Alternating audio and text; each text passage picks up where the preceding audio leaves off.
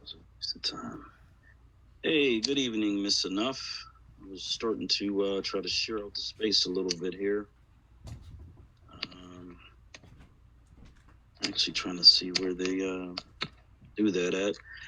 So we were just in a really good space. State Power is having a black military space, very powerful. A lot of great connections being made, and so I love that energy because that's really what we need.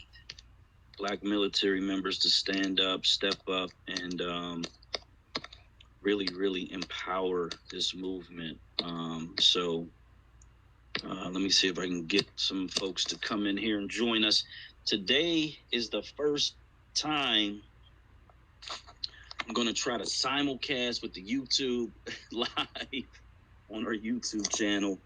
So it's probably going to be a little clunky because I'm not using that StreamYard that people recommend. I'm just kind of doing it off the cuff here. So hey, yes, let's get in fact, let me get welcome Black American Homeland. Let me get Miss Enough for Mike just in case you decide to speak at some point in the future. Hey, how's it going over there, Black American? Hey, everything's doing good, man. Yeah, I have my it's been my procedure's being done tomorrow.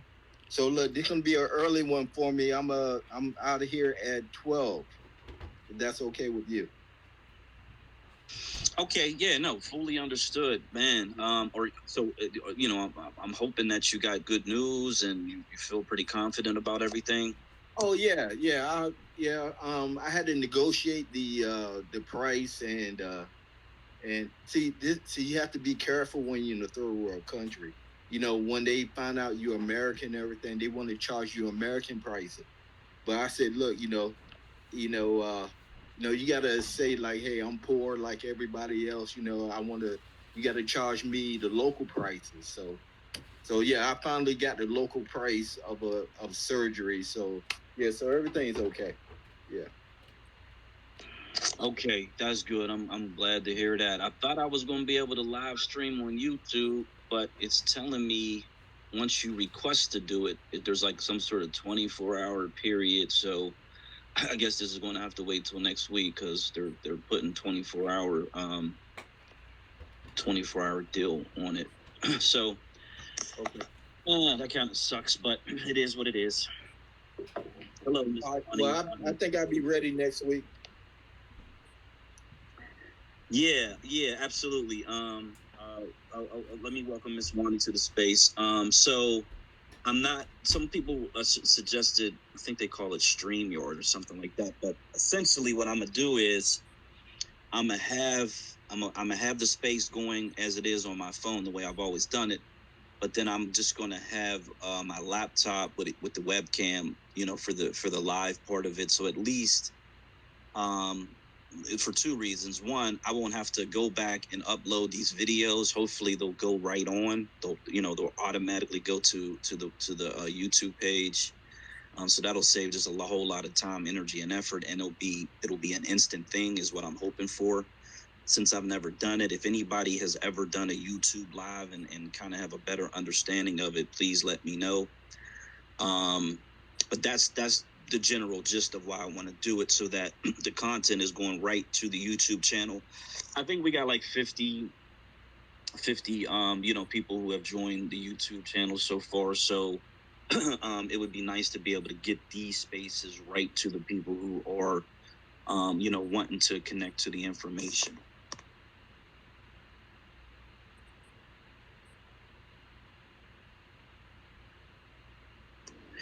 So I want to welcome Dr. Deborah and Mr. Shabazz as well to the space. We've had some discussions. Me and Mr. Shabazz had some discussions earlier in the week, so I'm glad he showed up. We could definitely talk about those things here. The title of the room being 100% Black Unity or Mutual Respect, and which one is more important. The reason I put that up there is because, and I've said it in some spaces in the past, we naturally are going to gravitate towards like-minded individuals, and so because of that, it's very unlikely that we will ever achieve 100% Black unity, and it's probably not even to our best interest for 100% of Black people to all agree on everything at the same time, all the time. So you want to have differences of opinion and different viewpoints and even different groups that are working towards their own ends, but having mutual respect is something that even these nations, I just Googled mutual respect when it comes to nations, and China is someone who's been really touting this mutual respect between the nations. They're really pushing against America in terms of them, just respecting their their territory, their ideology, whatever the case may be. So I think that's the most important part.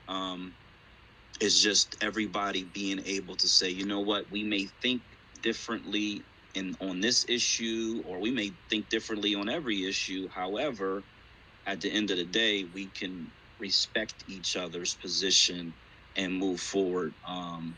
And especially when it comes to Black American groups and issues, for the most part, I think 95% of our issues are really aligned. There might be a 5%, maybe as much as 10%, where there is some varying degrees of separation, but um, that shouldn't stop the 90% of things that we really want to accomplish as a whole from moving forward. And so that's why I titled the room that way this week.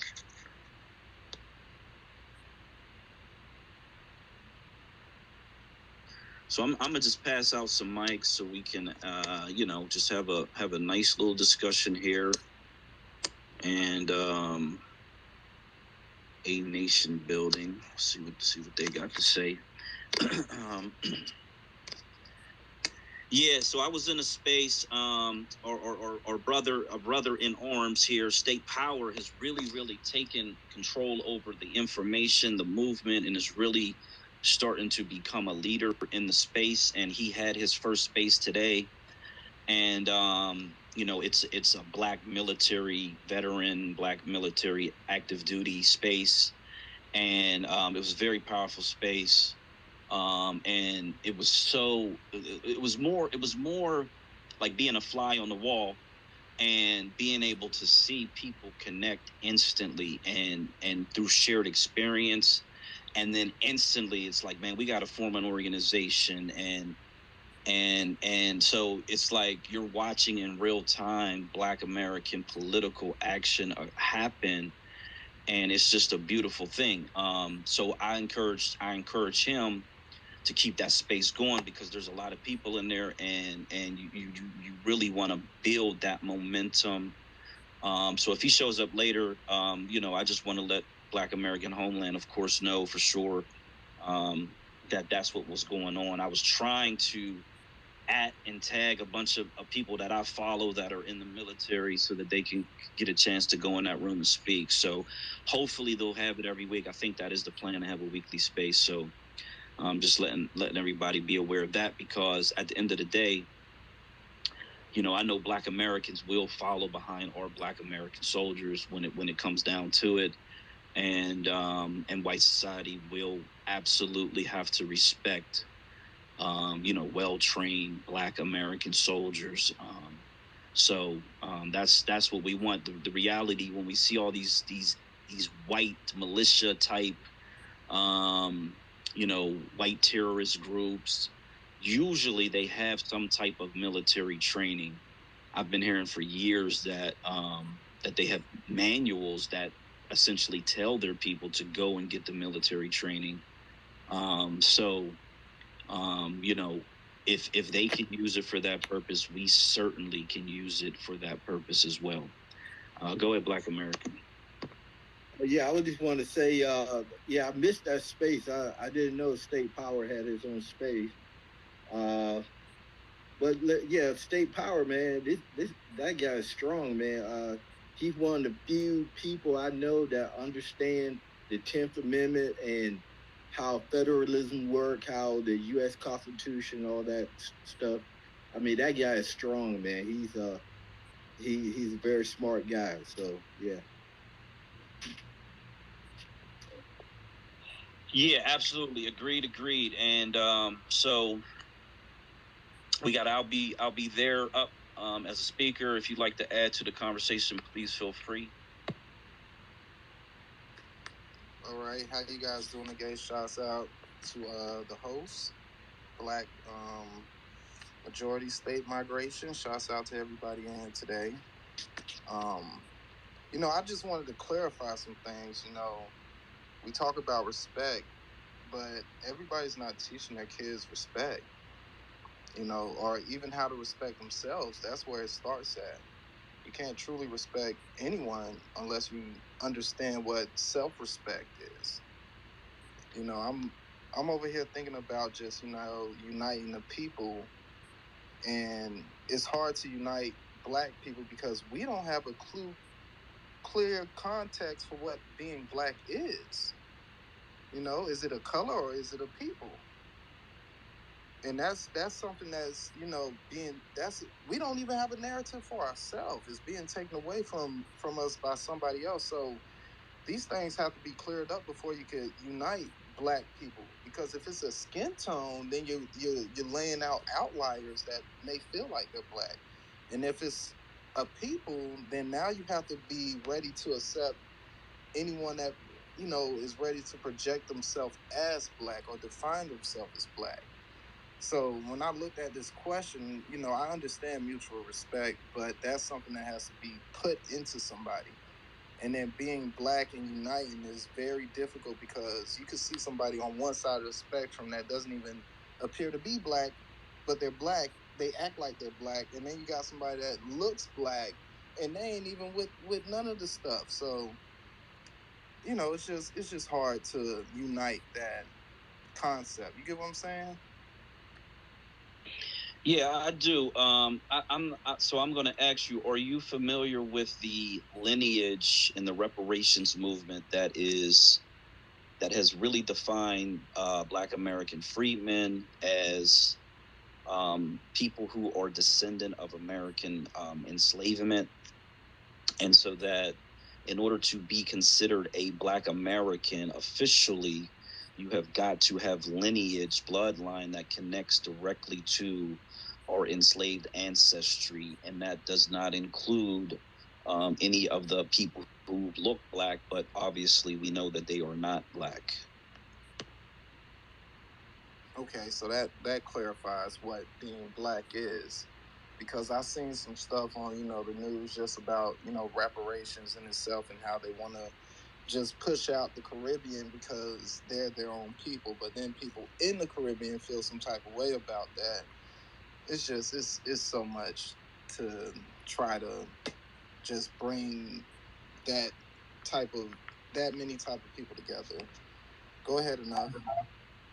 Well, let me say this. So you just actually really put it in the perfect terms, because you have mutual respect, which the Caribbean should have mutual respect for Black Americans, and they should be fighting for their own claim. The reality of that is that they are. It's called CARICOM, and they actually are fighting for their own separate reparations claim that is not connected to Black Americans' reparations claim. So that is an area where you would have mutual respect. We should have mutual respect.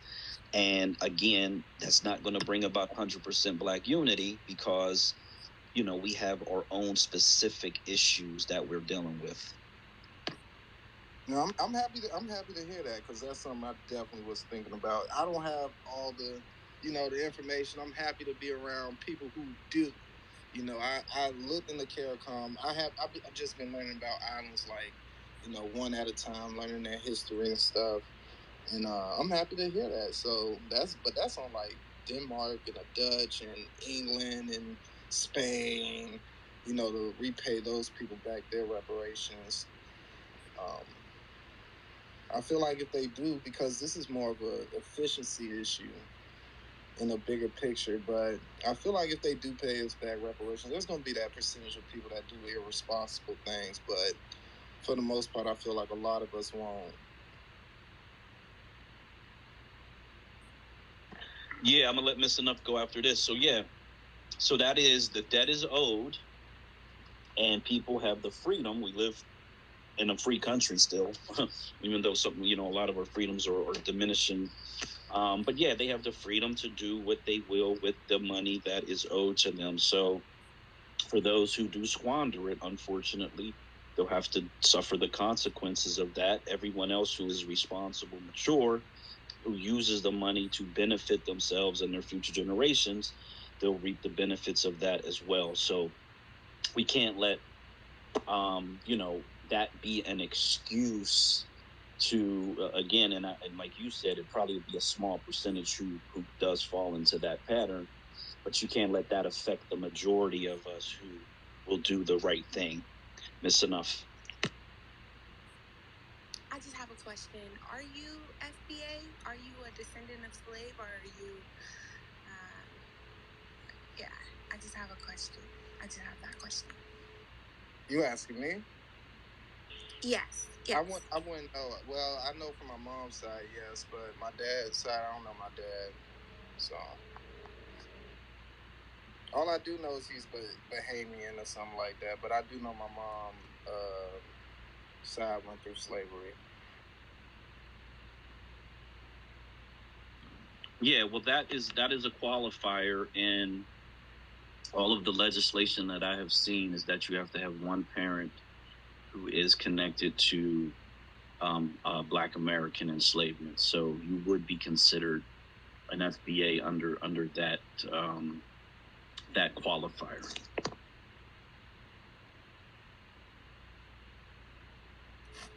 And I really feel like we have to get out of this worrying about what other people are going to do with their money, because we don't worry about what white people do with their money and how they spend it. So I think we can't pass judgment. It's about teaching people, because a lot of Black people haven't always had money.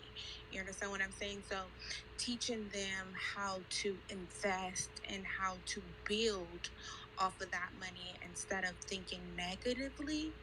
I think we have to speak things, and when you speak negative, if you speak something into existence, then yes, it will happen. But if you're speaking into existence, we got to make sure that we actually teaching our Black sisters how to benefit off this money, how to not just use it any type of way. Um, yeah, and we're not trying to push people out of reparations. Like the Caribbean, they just don't have a claim on this reparations, okay? And I know that all Black people have experienced discrimination, and that's a whole nother separate thing than what what reparations we're talking about right now. Okay, that's it. Agreed. Mr. Robbie.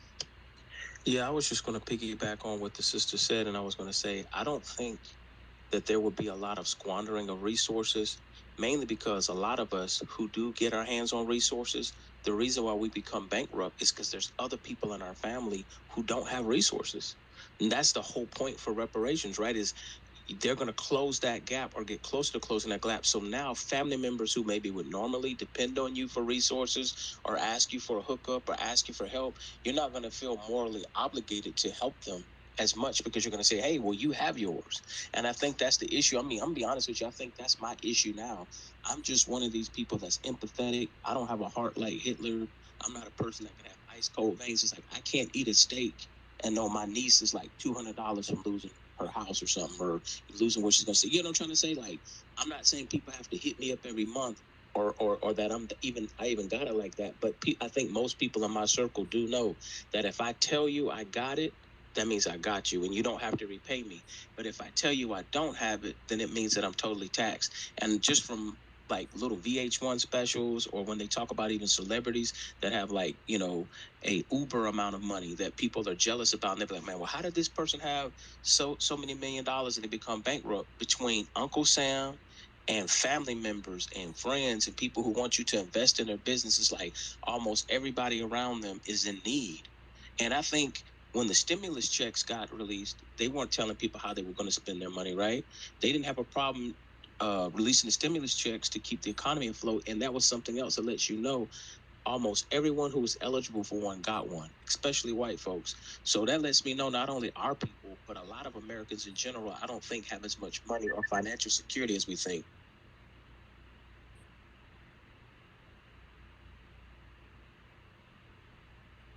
And I think they're not educated. You know what I mean? When it comes to when they get the money, you know, these rappers, they get into the industry and they don't know the whole thing about getting this money and how they need to use the money.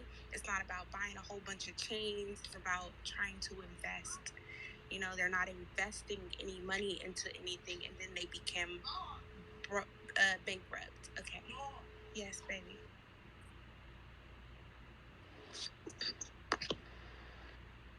Yeah, financial literacy. That is a very important point that she just brought up. So, we spend a lot of time, and the whole purpose of the space is to discuss Black majority voter ruled states and a migration in order to put ourselves in position to have governance over individual states. They just happen to be located in the southeastern U.S., up and down the Atlantic shore and in the Gulf of Mexico. And the majority of the problems that our population faces are due to not just lack of education, but the fact that our people are not being taught by our people who actually care about our people. And oftentimes, when our people do try to become teachers and military services and police officers and nurses and doctors and every area of society, the white degenerates essentially wash them out of those careers. And so that's a part of the system. That's a part of the way the system operates today. And so the reason we want to get control over all of these systems is so that we can change financial literacy. We can change the fact that, when Black doctors want to go through the process of becoming a doctor, they actually can get to the accreditation that allows them to become a doctor and practice medicine in our state. So, a lot of the issues that we face, money is one element of it. And again, the debt is owed. However, if we are given reparations and then we just remain scattered across this country within a few generations, and quite literally within a few generations, we could very likely end up in the exact same circumstances. And this is why we really got to concentrate so that we have control over everything in our environment. We can circulate the money within our environment so that we don't have a few generations go by and then they're right back where we are today, or even worse for that matter. So, we understand that this is a one-shot deal, whether it's paid out in bulk or they pay it out over a short period of time. I am one who really, really does not trust this government to extend payments out over a long period of time. I would really, really hope that the people who are in position, that they really stress that this has to be a very short window, really within one administration, because another administration can come in with a different political ideology and they could, the same way the Republicans have been trying to bankrupt Social Security and all these other what they call entitlement programs, they could quickly target something that is meant for us, and that is the history of this country. And I believe that they will do everything they can to target that the same way they target quote unquote Obamacare. There are still, I think, a dozen, maybe a little less than a dozen states that have not implemented Obamacare. So the way the federal government usually operates is they take money, they give it to the states implement these programs. And so again, whoever's in charge of the reparations movement, whoever's in the leadership, they need to make sure that those are direct payments from the federal government to the individuals, and that it does not go through the states, because once the states get it, they can essentially do whatever they want with that money, and or they can refuse to take it. So that's a very important thing that hopefully those who are leading in that movement, they understand. Hey, Gray, I wanted to talk about doctors. You mentioned doctors. The past 2 months, I've been seeing a lot of doctors, right? And what I noticed is, when I see a doctor, the first thing I'm going to ask, like, hey, where did you get your, where did you study your, where you get your medical degree from, and all these good things, right? And what I noticed, almost every doctor I've seen, at least 20 in the past 2 months, right? They were all educated in the United States. They all Filipino doctors. They were all educated in the United States. Usually they would get some type of usually they the top students in the Philippines, and the Filipino government was subsidize these students in the United States. They get their medical degrees in the United States. They practice in America for about 5 to 10 years. After that, they will transfer uh, you know, their uh, their their professionalism to the Philippines, and now they're working in the Philippines. I found that very interesting. And see, I want that in the Black American homeland, right? I want the states, right, the 8 states, to subsidize the best black students for medical in the medical field, or engineering, or architecture, or wherever like that. We support these students, and we help these kids to graduate, and they will help. Uh, you know, they will help. Produce in the Black American homeland. So yeah, that's my thing. Yeah, so in Pennsylvania, man, maybe a week or two ago, but Pennsylvania, the governor of Pennsylvania opened up the state of Pennsylvania to accepting foreign credentials for medical. I don't know if they're coming in as students or they're going to come directly in as doctors. And I thought that was extremely problematic. I think part of that, the reason you see a lot of foreigners who come here to get their credentials and then return, America has really good healthcare. Has cutting edge healthcare in many areas of the medical industry. But I think now that, again, I don't know how many states are like this, but this was something that was just recently done in the state of Pennsylvania, and it's just like, wow, or do these other countries have the same standards? Are they able to fraudulently create credentials and then come over here, and then they're just right at the operating table or whatever the case may be? Like, I'm just like, wow, I thought that was really crazy. And then, a couple of days later, it was a story about a black nurse explaining how black Americans are washed out of the medical industry when they're trying to get their credentials to become a doctor or a nurse or whatever the case may be. Yeah. Look, hey, Gray, I was looking at this statistic. There are actually more Filipino doctors in America than there are Black American doctors.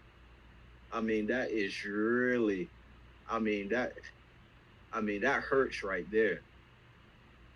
I mean, You can answer that question yourself, though. Think about all the things black people have to face growing up in America to get to that destination. It's not being taught to us, well, my generation, who is a millennial, to want to be a doctor.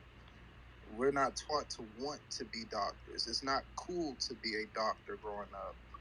Um, that's all I'm saying. They have different cultures. It's the same thing with people who foreigners who come here all the time. They get in our schools and they get straight A's and they get bullied, but they get straight A's and they go on about their life because their families take control of their life. Here we have a thing against people taking ownership over their kids or trying to control their kids. My dad had to tell me to go to school every day. I did not want to go. So they have a problem with people trying to control their kids and what they want to be when they grow up. If you see a father step in and say, "No, I want my son to be a doctor," y'all not finna control him and make him want to play basketball or be a rapper or, stuff like that. Somebody would say something about that and be like, "Yeah, that's good, but it's better if he go this way." So that's just my experience, growing up as a millennial in America. Yeah, so I have two sisters. They were, I think they call them candy stripers in high school, and essentially you volunteer to go into hospitals, and you're there to do whatever. I mean, you're not doing surgeries or whatever, but you're there to help, and they may have gotten paid for it, whatever the case. So they got the medical bug, and my one sister, she kind of got washed out because of the way the system is designed, and she just did not want to fight her way through all of the obstacles and the microaggressions that they give to you. The other sister, she was a duala. She's working on her midwifery, and I believe she actually did achieve that. She's traveled all over the planet and all over the country. She's actually pregnant now, to be perfectly honest. But her focus on her goal, she was able to overcome the obstacles that they put in the path. She actually, Miss Enough is in the room. She actually went to Oregon and lived there. And because I guess in the state of Oregon, their midwifery program is a little more more of an easier pathway to get certified and to get the education there. So I believe they paid for everything, and then she was getting a stipend or whatever the case may be. So it's like, um, and I love my sister to death. I love both of them to death. Would do anything for them. But you have in two women who are just a couple years apart. They went to high school together. Everything. They went to college together. To be honest, so it's like, why is one able to get through the system where the other one kind of feels like, I just don't want to go through the mental gymnastics that it takes. Where if we put them in a black majority state where they are encouraged to excel, they are rewarded for excelling, they are encouraged, promoted, and given all of the opportunities, it's very likely they both would excel. So I hate to blame it on the person when the person, and the person being a black American, is dealing with the system that is there to create all these obstacles and these deterrents against us. Miss Enough. So I want to say that here in Oregon, there's a lot of hippies. So for that type of job, yes, there's opportunities. And then you have to remember, in the healthcare system, they only allow a certain amount of our color in. They will allow immigrants in before they let a foundational black American in. For instance, I have a cousin that lives in California. She works as a nurse. A nurse. She's an RN, and she is. She said maybe it's like two black people that are actually foundational black Americans. There is a whole bunch of like Nigerians that work as RNs, but they do not. There's not a lot. There is a lot of nurses. Don't get me wrong, that are foundational black Americans, but they don't let a lot of us in, and that is the reason why I feel like. I mean, you gotta actually walk the walk with the white people or whatever in order to get into that type of field. Yeah. Yeah, that's facts. Hey, when it comes to medicine, right? Black Americans, we are competing with everybody in the world, right? United States is the number one place, maybe England, but United States is probably the number one place to get your medical degree. And then you have people from all over the world these nations are subsidizing the smartest students in that country to come to America to get their medical degrees, and then Black Americans are competing against all those people. So that's why it's hard for Black Americans to get in, because they're competing with everybody: the Mexicans, the Brazilians, the Chinese, the Koreans, the Japanese, the people from India. We are competing with everybody. That's all I have to say. Yeah, and that definitely is the problem. But also, when it comes to the competition for the group of people that have been here the longest, we should have, whatever if you want to call it a set aside, if you want to call it a fast track, however you want to describe it or name it, but we should have priority status over the people who are not even from here. You know what I'm saying? Like, absolutely. Yeah, for sure. But Black majority, you got to understand, we fought for civil rights, and it actually hindered us in so many ways. Yes, it was a good thing, but look at what's happening. It's actually hindering us.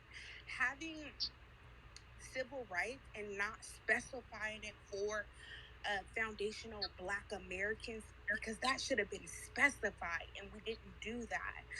If we would have did that, we could have been at least number one by now.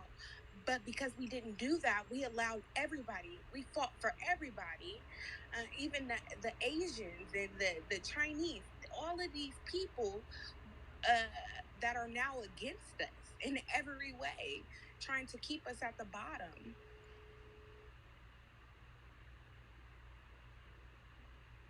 Yeah.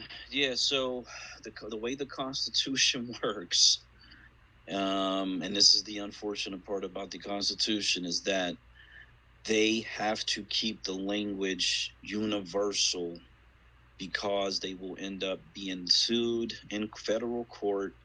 And depending on the way the Supreme Court is set up, like today it's a conservative court, and even to be frankly, if it's a liberal court, I don't think it would make a whole lot of difference. But they're going to come down and they're going to say it's unconstitutional in some way, shape, or form to do that.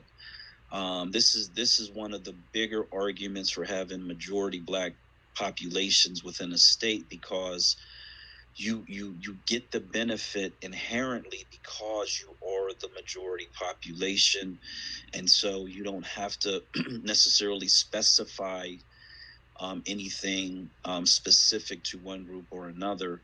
The other thing about the civil rights movement and that legislation, it was the negotiations that got it through, was that they declared white women as minorities, and white women have never been minorities in this country. Because a lot of their men have died off in wars, and whatever the case is. And so there are more white women in this country than any other demographic group. They should not be a minority, but that is how they got the legislation passed. Mr. Negro John, it looks like. How you doing, brother? I just wanted to hop. I was gonna stay down and listen, but I just wanted to hop in. From what the sister enough is saying, because I feel like I hear this a lot, like not just in these spaces, in these Black spaces, but like even in like reality, in the real world. And I feel like this is a drum that I beat a lot, and it's a hill that I'm willing to die on. Like, we have to get involved in politics. Like, when we talk about the civil rights, these are this is a political thing. When we talk about the Supreme Court, it's a political thing. Like, even if they're supposed to be separate from politics, it's still politics, because whoever is in the White House is the person that appoints the Supreme Court justice. And when we talk about the civil rights laws, or the amendments, they were passed in Congress. Right, and the same political party that led the Civil War to stop such an idea, the same political party that assassinated Abraham Lincoln, the same political party that fought tooth and nail in that same body of legislation, in legislative body, in Congress, in the House and the Senate, in the 60s, to keep those rights away, are the same political party now that we believe will defend those rights. Or, well, not we, but just by and large, us as a voting bloc, we clearly, borne out by our vote, believe that they will then turn around and defend them, and it's them that's exporting them to everybody else, and it's them that's importing everybody else and then allowing them to just walk into the same greatness of the fruits of our labor. It's the same exact people. So it's the same exact political ideology, and it won't be until we get 2 feet deep into politics and force the people in which we elect, and we give them all the power they have against us. It's literally given to them. Until we get 2 feet deep into politics and ensure the people that we elect um, stand by those civil rights, but also like apply them as the sister was saying, like the way they should go. They're the people who fought for them, the people who died for them. We as black people have fought in every single war in America since the Barbary Wars, before the Revolutionary War. All right, so everything, you know what I'm saying, obviously economically, when we talk about slavery and how they use slave labor and how they got rich, that is one making of the picture. All right, but we all say they also as a country was a world superpower militarily, and we have a large hand in that, and we have to get to the point where we're not just saying, well, fuck politics, because all they do is lie and they all just bullshitters. I'm just gonna work and feed my family. Until we get out of that and get into the well, no, not fuck politics. We gonna make sure that we're taking over school boards and taking over election precincts and making sure that we're getting our voices represented by our by our elected representatives. I feel like we're going to be in the same circle trying to figure out why and what. Thank you for letting me speak. I'm right now. Yeah, you are 100% right. Everything is politics. We have not gotten that education. We should get that education at a very young age. But even the so-called individual success of a few Black Americans, there are politics involved in it. And so it always upsets me when I see some Black entertainers, and there's a few out there who just are bold enough to say, I think one was asked about Black Lives Matter, or asked about racism, does it exist? And their response was, well, shit don't exist for me. Everywhere, every time I do a show, all I see is people from here, there, and everywhere. And that level of blindness is how I put it, um, is very, very, very extremely unfortunate for someone who individually has risen to a place where we all seem, to believe that they are successful and they can do things to benefit the masses. They turn their eyes away from the masses, and they just pretty much focus on themselves. They're very selfish people, man. But again, if they had this education at a very young age where they understood the politics, they understood how everything is connected, um, you know, I don't know if that will ever change in an integrated, scattered society, but it could change for one Black community if they made sure their Black community was good, if their neighborhood was good, if the places that they grew up at were in good shape, then possibly that would be a path forward for us. I think it is vital, whether it's the athletes, the entertainment, whatever field they're in, for them to go back to their community and really empower the people that they grew up with, the people they went to high school with. So I salute the few athletes who I know do things of that nature. Miss Enough. I just wanted to say, I don't know, for me, I don't know if this is true for you guys, but how many Black teachers did you see teaching you in elementary, in middle school, in high school? We didn't see a lot, because if we actually had Black teachers teaching our kids, okay, and they push Black people out, the people that's teaching us is the people that enslaved us. So they're not teaching us the right ways about politics and about what's really going on in the world. When you do get a good teacher, a good Black teacher in there, they try to push them out. Let's make sure we put that out there, because that is true. Um, they had a Black teacher over here in Oregon. Okay, She went from being a teacher, and then she became the principal. And these white motherfuckers down here pushed her out. Okay, they had a whole. I'm gonna put it up in the jumbotron. They had a big board meeting. Okay, to get her. The white people wanted her out because she wanted to focus. She wanted to kind of focus on like racism and the stuff that was going on, and they pushed her ass out. Okay, she don't have a job now. She's out of a job. So we need to rally behind when we do get black teachers. We need to rally behind them, and get more. We need more teachers, more black teachers teaching our children. Okay, I'll land my plane there. Hey, no, that's an interesting observation there. Look, I'm 56 years old. I started first grade in 72, 73, 73, 72.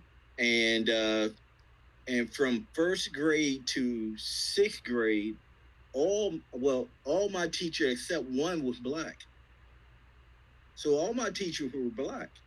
So, but today, black kids are living in a totally different environment where they rarely have white teachers, even in elementary school. So that's very interesting. Yeah, I had just a few, and matter of fact, I'm not gonna say her name, but I was in elementary school. I was in love with this black teacher, and I use her last name as like when they say, you want to get your passcode back or whatever, and they ask you what was the name of your teacher. Like she's the one that I'll never forget. Being a young boy. But yeah, like you said, man, in the city I grew up in, there may have been one or two here or there. There was a black high school in a black neighborhood, and they did have a bunch of black teachers there. But that was that was the anomaly in the city that I grew up in. I see Cash Gaines and then Negro John. Yeah, man. I grew up in Chicago, California, Oakland, and Southern California, Chula Vista, San Diego, Escondido, because of eviction and divorce. I love Escondido. Escondido, right? I grew up in Texas, Chula Vista, La Mesa, El Cajon. Then I grew up in Texas, in Denton County, just north of Dallas, a city called Louisville, where I did most of high school. Then back in California for college, and I had one black teacher that entire time. Now I'm 33, by the way, just to clarify. Now, to my notes though, I wanted to say, let me see. We as a people don't need necessarily 100% black unity in order to achieve change. I understood that back during the civil rights movement that Martin Luther King Jr. didn't have the approval of all the black community because we don't all ever agree on anything, honestly. When I studied ancient history and geography as a double major in college, they used to perpetuate this rule, so-called rule, that it only really takes 30% of a community for armed rebellion to change a society. The other 70% just go along with it, hide in the house, and go with whoever leads them. And it takes even less. And by the way, sometimes they said that 30% was fighting each other. It was 15 versus 15. But they also said that it takes even less than that for policy change because a lot of people don't engage in politics and are looking for leaders and people to govern them and find other roles to commit in life. So they trust that there are some people who find an interest in that and are researching it to critique it correctly. I used to think that marijuana and alcohol, having an age to it, was because someone had done research and studied, and it wasn't just based on racism. And I was wrong. So I let that govern my life, thinking that there was some education behind it. We need to be governed by actual education. And I just wanted to shout out Benjamin Banneker because if we've had people design cities before, we definitely have them in our midst now. And so don't think it's implausible for us to create a nation within a nation. Shout out to Lesotho, which is a nation within a nation, which controls its own water resource, and 90% of them control their own homes. Own their own homes, own their own land. So we need to get to that as a community, and we don't need 100% black unity for it. We just need committed people who are on code with each other and see and fight for things that will be transformative and specific because specificity has been our main crutch for the last holy shit So with that, I pass Mike. Peace and reparations. I mean, I'm sorry. Is it me next? I'm sorry, brother. Yeah, no, I wanted to thank Cash for bringing up Lethoso. I hadn't heard of that. I'll definitely dig into some research on that. I appreciate that. You got it, Mr. Negro. Appreciate it. I couldn't agree with bro more in the sense of it don't take. So okay, so when I was in college, I got a double major in political science and theology. Right, when you study like the politics of everything, which I believe politics. I think Black said a second ago. Black and Jordan said a second ago. Politics is in everything, every single thing. So even when we talk about the rappers or the athletes that do this and they do that, like some of them, you know what I'm saying, genuinely like, you know what I'm saying, are just big hearted people and got a lot of money. But we got to understand a lot of people, the majority of them don't actually go into this like with their mindset on changing and revolutionizing the community at all. The majority, like, they want to get out of their circumstance that they in, which is no fault to them. But like, you know, if you grow up in a bad circumstance, if you grow up in the hood, like, you know, you can play or you can sing or rap or whatever, like, and you can get out of it. Why would you put your mom in crib? Cool. My thing is, we as a people have to get away from looking at, or in my humble opinion, we have to get away from looking at these people as like as our saviors or ways out. I think it was Dick Gregory that said back in the day that like we're the only people that are we look to our entertainers.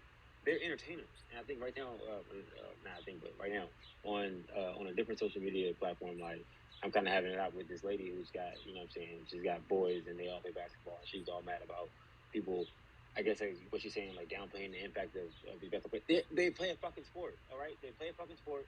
They love it. They get paid for it. If they get money, which they do, they get paid all this money. Yes, they definitely have the resources now and the connections now to come out and do something about it, but or do something different in the neighborhood. But that's not what the fuck they're for. That's what the fuck they're there to entertain. There are just like the two people that brother Cash Gaines just spoke up, who I've never heard of in my life. Who I like you said back in Georgia, and we're gonna go do a deep dive on, because like these are the people in which our babies need to be looking to as like as the way out of not just like the physical acuity to play a sport, but the mental acuity to rise above everybody else. And I think that this is pertinent, and just, you know what I'm saying, just to get off my horse, like when Cash Gaines was talking about, you know, it doesn't take everybody. It don't. What the fuck?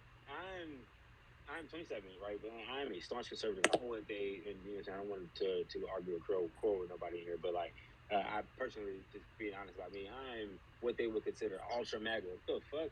I'm watching though. I'm watching the conservatives in this nation make a mistake based off of what they're getting from the people, right? So their focus right now is on this Latina exit of the Democrat Party, which is totally happening. Okay, Hispanics are saying absolutely fucking not. All right, no, we don't want this crazy ass shit on our border. Bro, say he didn't. I live in Garland right now. When it's Hispanics that are repudiating them. All right, and obviously it's white people. I was in Virginia before I came to the West Coast or to the Midwest, and I just watched these white parents, you know what I'm saying, get upset based off of CRT being taught in school, which I completely agree with as far as them being upset about, and with this whole situation with the transgender bathrooms where a little girl was sexually assaulted, raped in one, and then the guy that did it was sent to a different school with no nothing. They didn't do anything. They didn't say anything. They hit it, sent to a different school. He sexually assaulted another person. All right, they went crazy and flipped that state. It's a reliably Democrat state. They flipped that state. The state house, the attorney general, the governor, the secretary of governor, the whatever, all of it, lieutenant governor, all of it. All right, and then it's like we as black people, we have the most to be mad about and the most to be focused on. They took two causes. I watched them take two causes and rally behind two causes and get the outcome that they wanted. All right, and they're gonna hold Kemp to it because he was put in with a mandate based off of the way that election went. We have the opportunity when we talk about us being crowded in the big cities, which we are. We have the opportunity when we talk about building a nation inside of a nation. We have the opportunity in a lot of these places, all right, to elect our representatives in a fashion or people who commit to what it is that we want to see happen in our everyday lives, in our communities, and we have the opportunity to stand on it and to go crazy with it, right? Because the party that we give our vote to, they literally need us. That's why they import so many other people who have pigment in their skin. That way they can replace us, because we starting to say time out, but we gotta say it faster, and we gotta hop on it faster and go crazy faster. But I land.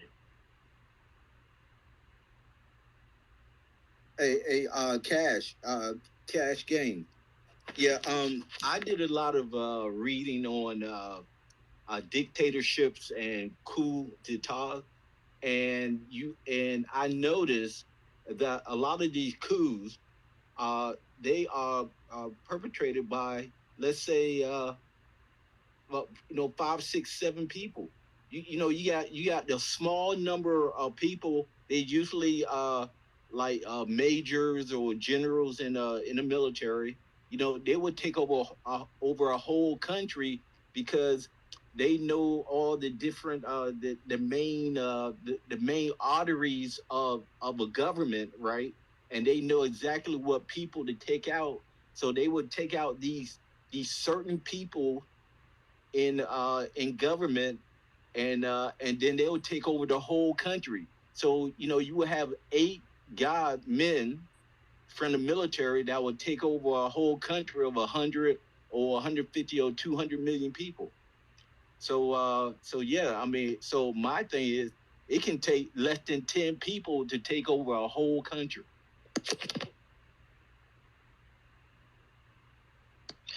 Yeah, the Republican Party was started in Wisconsin. There were 6 members, 6 white men, and I believe their son. And this was after there was a large church meeting, several weeks before. They formed the Republican Party in the middle of the winter in Wisconsin. And, we see what the outcome of that has been. Miss Enough.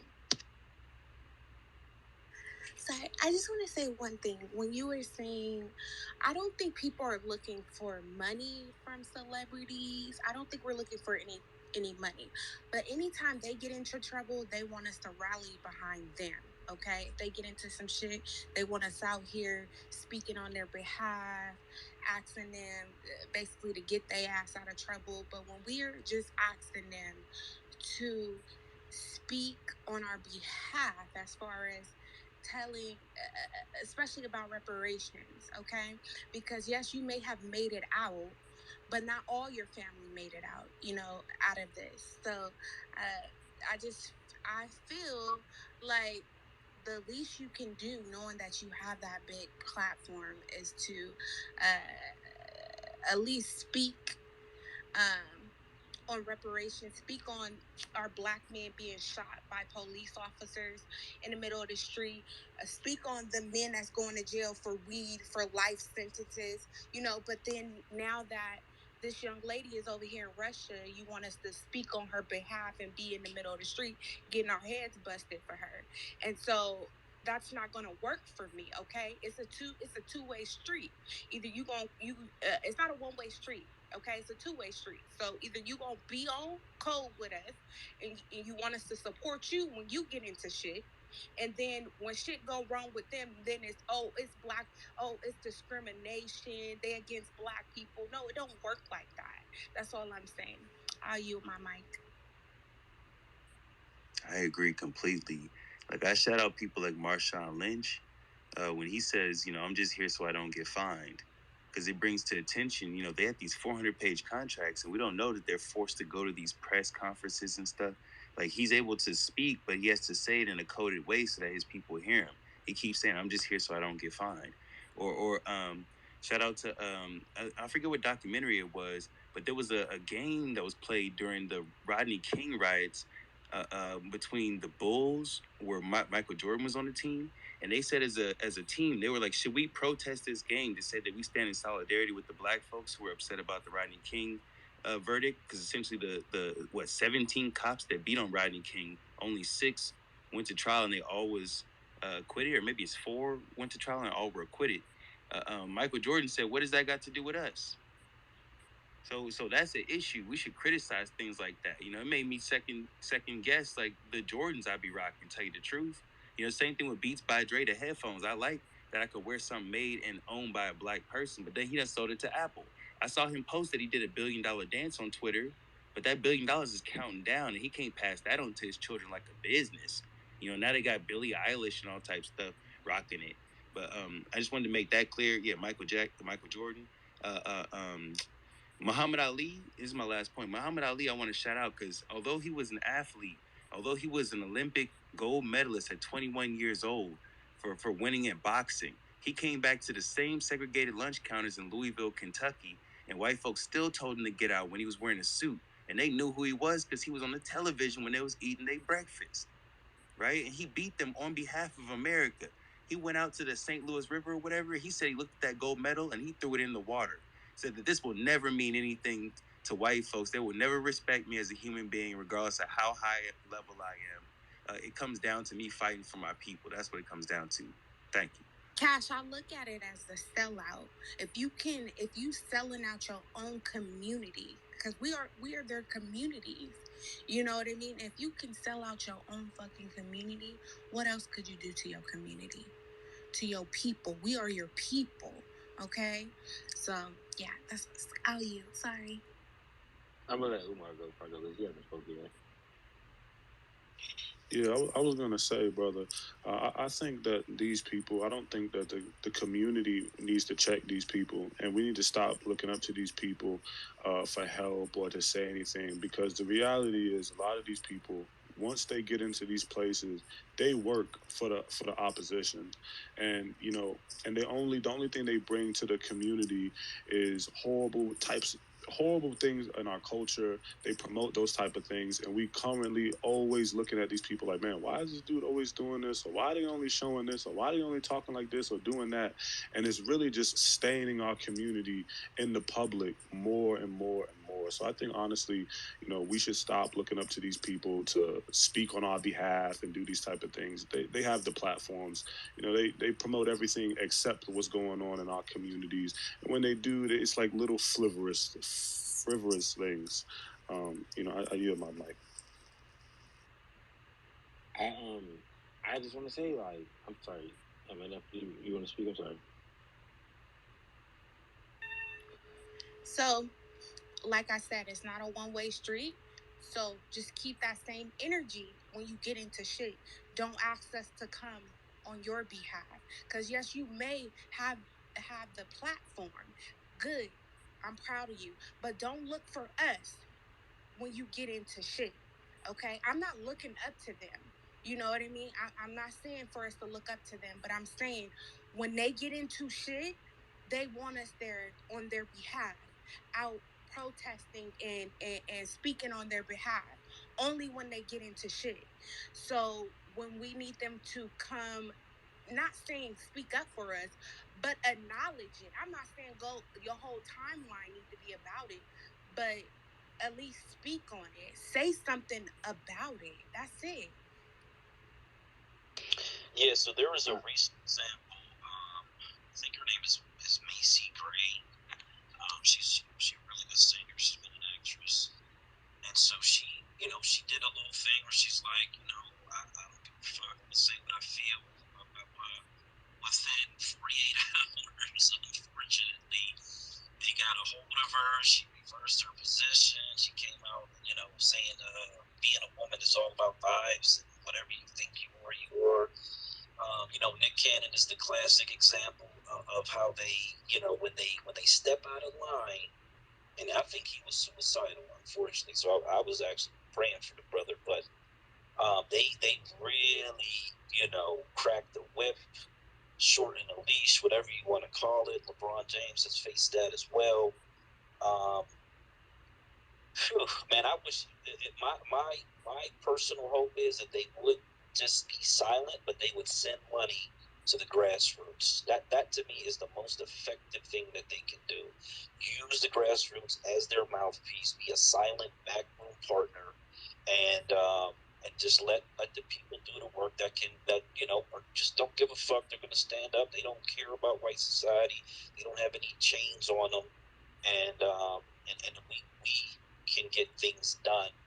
Because I believe once we have state authority, I said this in another space, a lot of these celebrities are going to try to come home, quote unquote, and you know, you always got to vet them, you always got to hold them accountable. But I, you know, unfortunately or fortunately, depending on how you look at it, I believe when they realize we got the state authority, they definitely are going to try to attach themselves to it. All right, I just want to say, I'm sorry. I feel like I agree with who was saying. Like we can't look to these people for nothing. We know that they ain't about shit. The thing is, however, I only disagree with you, Miss Enough when you say that they should speak up or they should da da da. The problem is, okay, it gets a little uncomfortable. The problem is they do speak up. What? They had a full. The NFL lost billions of dollars. Okay, because they with Colin Kaepernick at the head, I guess, obviously not a blackball, but you get the point. They led the crusade on kneeling on in direct opposition to the flag or to the country based off what was happening to black people in the country. When Breonna Taylor um, was killed, they did the whole Breonna Taylor thing. The thing is, they do speak out, but they speak out just like that political party does. They speak out on things that are politically expedient. None of them. I think it was just Black majority who was just saying, and I wish that they would just take the money and they would just send money to the grassroots because that's where it does matter.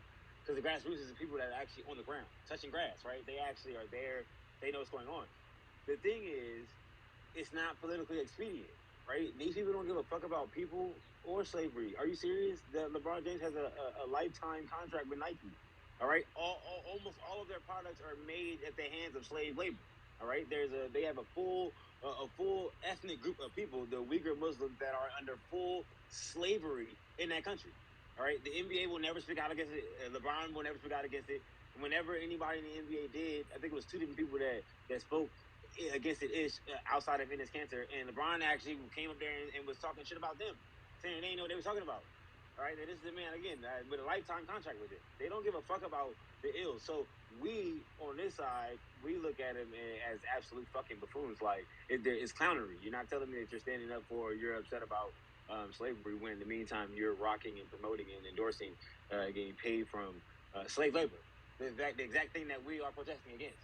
Okay, it wouldn't matter what color of their skin they are. It's slave labor. All right, and every time that they sign a contract with them, they get in bed with them, and they know that, so they don't give a damn. All right, but they have to obviously maintain a certain, whatever when they are talking to us. I can't cash. I'm sorry, I can't give a damn about Marshawn Lynch having to have a damn interview. They get paid millions of dollars. I don't give a damn. All right, it's a business. I think Jeremiah Green was just saying the other day that people have to realize that NBA players are businessmen, not just players. Okay, it's a business. All right, and end of the day, that's what when I go to work every day. When I go to work, I understood that when I got hired, I signed hella papers, and some of them I did not read because I just got the gist of it. But we understand that I have to do and behave and move at X, Y, Z because these are the folks who make it possible for me to earn a living. Cool, bet. But again, why are we even why are we giving these folks the sense of I don't know, of importance to a level higher than that of an entertainer. Because they have the money, I agree. Yes, they're saying like, yeah, they want us to be out there with them when they beat their wives up, or when they go to jail, or when Jello goes to China and fucking steals in Louis Vuitton store. Like, yeah, they want us to be on their side, obviously, and they're on their side. They're on our side conditionally. But these aren't the things that that a lot of people want them to speak about are not things that are, and please hear my heart what I'm saying, okay? Like, actually, this is a divide that keeps the left and the right as far as black folks away from each other, okay? Because this right here topic, all right? The reality is, bro, they can talk about police killings in the hood all day long. It won't do a motherfucking thing for nobody, okay? The mothers, the old heads in these communities, right? They are less telling these boys to worry about the white motherfucking police officer than they are telling these boys to worry about the group of niggas around the corner. We have to do self-reflection inside of our own selves, inside of our own community, and clean our community.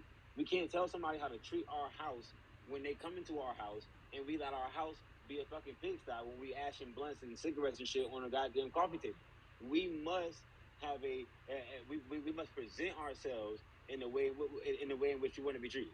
It's easy for us to say we need to respect us as human beings. Yes, got it. I'm totally for that. I believe in Christ. I totally agree with that. At the same time, I understand human beings ain't gonna do that.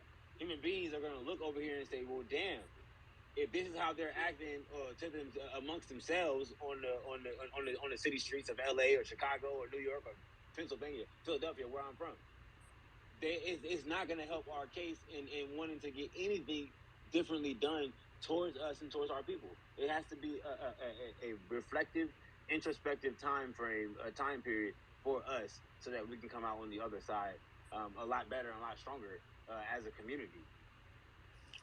Can I say something? Yeah, go ahead. You know, I totally agree with this brother has to say because as far as these entertainers, rappers, or whatever the case may be, you know, for the longest they've been able to get away with, making all this money and not giving or building anything in the community. You know, our bar as a community is set so low for these people. We're just asking them to just say something. That bar is not in other communities. There's in Jewish communities, I've lived around these people. They set the bar high for people and their money because who have money and they set it high and they're not willing to lower it. Like you can't be a rich Jewish billionaire and not go back to your community and build schools, private schools, fund. Like you can't do that. We're the only community that allows people with money to sidestep us, play 50-50, and not come and build anything tangible, right? Like I don't know if you guys watched the Big Facts podcast, but the one with Birdman, we was talking about, $1 billion, touch $500 million, $1 billion. And I'm sitting here like, bro, from where you from, all those people that are still there, what have you actually built sustainable for these people? Housing? No. Have you contributed anything to education? No. Have you contributed anything to the medical industry there for black women? No. Have you done anything to help get these young boys the help they need for all type of trauma and stuff? No. But it's like, as a community, we'll still defend these people, and we're getting the shit end of the stick. And I think that has to change because no other community does that. Hispanics, Jews, Arabs, Chinese, they do not do that. Their community will manhandle their ass for getting money and leaving and not doing anything. Damn, they'll kick them out. They'll straight up kick them out. They don't even give a damn. To that point. And the second point is, I think the community, we do need to start having discussions around self-policing ourselves, the things that go on in our community, because the society is looking at us like, hold on, y'all want us to help you, but y'all are never taking care of the problems that are clearly in the open. And I'd really just like to see more of us talk about some of the things in our community that we need to change, because it's things that are infighting within our own community on the ground in these neighborhoods on a local level that nobody seems to want to talk about. And it's really doing a big hit to us, in my opinion. And then with that, I'll land my plane. Okay, Cash up next, Miss Enough, and then back to Negro. Yeah, I was gonna say, it's funny because I'm a break dancer and a filmmaker myself, so I'm completely embedded in the entertainment industry. So I find it funny. It's kind of a damned if you do, damned if you don't. I think about James Cleveland Owens, J.C. Owens. He, as a track runner, could have stayed and protested, representing America during the 30 something Olympics, but instead he went and showed that he was the fastest on the planet, right? Black or white, while they was doing the Nazi salute next to him in second place. I feel like that's a flex if you do. It's funny because like white folks are choosing heroes amongst us to prop up and act as though their politics don't end up aligning with us ultimately. That's why I mentioned Muhammad Ali earlier. I wanted to shout out people like Allen Iverson, who was who was forcing his natural hair to be a part of the conversation, his cornrows, little things like this is empowering the people who watch this distraction entertainment, but still see some revolution in it. There's these small little snippets that can escalate people. In California, there's the California Freedmen Affairs Agency that's being argued as a part of his reparations claim, and they're arguing that they're going to have a pathway to student athlete payment. So think about how many people wanted to be a LeBron James and now might get paid in college, at least in California, and maybe so goes California. And I just want to say on the flip side, there's people. Oh, I wanted to mention Beyonce as well. My understanding, she went to, I don't know if it was Nike or Adidas. She went to one of these companies. They laid out a whole plan for this clothing line, shirts, hats, all this type of shit. She pushed back from the table. Was like, yo, is everybody here the people who worked on this design project? And it was all white folks. And it was like, yeah. And she was like, we're leaving because I don't feel like the people sitting at this table represent me. Like, that's a power that you have once you make it to a certain level of influence. And I feel like they should utilize that power instead of just moving through the world being happy that they got to it. And you're talking about criticizing the people on the low level, man to man. They're victims, bro. We walk around as Holocaust survivors. I'm going to criticize the people with billions who are talking about selling champagne to our people long before I'm going to say that it's the lady on the corner. And lastly, Herschel Walker is an issue too. I never watched football really, but I know that this dude's getting into our politics and speaking against our reparations claim. So think about how many Negroes was disproportionately affected by thinking that he was a hero because he could catch a football or carry it across a line. And now he has the influence to convince those same Negroes to vote for him, not realizing he's working against them politically. So that's why it's important that we criticize these entertainment figures, including myself. I shouldn't be just dancing for white folks. I need to back it up with fighting for the fact that by 2024, the Olympics is going to have breakdance. Did y'all know that? 2024. I am taking it upon myself personally to make sure that as many black people, because they're still living descendants who created it. This ain't no ancient shit like karate. You feel me? The OGs are here. I'm living in Brooklyn, New York. The OGs still here, still alive. They need to be at the forefront of setting the rules for what this is. Standards, at least being asked to be judged, or at least there is as honorable mentions. So not these white passing Latinos and Asian people who've taken over this culture and just got me hired to film it on the back end. So thank y'all for letting me rant. I just want to be clear that we need to be gatekeeping and controlling our culture a lot more for generational wealth and cultural survival against this ethnocide. Thank you. Hey, let me shout out Negro John, a Philly resident. We are in need of Philadelphian residents to get on the path to the migration to the state of Delaware. I see married black parents in the house, state powers in the house. So yeah, we absolutely need our Philadelphia brothers and sisters to really start not only thinking about but making plans to move into the state of Delaware.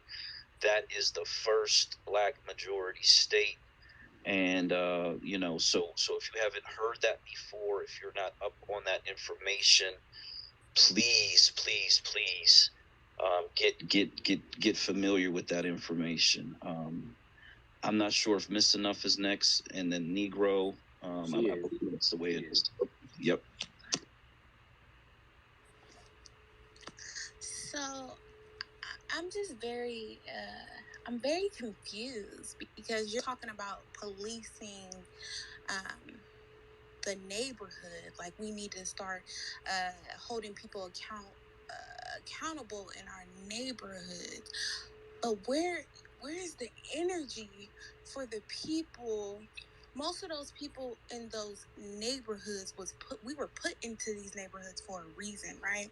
They made these neighborhoods for us. So when you're saying that we need to start policing each other, that will start a war between us. That's more division. Um,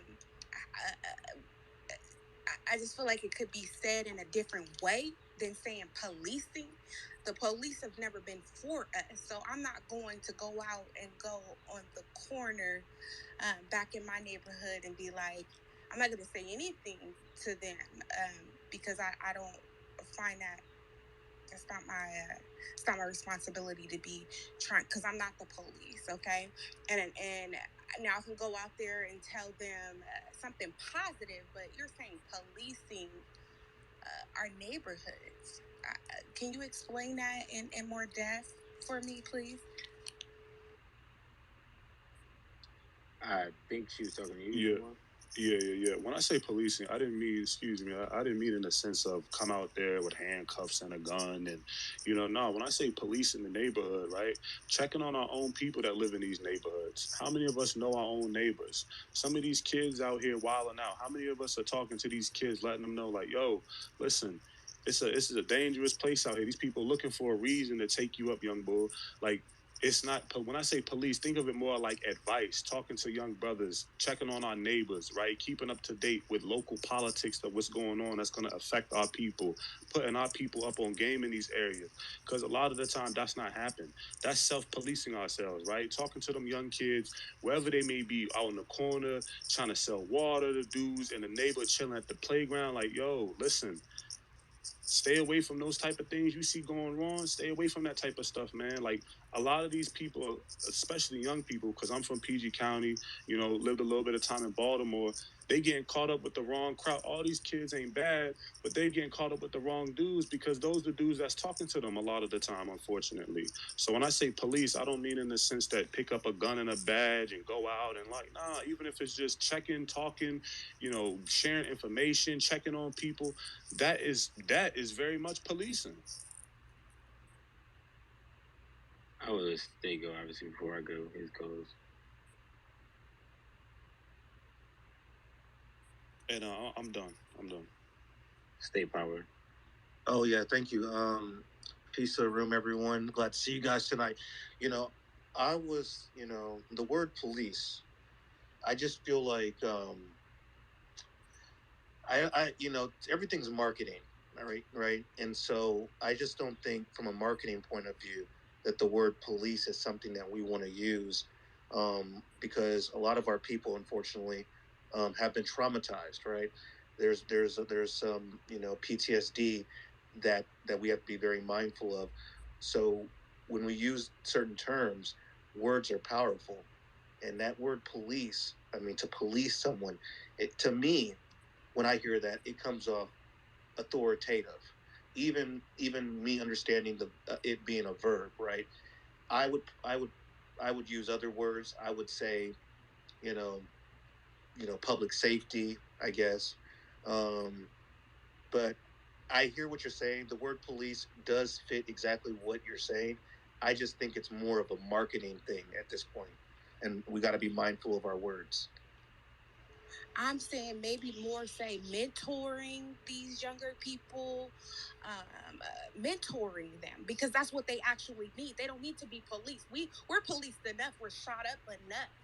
So for me, uh, the word police in any black vocabulary is just a little bit off code for me. I don't want anybody up people have enough white pigs uh, for that, and I don't want to ever use that word. But mentoring, yes, we do need to mentor our young people, and and not just young people, older people too. They need to hear. They need to learn to listen too. But I'll yield. Hey, enough. Let's say like a super majority black state that is 80% black, right? We have to have police. We have to have black American policemen. We control all the state and local police departments in a super majority black state. you know, uh, those police, they secure. Maybe secure might be a better word. Our black police officer, they secure the state, they secure the counties, the cities, the towns They need to that go we back. live. Black authority, they need to go back to peace officers. No more police officers. It needs to be peace officers, okay? Because they're supposed to come in and create peace, okay? So I'm sorry, black majority, but I don't think we should have police officers. I think we should have peace officers. We need to get back to that word and not saying police officer, because I just can't get with that word. And if y'all respect police officers, more power to you. But I'm just not on board with that. I think what's like important. I agree with the understanding of the. May I hop in?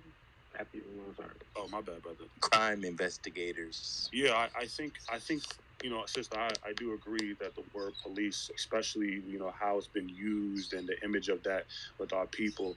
I think what's more important is the concept. We can agree peace officers.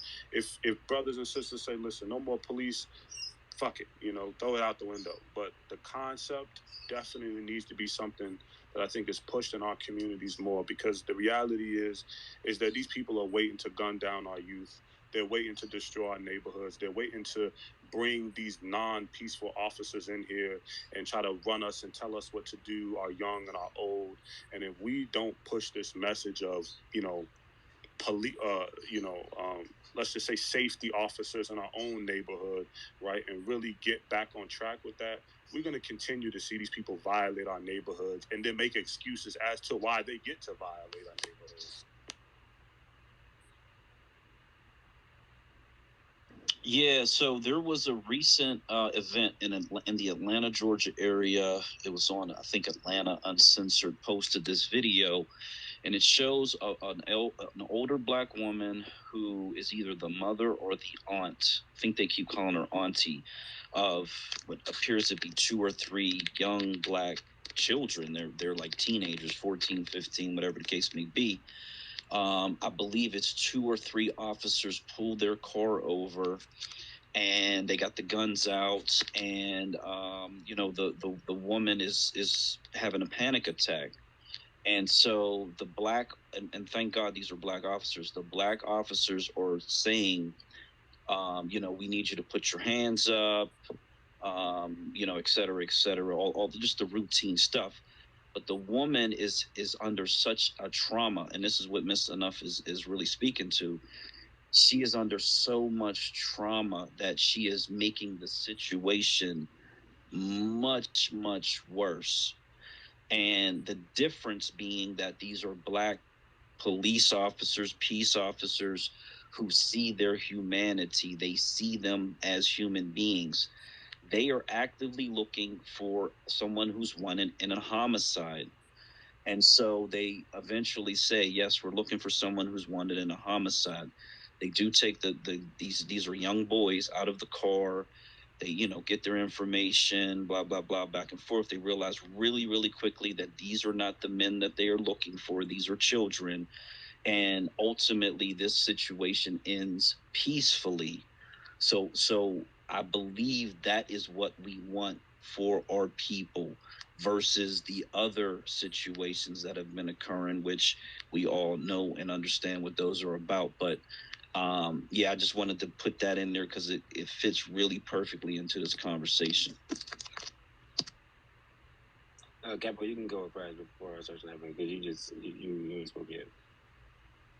Well, basically, go back out what the brother Umar said is the policing is absolutely necessary, and in fact, you got police on both sides of the laws. You got the polices of the streets, which I call the gangs and streets organizations, because they also have laws and they enforce those laws as well. Same as with the government. So what we got to do is find or create a system that's legally just for us. We operating off systems or structures that's not native to our people, and I feel like whatever structure is meant for us to enforce the policy of, I feel like that's what we need to do instead of trying to figure out what's wrong with the current system, because there's a lot of flaws in it. So that's why I'm gonna land my plane at. I'm sorry. I know enough for saying this is like it's off code. I'm sorry, but if this is, I find this is where it gets crazy. Like what? Whoa.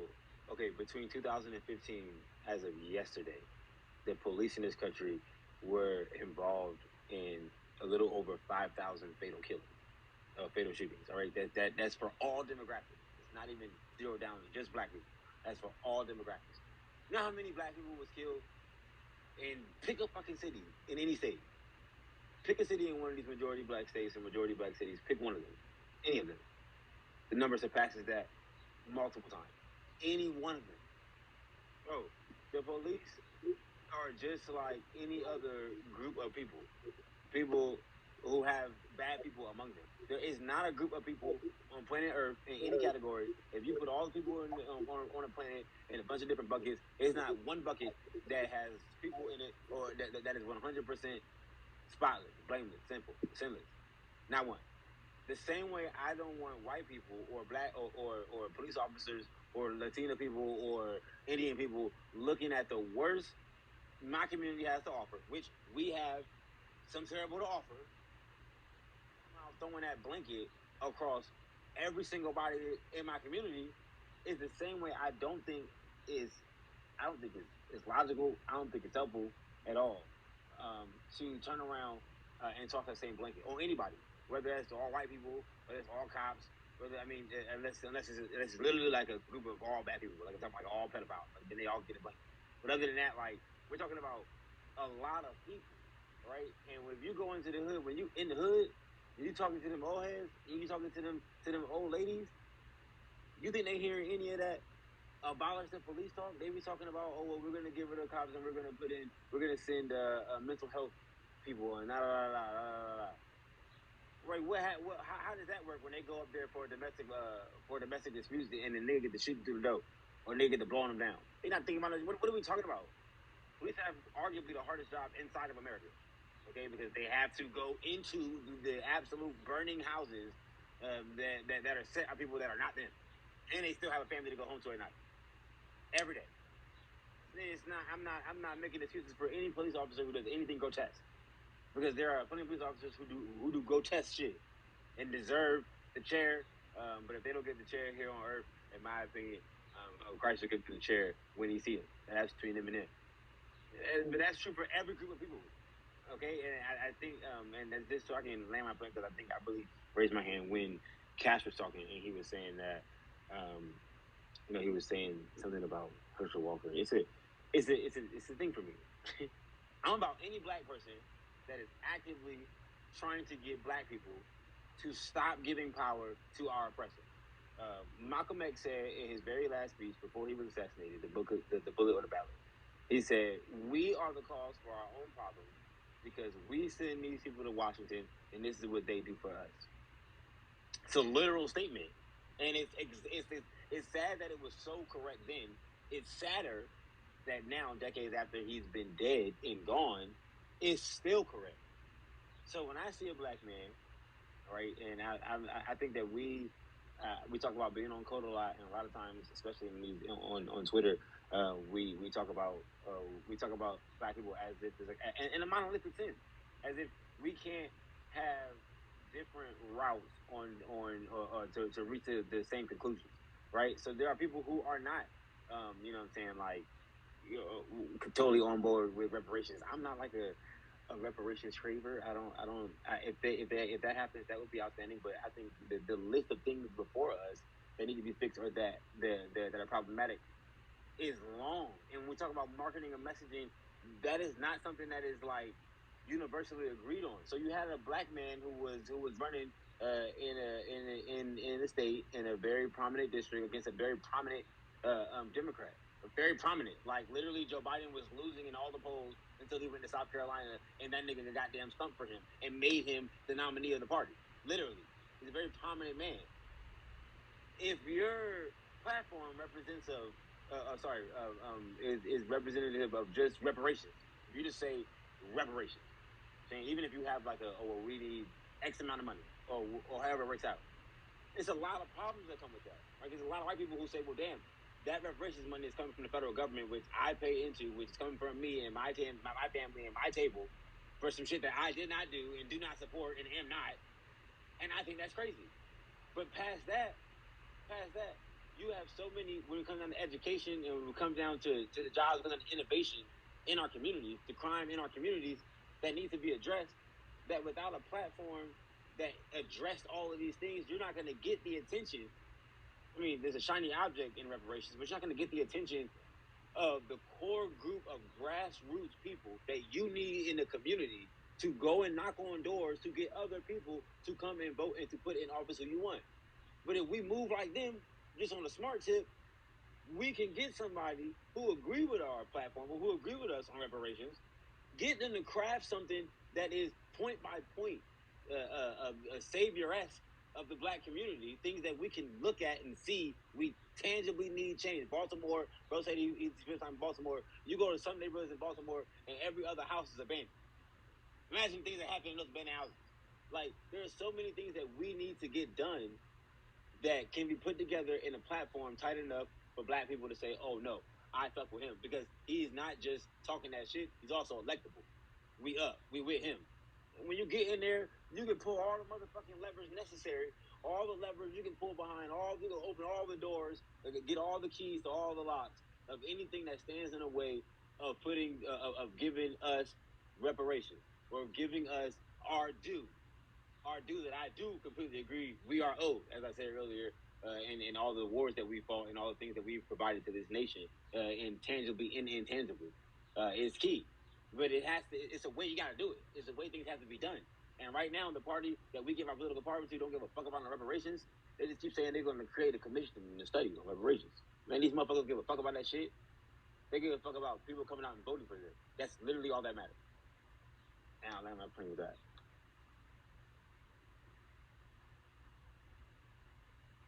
Okay, I think Miss Enough is next, and then Kapora. Okay.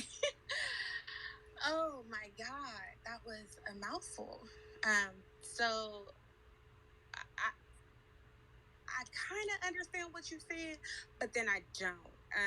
And when you're saying it's going to take a lot for us to get reparations, so they already starting it in California and here in Oregon too, sir.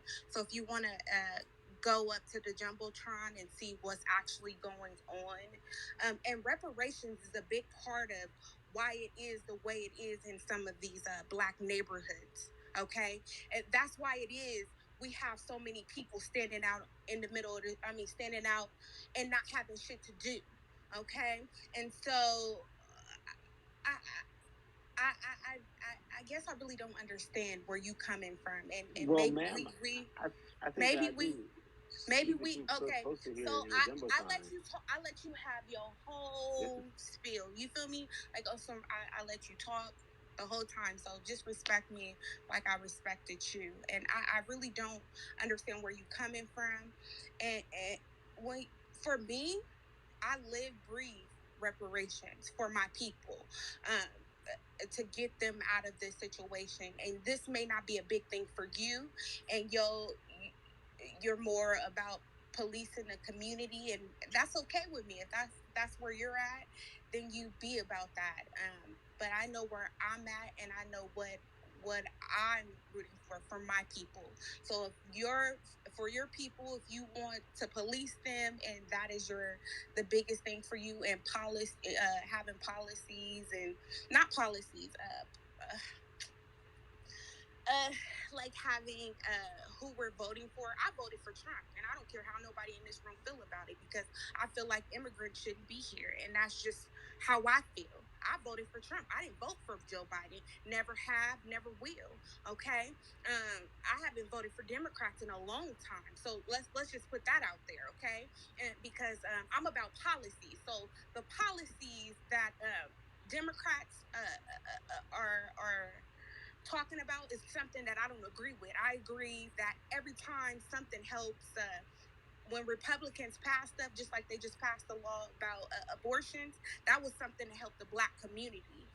And so I'm about policies, and I don't feel like we should have as many immigrants here. So if they talking about closing the fucking border and getting rid of immigrants, I'm all for it. But I kind of didn't understand what you were saying, and you can a little bit more explain what you were trying to say. Go ahead. I do think it's always important to point out that California and Oregon are among a handful of what are politically looked at as crack But pipes they're not the that only are just ones, like though. They're not right the only again. ones. I'm looking at the fact that they're outliers as far as, and nobody takes either one of them seriously. California, once incredible state, the greatest state, once the greatest states known to man, very very incredible, is now overrun with motherfucking government issued, state government issued crack pipe. So it's a weird. It's always difficult for me to take them to, and even though in New York. Seriously, when we discuss these things, but I just want to make it clear when we're talking about policing, and I think that Umar kind of stepped down off of it because it just, and without no disrespect to you, without disrespect to you at all, Umar, like I feel like, you know what I'm saying, sometimes like you can say something and then in the heat of it, it can seem like, okay, well, nah, I should probably chill on this. Absolutely not. It's policing. And when Black Homeland said earlier, well, you have to. It's like when you say policing, it's like denoting authority, or it's like authoritative, which I completely agree. And do you know who was the authority in the streets, in the hood, in the neighborhoods? Okay, the old heads, auntie, grandma. They had power. If grandma seen you tweaking, grandma might whoop your ass. If the old heads saw you out here running with niggas that they knew you ain't had no business running with, they snatch your ass up. Oh, they put down. You know what I'm saying? It's neighborhood policing. They held their neighborhoods together. Okay, in turn, you don't really need for the people who we don't like by and large, we say in the police, to come in and have to do anything inside of here at all, because we tight and we tight knit and we had trust and camaraderie among one another that allowed that to be the case. Yeah, I know y'all don't heard plenty. I mean, I'm young. I think Black said he was 53. Like I'm 27. I mean, listen to the old heads in my life over and over and over again, whether it was on the block or in my family, to preach about the good times when you're saying if you did something wild, everybody on the block whoop your ass when you made it home. Your parents didn't whoop your ass. Like it was all like, but we're in a society now where where you see on video on the internet on Facebook, for this matter, a boy walking home from school with his book bag on, with some other kids, some of the school, they just walking home from school, and niggas on the block just beat the fuck out of them. All right, just because the fucking sky is blue, it did absolutely nothing at all. I mean, and beat the absolute fuck out of them. All right, the authoritative figures in this situation, those people in the neighborhood who have been on their ass like white on rice, they wouldn't even have had these times. Didn't even take place back then because niggas would have never. And until we return into that, we're by definition relying on uh, um, the the people whom we don't like in the police to do that, because it has to be done. Not everybody is on code and will love black folks and want to see us succeed and thrive and all that shit, legacy shit. Nigga, there's niggas on the block right now that don't give two fucks about none of that. Okay, niggas that right up on it. But we see it story after story after story. What nigga blew down a nigga in a gas station, in a gas station doorway? He just started busting on a nigga, killed his son, and kept going. What? The little boy in New York at the damn they at a park in broad daylight, at a barbecue, at a birthday party.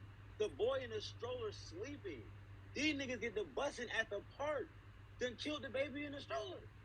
I mean, these are real life consequences for when we take out these kind of authoritative figures, because you give everybody this laissez-faire, this do what thou wilt attitude, in which you have the bad in society, no matter the color, but our specific community, as we're discussing, that come out. And when they come out vicious. They don't come out, you know what I'm saying, on some let's be cool, you know, Malcolm X said, and Martin Luther King used to be like, nah, they on some whole other shit.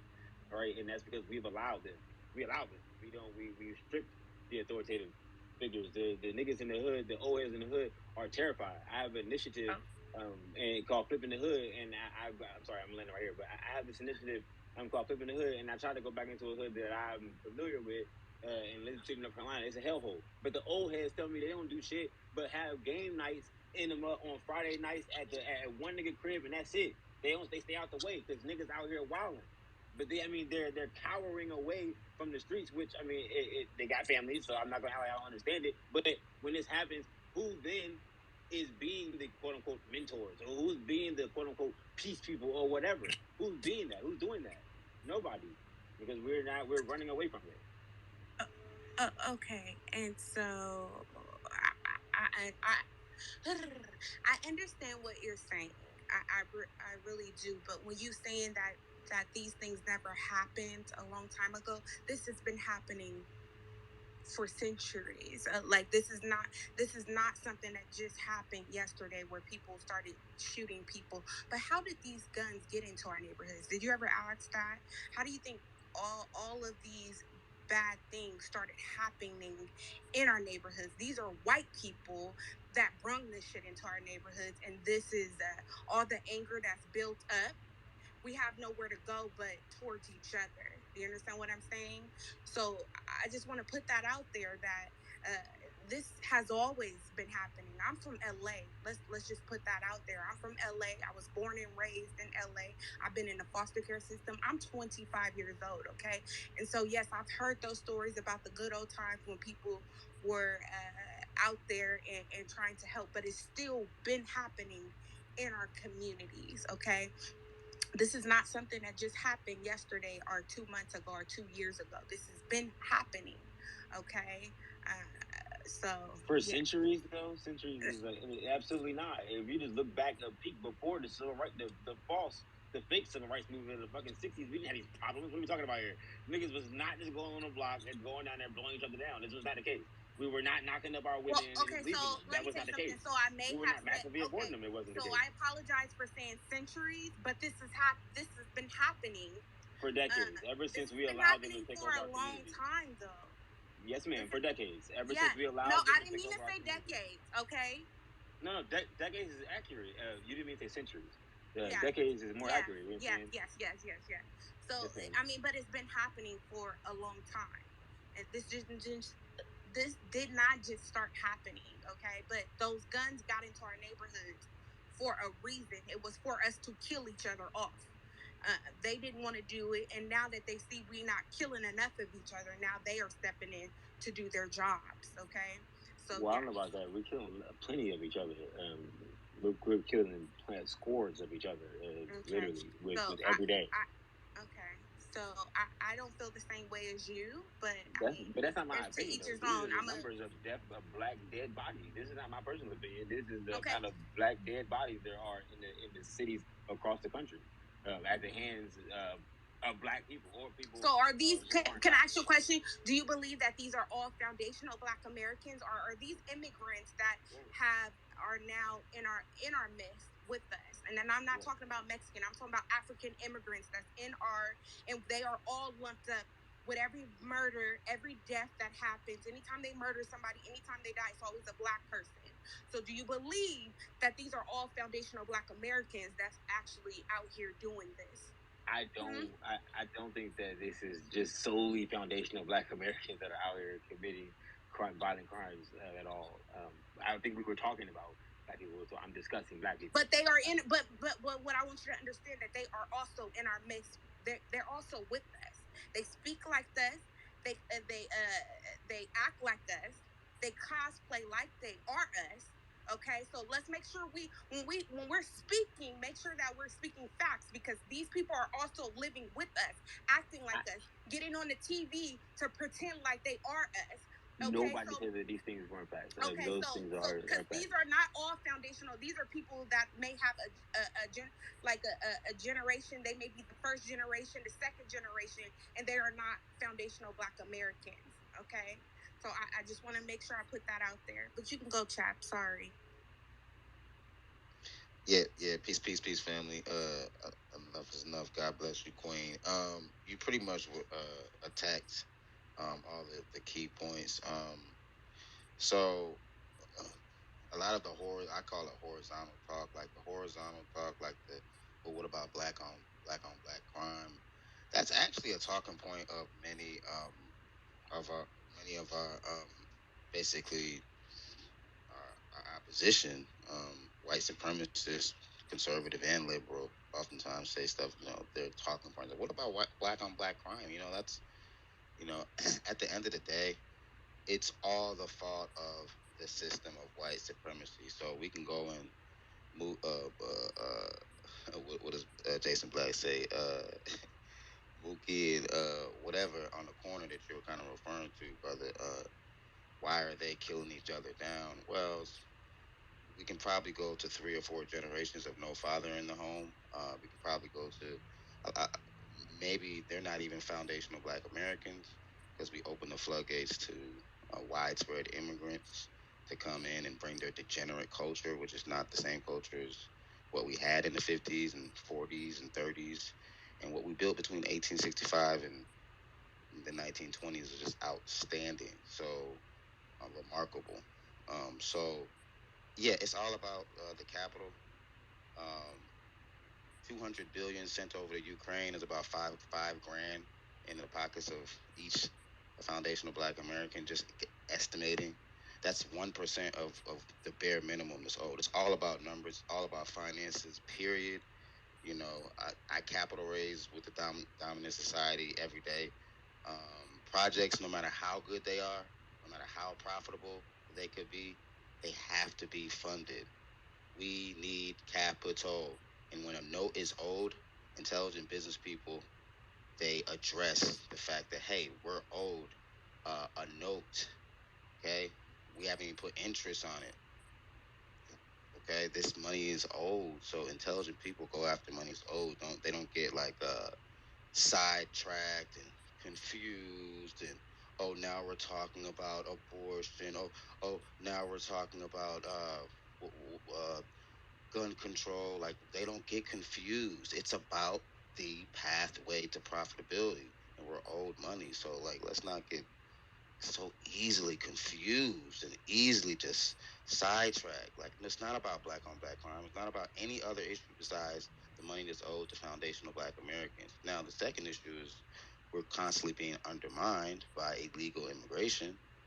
So, um, yeah, so that's illegal immigration is the second biggest problem that we have after the fact that we haven't been paid our $20 trillion, and those checks need to go out immediately. We can start off with 1% of the debt that's really owed. We can start off with that immediate checks. We can divert that 200 billion, cancel that, and Chop, you going into Matrix. I think it's. Is he still going? oh, I was going into the I think matrix. Chapo is next again. All right, go ahead, Negro Johnny Depp. No. Cap, because I don't want to go back and forth too much. I want everybody to have their hands up to speed. Capo had his hand up for a minute. Okay, well, I just want to. Everybody's foundational I'm Black not gonna Americans in here. forget what I have to say though, for sure. And I'm a foundational Black American man, for sure. All right. First, I want to say, I think what everybody trying to do right now is acquire some source of power. We all want power. We all want to be able to control our laws and the way they enforce. But we not gonna be able to do that unless we look at legal system from an authoritative point of view. We are looking at it as ones who oppress, ones who slave, and we never gonna get nowhere with that mentality. You know what I'm saying? First and foremost, we gotta realize exactly what y'all trying to do. We trying to cause a mass migration to a place where a lot of people never really been before. And y'all don't really. It sounds like y'all don't even have experience living around the majority, living around or living in a setting where you the majority. It's like y'all have no experience, and all y'all experience come from 75% white town. And I'm gonna say this because I'm from the Mississippi Delta where we the majority, but I don't live in the Delta. I live in the Northeast where they the majority. And anytime the police call, of course, 6 or 7 or 8 of them gonna pull up. But when they pull up, I don't fear for my life. I don't feel like I'm finna get shot. I don't feel like none of that. What I do is make them feel comfortable and let them know that this ain't what that is as a man. You see, as a man, you got to be able to diffuse the enemy before you can't give them no reason. You know what I'm saying? Because they looking at it like, well, they automatically hate us. We just trying to help them. We don't know how to help them. So, you know what I'm saying? Sometimes it don't come out in the best way. But at the same time, we ain't doing it for each other. And when everything going down, all everybody doing is recording. So when they come along and the situation turn out badly, it's not their fault. It's still ultimately our fault, and that makes us look weak. So we gotta understand if this something that the black race really want. Can you really live around people that's like you, and do you really want to be? Do you want to be the authority figure, or do you want to be the one under the authority? And that's what it boils down to. And if you're gonna be under the authority, some of these conversations ain't for certain people to have. Hey, hey, that's a good point there. You're right. Most Black Americans had never lived in a situation where there are a majority or super majority. But look, I have experience. I lived in I traveled, worked, lived in about 9, 10 African countries, right? Uh, most of those are super majority. Like 80, 90, 100, 99% black. I lived in South Africa for 2 years. South Africa is like 70% African. Well, back in the 90s, it was 15% white and 10% or 15% color mixed race.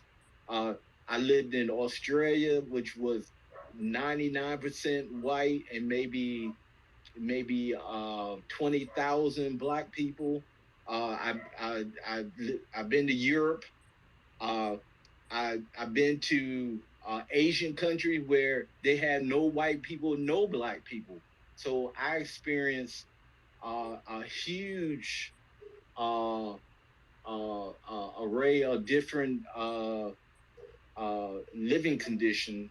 So I came up with the Black American Homeland vision idea. It's my idea, and I'm taking uh, my experience living in 30 different countries and travel working in 30 different countries, and I'm implementing that into the Black American Homeland, and yeah, I do have experience living in different types of environment. Matter of fact, I live in Southeast Asia right now. I live in the Philippines. It's like 99% Asian, and there's probably maybe 2,000 Black Americans that live here. They're mostly military veterans. There's about maybe 50,000 white Americans here. They're mostly military veterans, and so yeah, that's all I have to say. I think it's on state and Chase.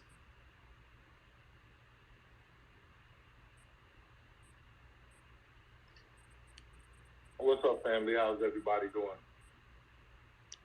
Doing great. I'm glad y'all holding this space, man.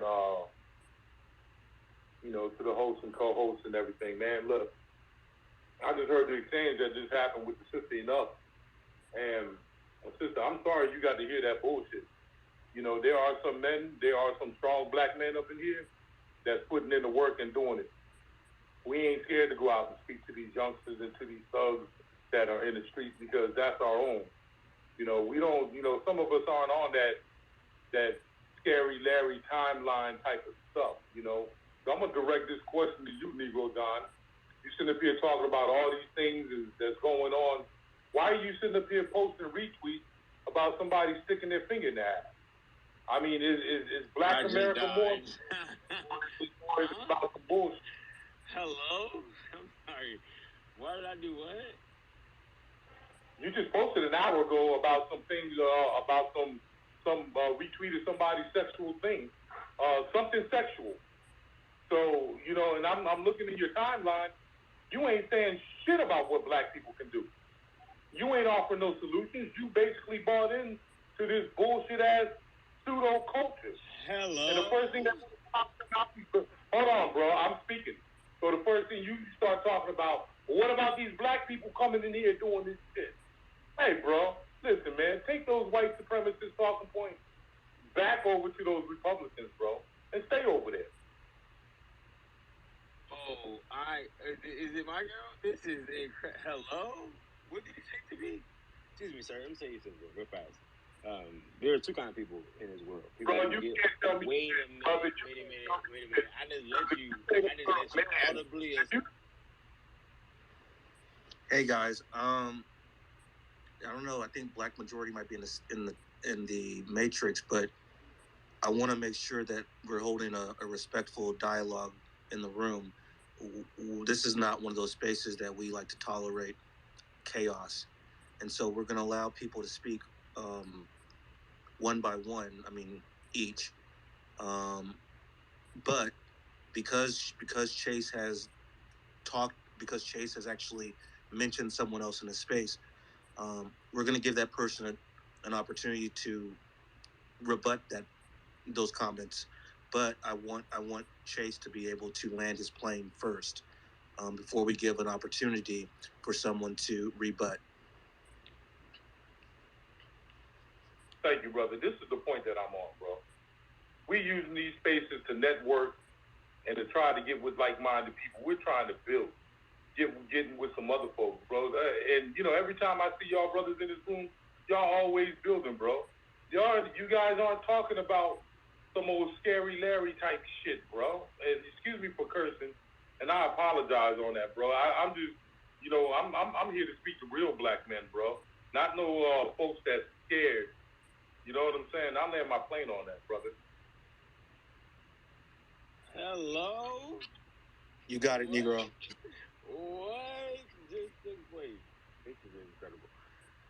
What was I saying a second ago? This is wild. Listen, I'm from the block, man. Like, what? I'm from North Philly, Germantown. I'm off the block. I'm a barn family, been in foster care, like, been in and out the hood for the entirety of my fucking life. Right now, I'm 27. I'm a fucking stepfather of 4 children, right? 4 boys, for that matter. Like, the idea that you or anybody else would challenge manhood is preposterous. Moreover, when you get into this white supremacist talking points, get into that, lead up to the Republican, I'm going to take a wild guess and say you're older than me. And because I feel like you without a doubt insulted me, I don't feel bad when I say you are a part of the issue, you're part of the problem here. We have a group of people who have been being beaten and battered by the same political motherfucking party who say the same dumb shit. You said talk about talking points. The things that I say are the definition of pro-black because they all have the focus on how to remove blacks from where they are at right now. So forgive me if my Twitter feed is for my entertainment because the fuck it is. In real life, I don't know if you missed the discussion that I was saying earlier when I was talking about the scary Larrys and the old heads. I was explaining to you that again I have an initiative. All right, through my business, and we have an initiative called Flip the Hood, and I began in a hood that I was mostly familiar with, and I was saddened by the same scary Larrys that you're discussing. And needless to say, I don't do work with them because they're scary Larrys. But regardless, there's a difference between niggas that can get in these motherfucking Twitter spaces and talk all day long. Okay, because I went to college at a PWI.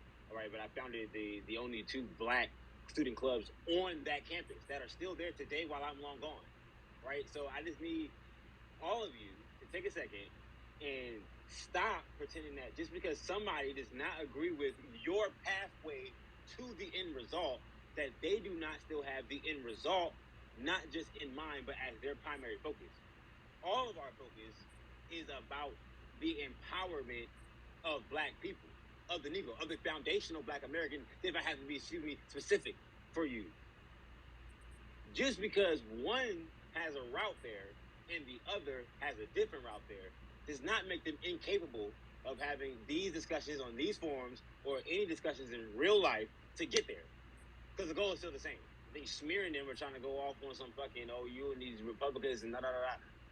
I mean, it's a joke. If we as black people understood that it was black Republicans who got us any semblance of freedom that we have in this country today, I think we'd have a different look at the people who we give our vote to. The people, and not all of us get a vote to them, as the lady, as ma'am was speaking earlier, she hasn't in a long time. But the problem is a large majority of our people do. And they do it based off of the fact that they believe that the opposing party is all the shit that you're trying to claim that I am or anybody would try to claim that I am or doing. So as if they're the opposition. When in reality, that's the party saying, hey, maybe abortion shouldn't be legal, right? Which, whether they like it or not, or whether they're doing it for that or not, I can look at it as a black man and say, damn, that is the ending of a legal genocide of my people, okay? With the predominantly federally funded Planned Parenthood that was founded by a woman who specifically stated that her specific goal was to terminate my people. And she's long dead and gone, and is still terminating my people. So no, I would look at people who fight on the side of stopping such an egregious and illegal genocide, an ongoing genocide, when black women are having 474 abortions per 1,000 live births. We wiped out a whole fucking generation of us, and we're still talking about whether white people or Republicans or the white supremacists are just mad because they're going to lose the majority of the country. What the fuck? They're not losing it to us because the people that we're putting in power are importing everybody else. doesn't matter whether they black or white, Mexican or nothing. They want whoever's going to vote for them. And until we, as I continuously state, whether it's a Republican talking point or what the fuck ever, until we say, let's stop voting for the party that created the Ku Klux Klan to kill our motherfucking ancestors as they fought for our motherfucking civil rights, that white Democrats gave us in the 60s, but in the Congress, all in majority voted against. Thank you, sir. Thank you for that. I'm going to get the chat real quick, but I wanted to touch on a few different things that you said. So one, I don't believe that black people were Republicans in the 1800s, and the reason why I don't think that black people were Republicans, and if we were Republicans, we were not of the same political party, if that makes any sense. Because there's two different things here that you have to keep in mind. There's a political ideology and there's a political party. And sometimes that political ideology doesn't necessarily always fit neatly with that political party. And I'll give you an example. You can be a Democrat and be conservative. You can be a Republican and be conservative. And so you're saying all these things about these values that you think that you're stating that is beneficial to foundational Black Americans, but those policies are not necessarily linked to a political party. They're not necessarily linked to the Republicans. They're not necessarily linked to the Democrats. That's been our problem, actually. Well, so could we use abortion as an example? I'm sorry? Could we use the example I used, abortion as a? Oh, no, I'm anti-abortion. I'm anti-abortion. I'm saying of how these values are linked to political parties, right? Because one political party is not just staunchly opposed to it, but like they're the ones leading the way and doing all the bannings that they're saying is like the end of the world today, and the other party is not just like completely for it, but they're for it up into birth, up into labor. In Virginia, the former governor was on camera saying that they could have the baby and that they can keep the baby comfortable, and then a discussion can ensue between the mother and the physician. Sure. So I think they are. No, I hear you, right? But let me finish real quick because I didn't get an opportunity to finish what I was saying. There are Democrats that are anti-abortion. There are Republicans that are anti-abortion, right? And so, but I don't think that that's what the conversation was really about. I think what Chase was really talking about was this defeatism type of mentality that I think that's where he was trying to get at. We don't need to fear. We don't need to have that type of fear mongering. I don't know if it's helpful. And so we know that our neighborhoods need help. We know that. We don't need anybody else trying to tell us that. And then sometimes when these same because that's one of those things that I will agree with other people in the room. That's one of those things that a lot of far right people will try to say about our communities. Well, what about your communities? Why don't you fix it? Well, let me tell you why we're unable to fix our cities. I'm gonna break this down right now why we can't fix our cities.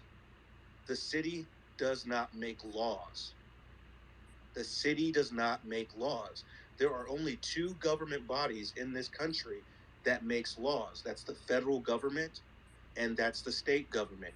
So you can be the majority of a city all day long, right?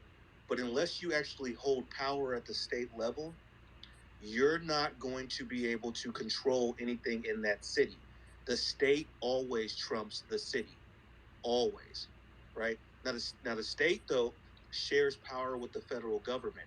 The state and the federal government are on equal footing, and so until Black Americans actually get a Black majority state, we're always going to have these problems in our inner cities.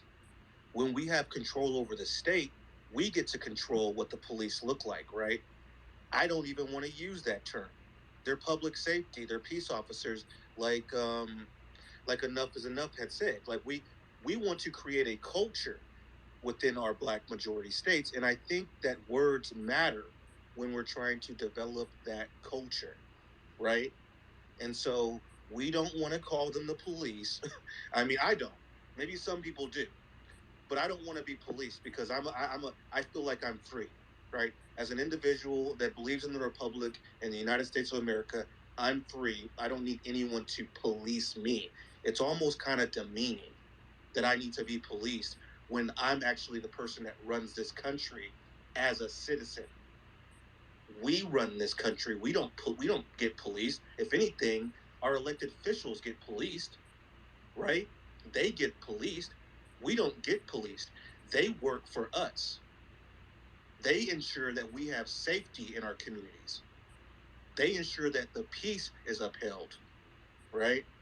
And so, while there might be a lot of things that Republicans are pushing that might be beneficial to Black Americans, I mean, that's all fine and dandy, but ask them about reparations and see if you still get that same level of like, oh yeah, I'm in your corner. I guarantee you they're not. I guarantee you they're not. But bro, And so they said a number like 22 trillion.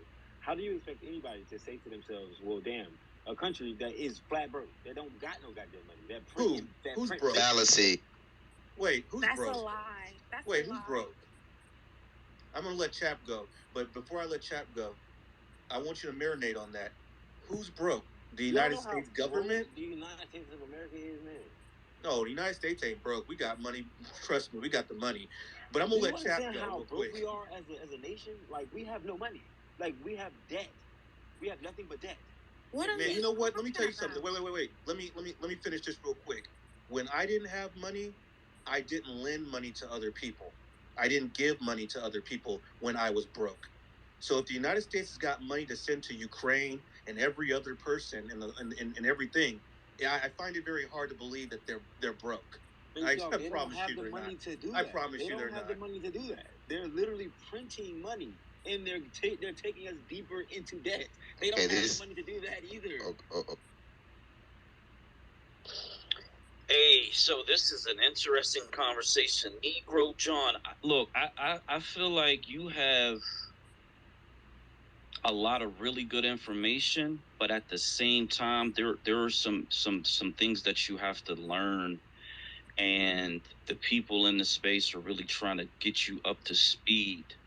And so I really kind of hope that you'll take the time to just, you put your little points out and then let people respond and then try to gauge what you're saying versus what the people are, the feedback that you're getting, because I've really appreciated a lot of the things that you said, but then the pushback is really people in a very loving way just trying to get you on the team in a sense, right? They're just trying to get you to a place where we all are understanding our reality on the same page at the same time, in real time, as a matter of fact. So we everything that these people are saying is because we've been having these discussions for months, if not years.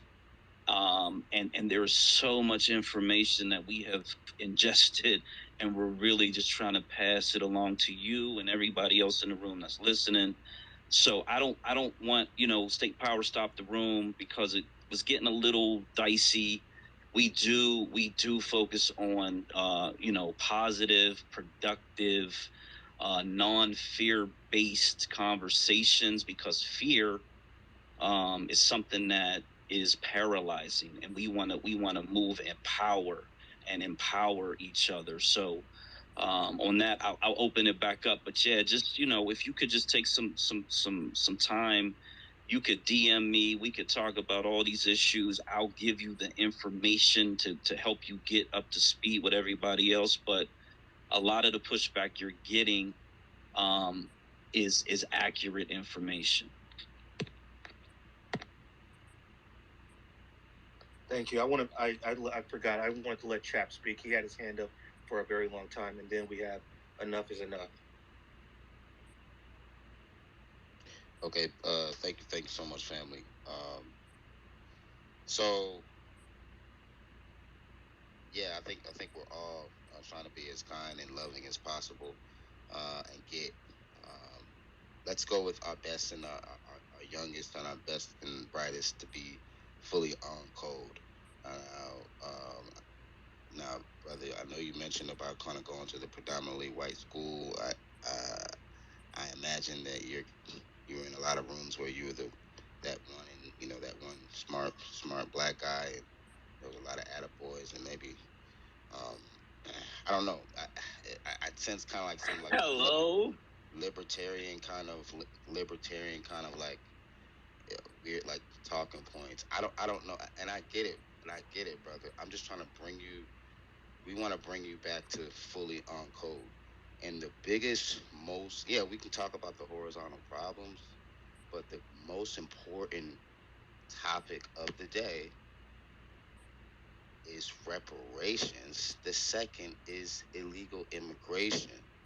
And if you want to talk about the dollars and cents, our people your age, brother, 27, 25, they cannot go and get what would be high paying, even manual apprentice type jobs in the construction industry, one that is booming, one that I am actually direct to because I'm in the real estate space.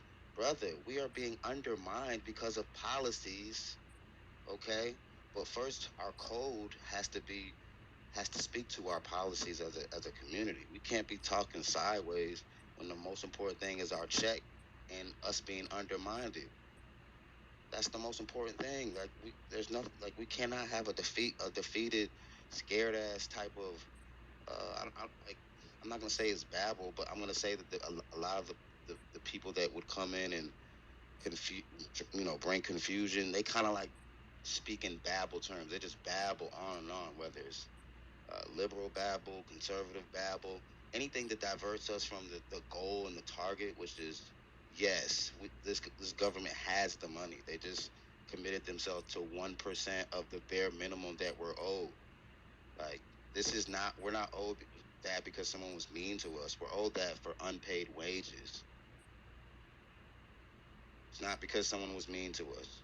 It's because unpaid wages when this country that it called itself from 1776 on, this country did not pay people, and they literally built this country.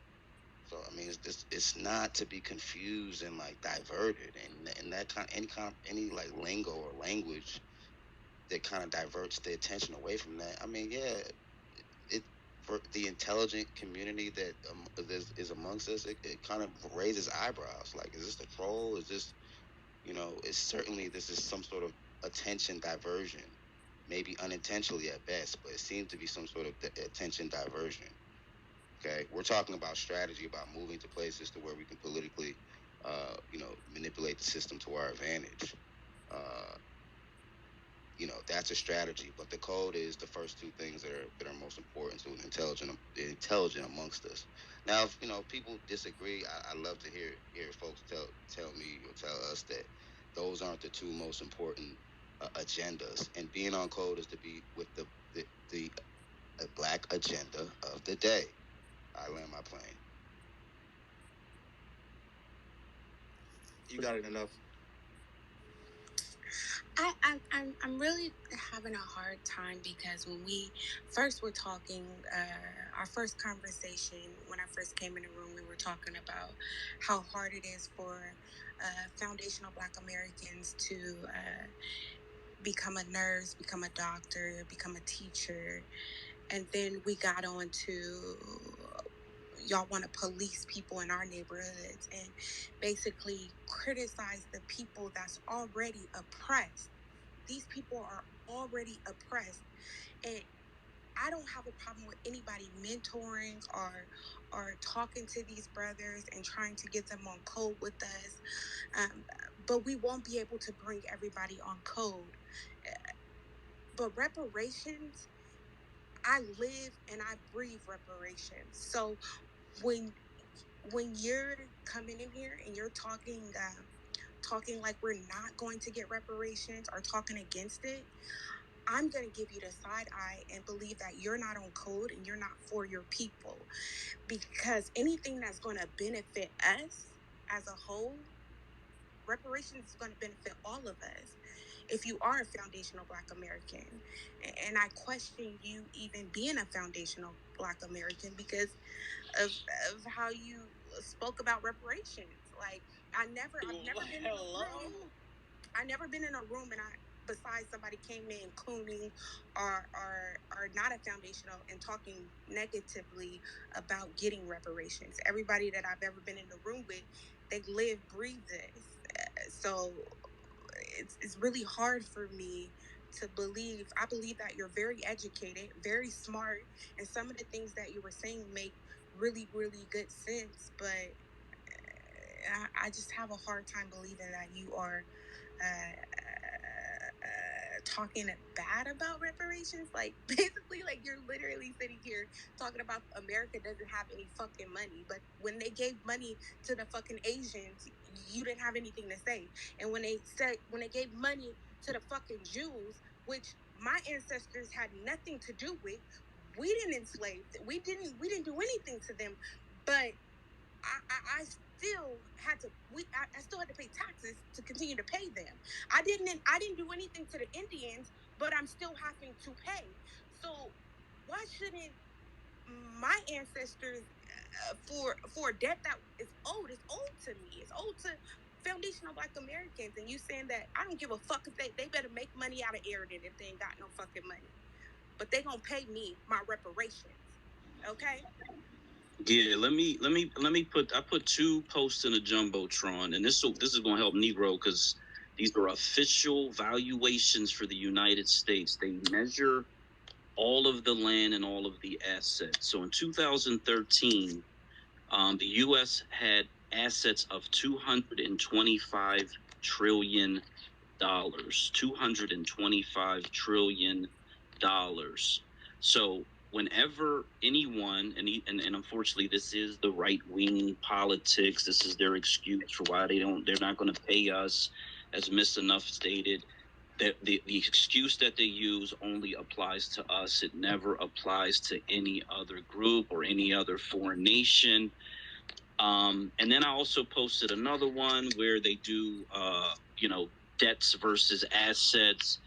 This was in the first quarter of 2014, where they said it was $269.6 trillion worth of assets minus the debts, which were about 145.8, and that still gave them a positive net of 123.8 trillion dollars.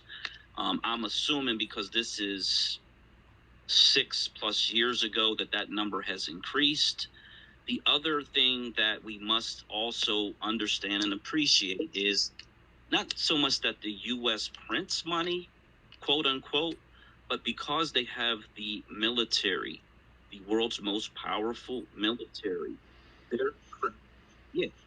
well, their credit is based on the fact that they can enforce anything anywhere on the planet at any time.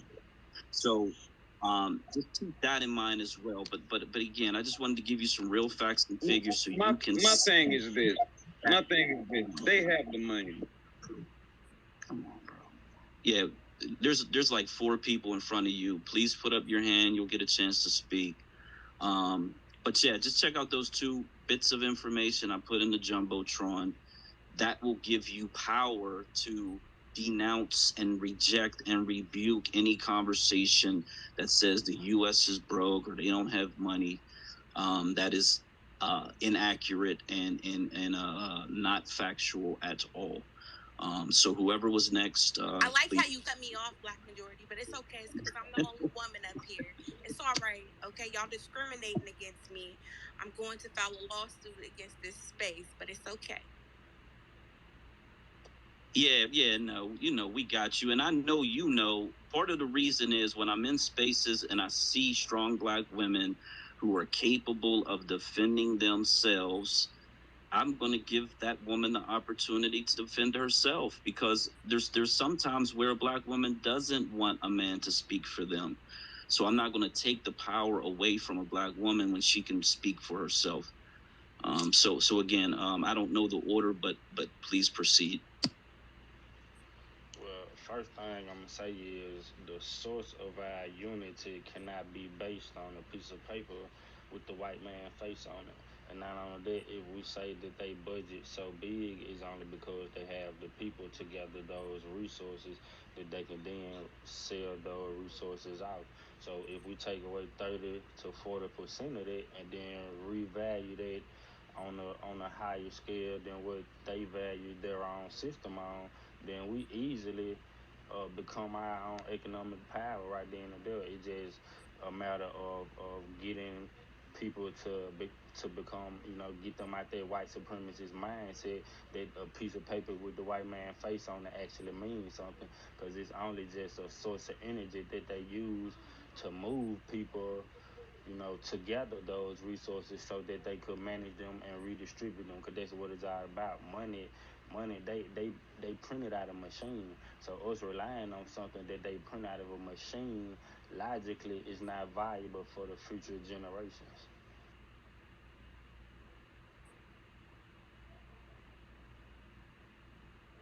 Chase.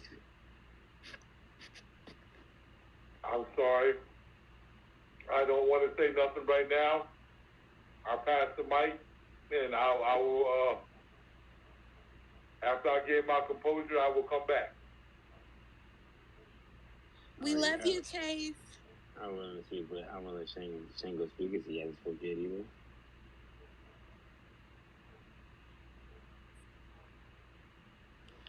Okay, so let's get to Shang. I know he wanted to say something.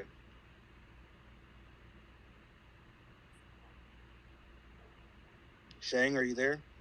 Oh yeah, my bad. I had my mic off.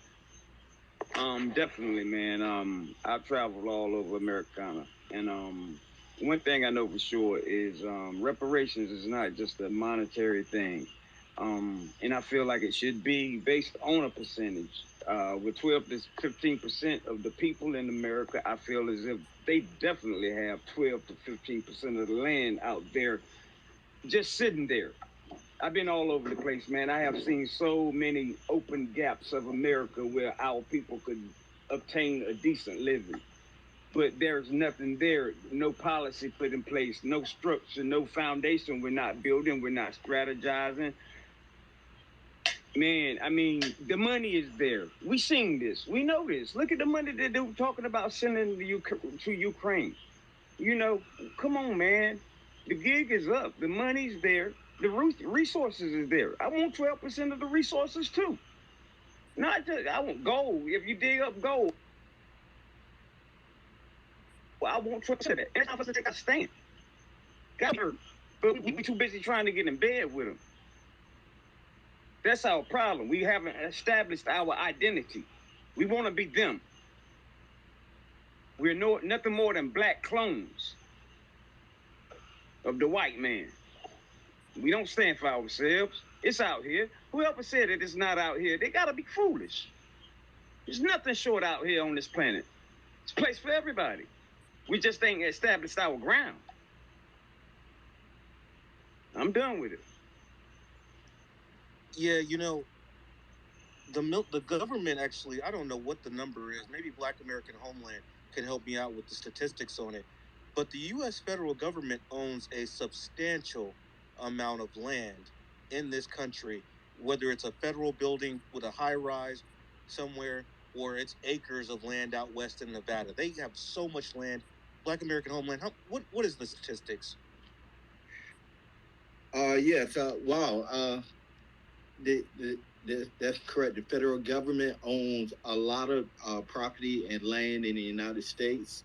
I say in the West, the federal government owns about 80% of the land in the Western states, and when it comes to federal property, uh, that can be worth around that can be in the trillions and trillions, tens of trillions of dollars.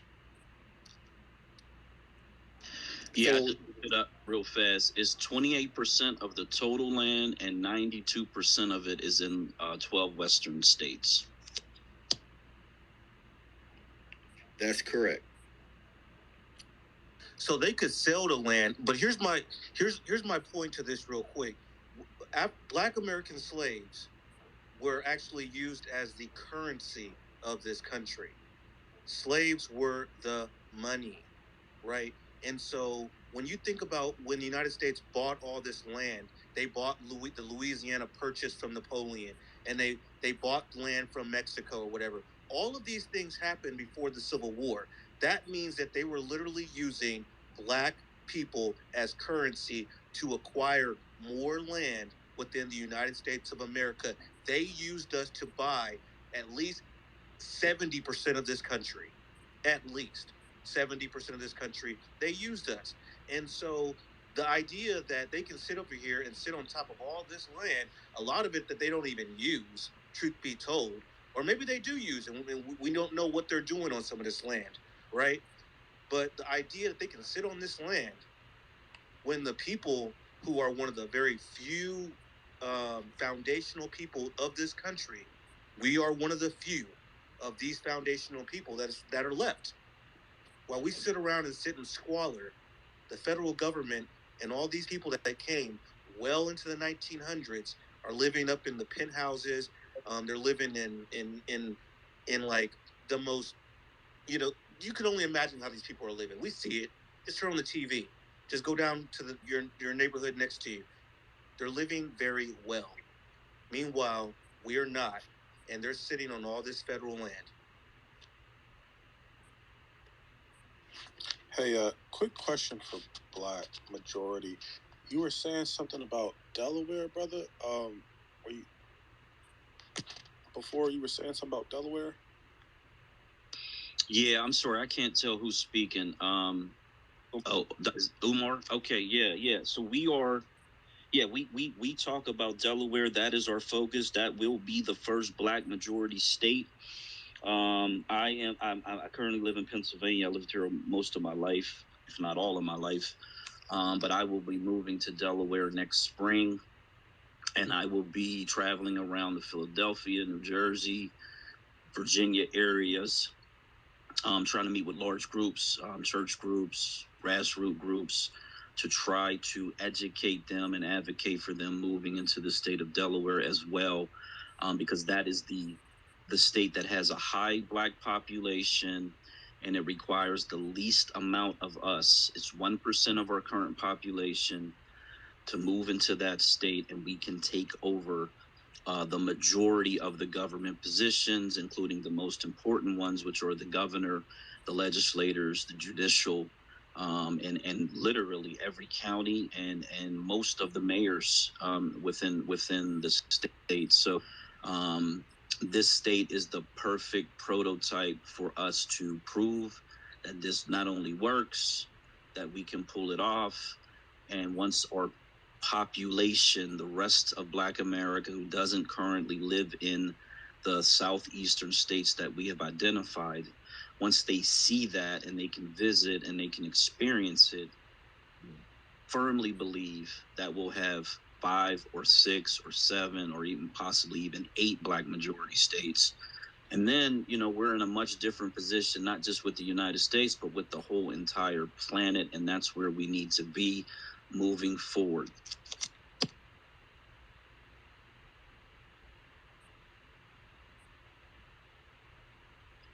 I'm not sure if Chop or I think Negro had his hand up a little bit, so let him go. I did, but Chop can go. Go ahead, Chop.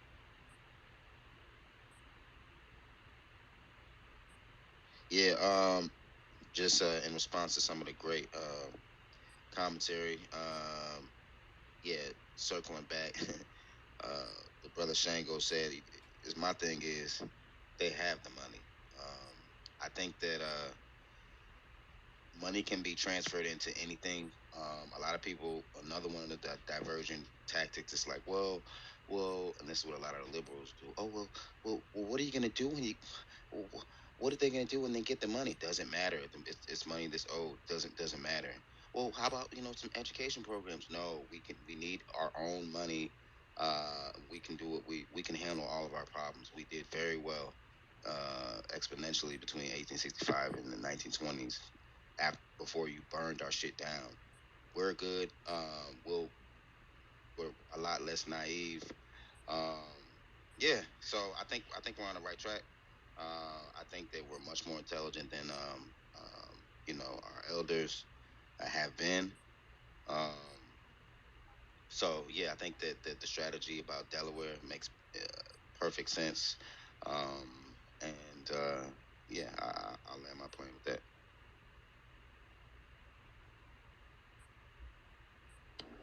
Yeah, so I have this theory that our elders coming out of the 60s and 70s were really, everything was new to them. It was a whole new experience. And they really, really thought that they had accomplished the goal. And obviously over time that has been proven not to be the case. But then they also were sort of going through the 5 stages of grief. I've talked about that in previous spaces. And so the final stage of the 5 stages of grief is acceptance. And this is the stage that I believe that we are actively in. We may be at the beginning of it. We're certainly not at the end of it. But once you get to that point, then you are able to logically think your way to the next solution.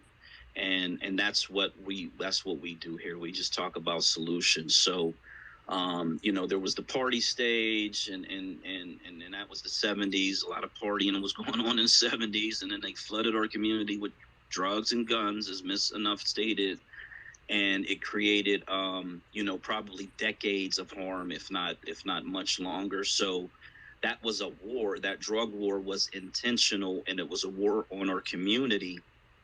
And so I got to give that generation some grace in what they were up against. So Mr. Negro is up.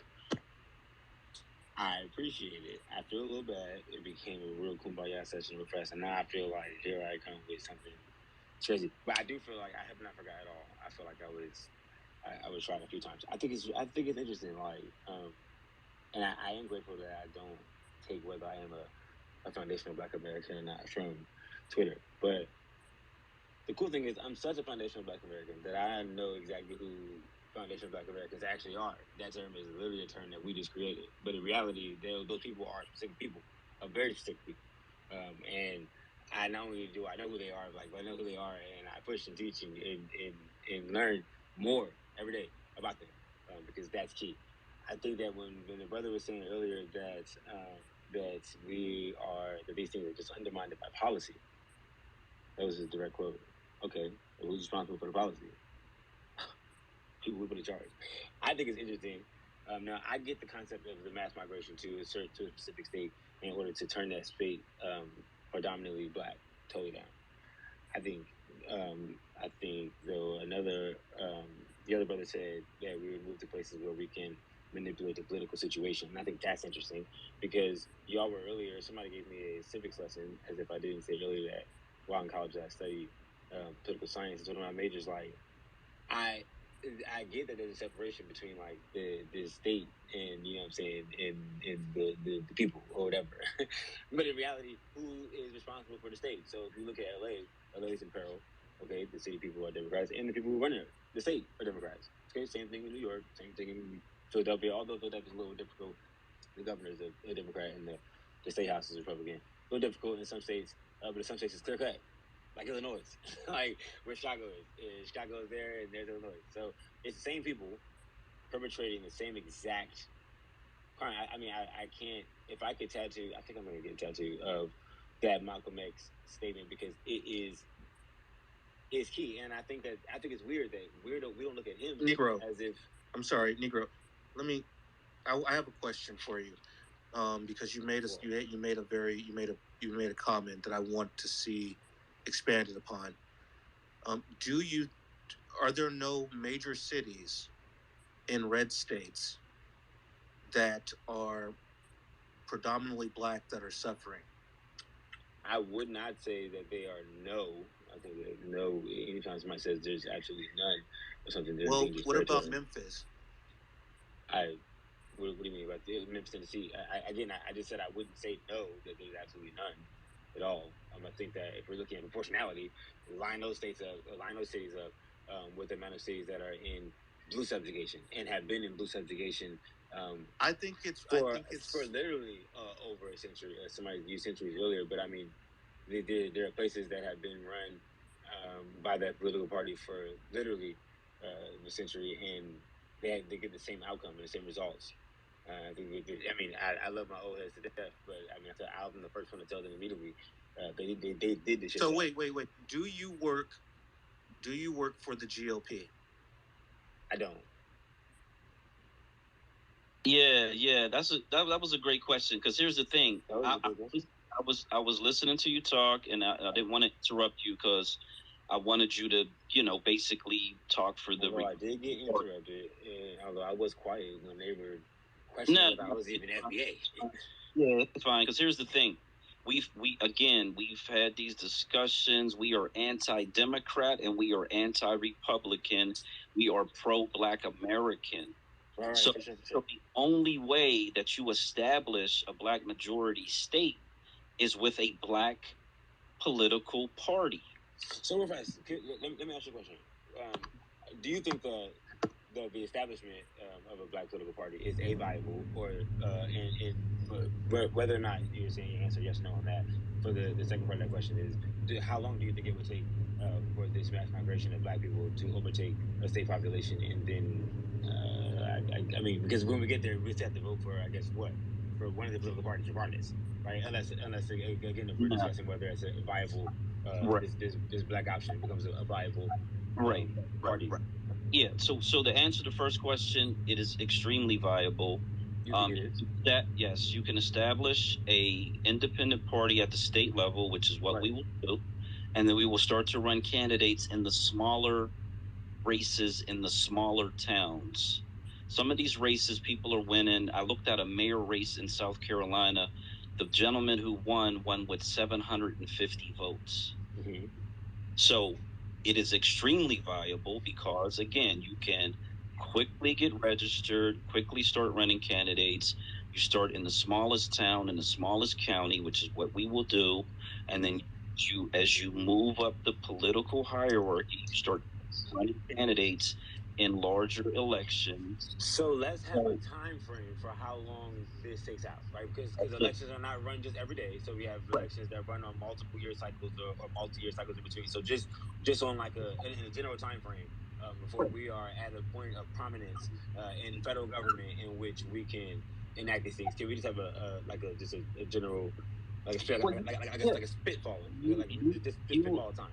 Right, you stated it. It's based on election cycles. So generally, every 2 years, there are some elections that are, ones that we would key on, whether it's the mayor, the sheriff, the county executive or county commissioner, whatever they call it.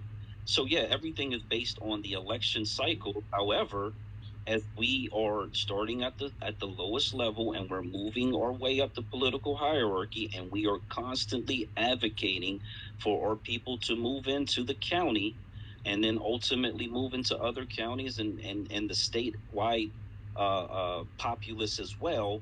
We know we need roughly 300,000 new Black voters, and we have to get the majority of the current Black voters on board with our plan in order for us to take over the government. So I'm in all respect, with all respect, I like that's what I'm saying. I heard out there your entire answer right there. Where I didn't hear was the time frame. It was an estimated time. Two election cycles. Hey, can I say something, brothers?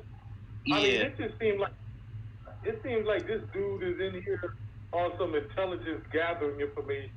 Seems like you want to take y'all be saying like he's not FBA intelligence gathering. You don't even sound Black, what bro. are y'all talking about? Like, you don't even sound Black. I've heard some people talking this space. It's so hard to get some information.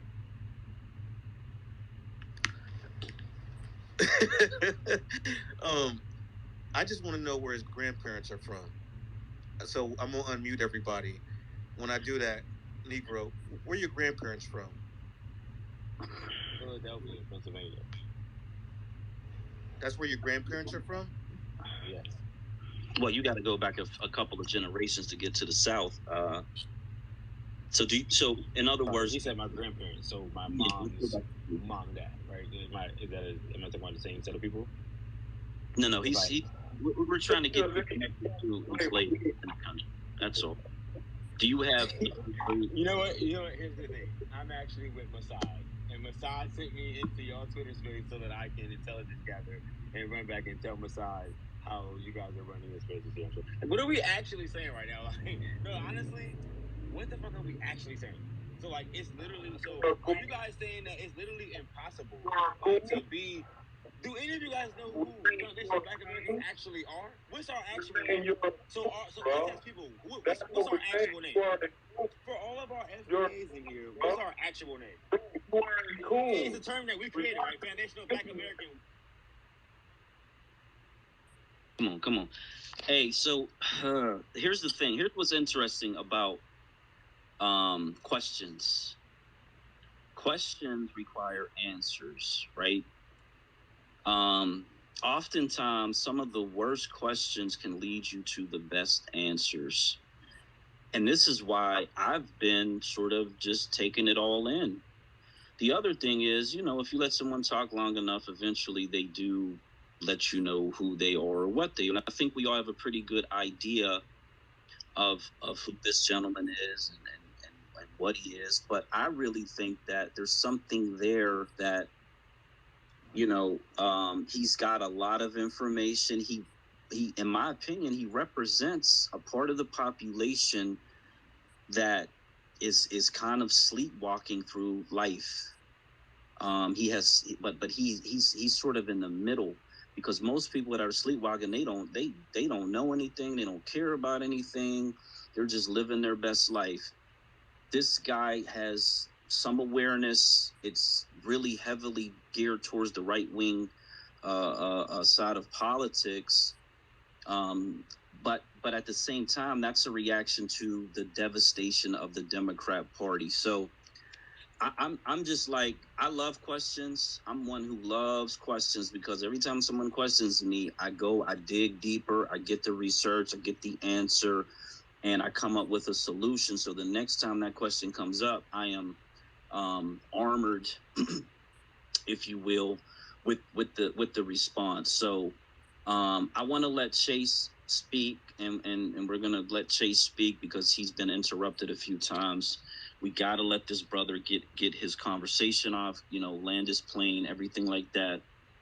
But everybody, if we look at the title of the space, we're talking about 100% Black unity or mutual respect, and we need mutual respect from everybody in the space. Everybody gets a chance to speak.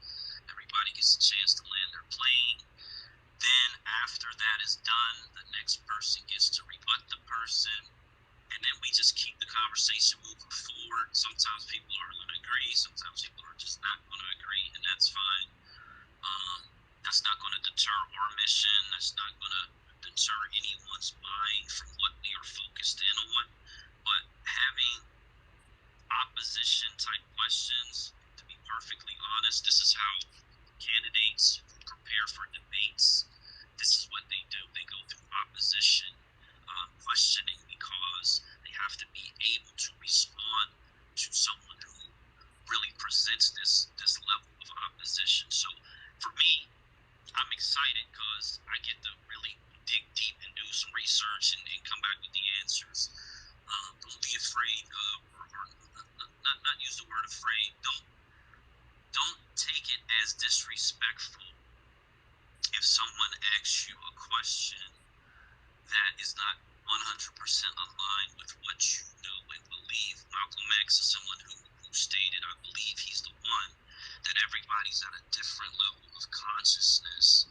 And so oftentimes we just gotta give them some time to connect to the information. I've seen it. I mean, the past 2 years on Twitter, I've seen it happen over and over and over and over, like so many times I can't even count. People that, just like this Negro gentleman, a couple weeks go by, they finally clicked, and they click all the way in, and then they just take off from there. So let's just keep the conversation going. Mr. Chase is up first. No interruptions, please. And then we'll go to Negro.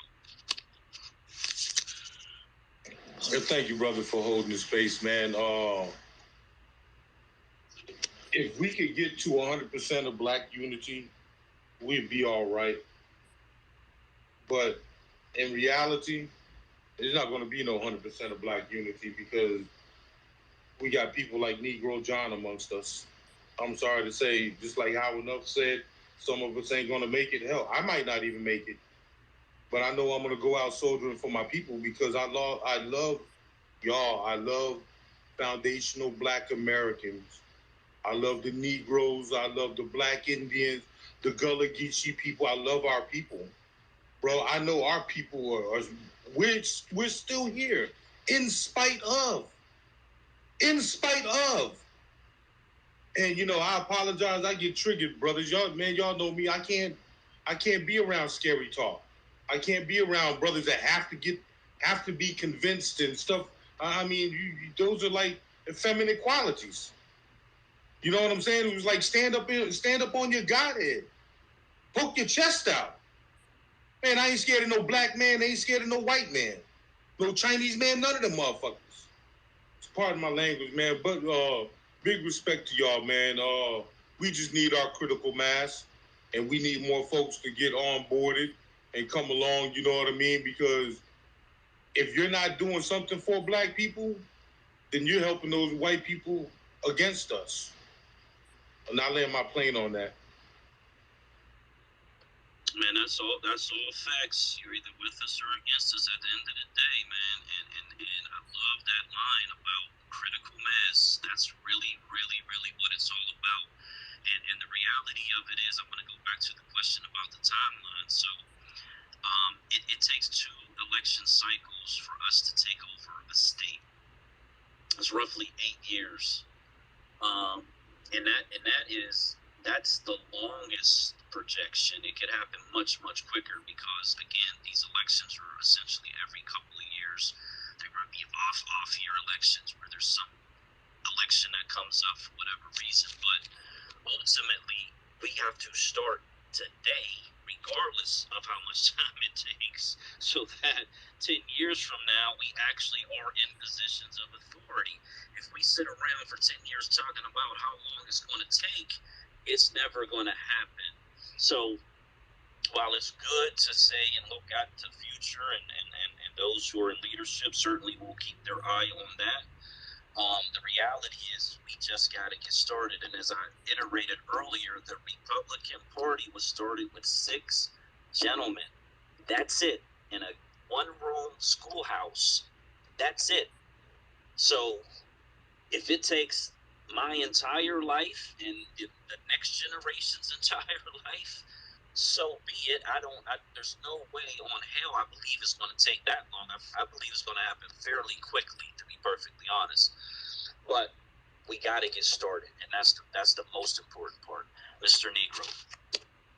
Appreciate it. I just think that, remember, right then as you practice that timing, I think that you completely skipped out all the time that it would take as far as the migration itself, and then as far as we're getting the people on board to what we have going on, and versus what they are currently accustomed to doing. I think a lot of it can be self-explanatory, and the word of mouth will be stronger because it would be coming from a more unified black coalition. But I think that we're still undermining the amount of time that it takes to do that.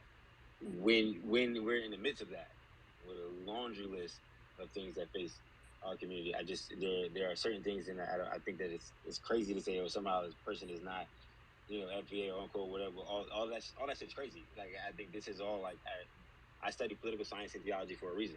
I explain to my brother Chuck every time I talk to him. When we talk, saying all this Twitter shit, and we just chopping shit up. Like, I'm explaining to this man all the time. Like, there will come a point in time in which my world of thinking, fuck the politics. But as far as who FBA, who Foundational Black Americans actually are, like, again, that is the title that we just created. Like, even if you want to say the beginning of America, like, still, America it's all brand new.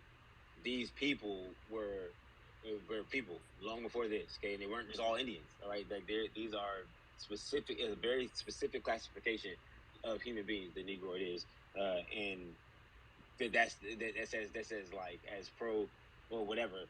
FBA as you possibly get. Moreover, like, I'm black. What the fuck?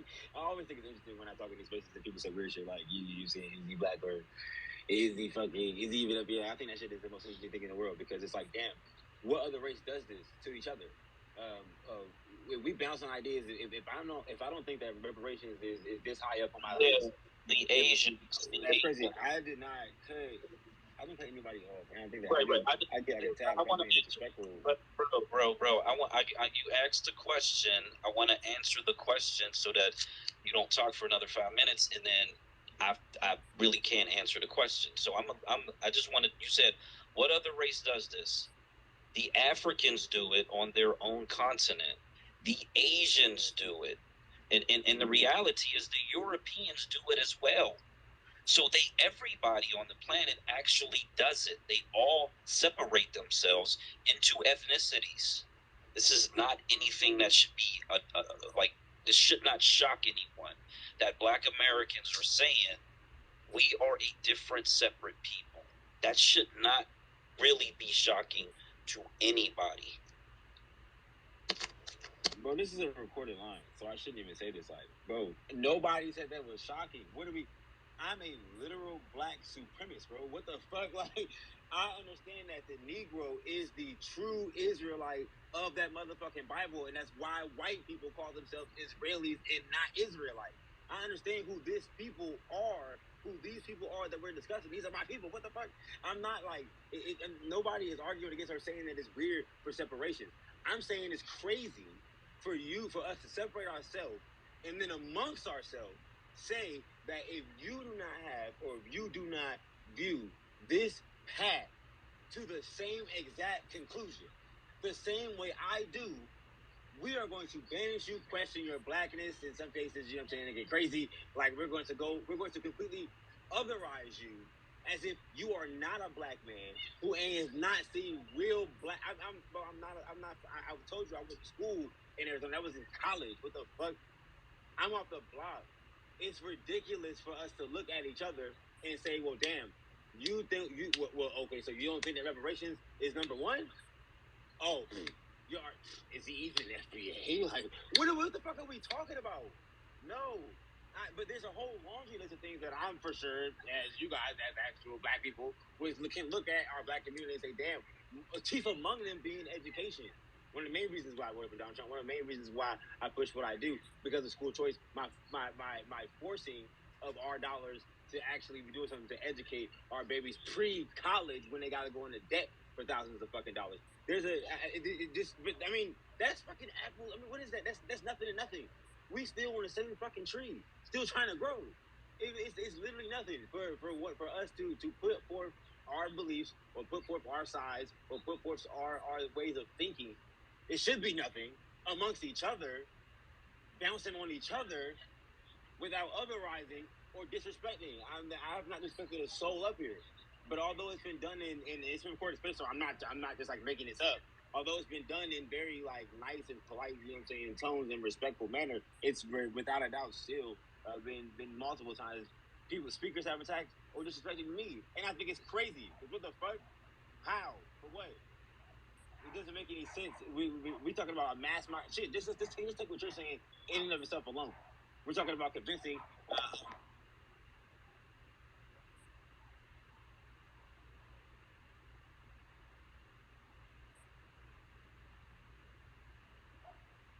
Yeah. I have a question, but let's Miss Enough is Enough. It's on you.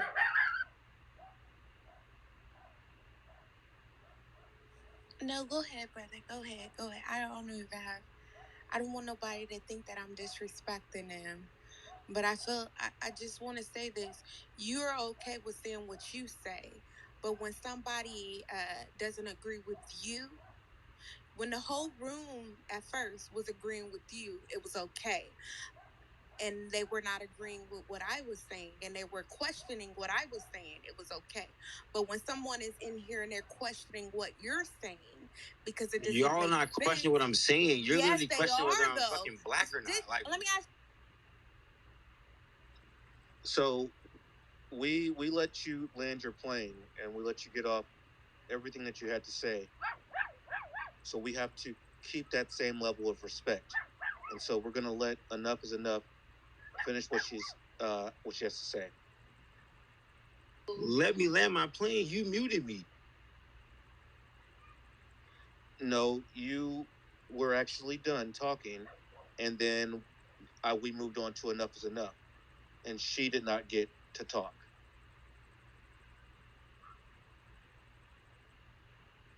Go ahead.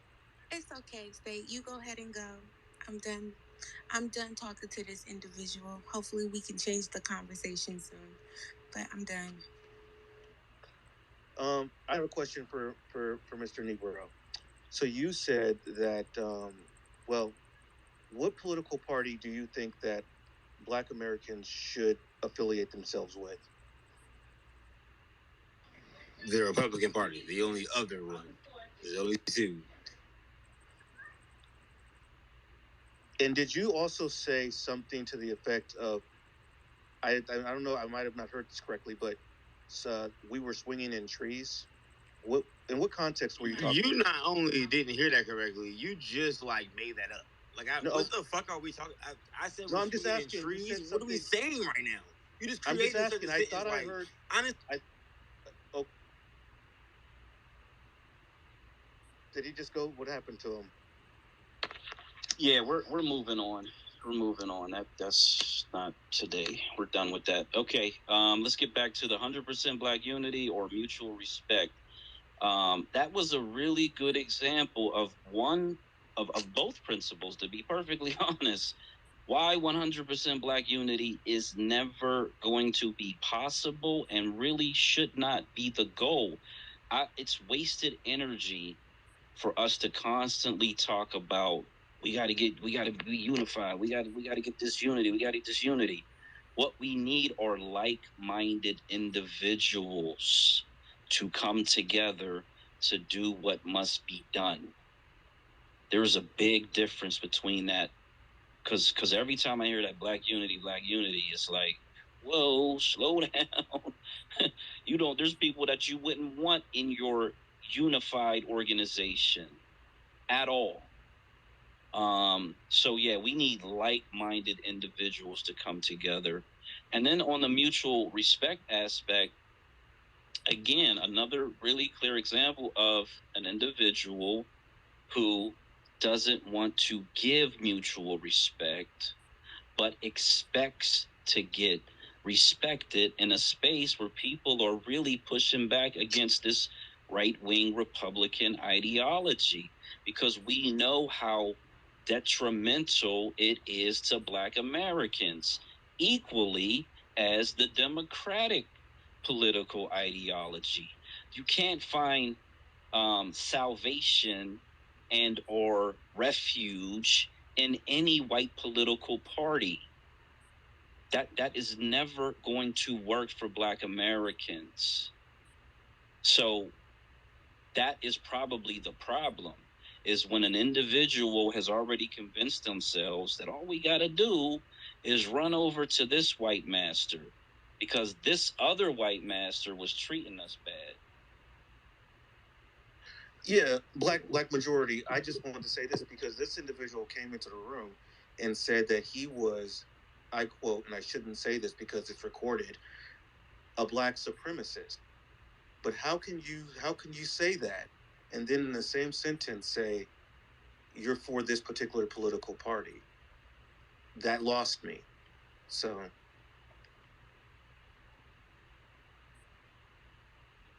okay, we got the brother Kapura's hands up. Okay, so basically, what I want to say is, by I suppose everything that y'all attempting to do by migrating to one specific place in which we the majority, this already there for decades now and throughout various places in the South. And what we really realizing is that okay, we got these times where we the majority. In fact, we 100% the majority or 95% the majority, and we still got the same problems: poverty, a lack of access to food, lack of access to healthcare. So what I'm telling the people is not necessarily the solution, and is not us being in charge, but the policy itself that we using to organize our society. That must change, and we're not gonna change that by becoming the politicians that enforce the very laws that's holding us down. And not only that, we can't constantly keep re-amending these laws.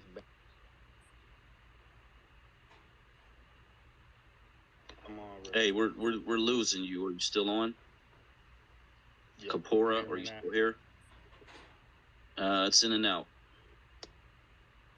Yeah, can y'all hear What me out? state are you in? Mississippi? Yeah, I'm from the Mississippi Delta. Okay, so the thing that I know about Mississippi is 40% black. There are some majority black counties. Obviously, cities would fall under that as well. But the problem has been that the whites still control the political governance over the state. And matter of fact, there's a lot of corruption. There were recent embezzlement charges that happened down in Mississippi.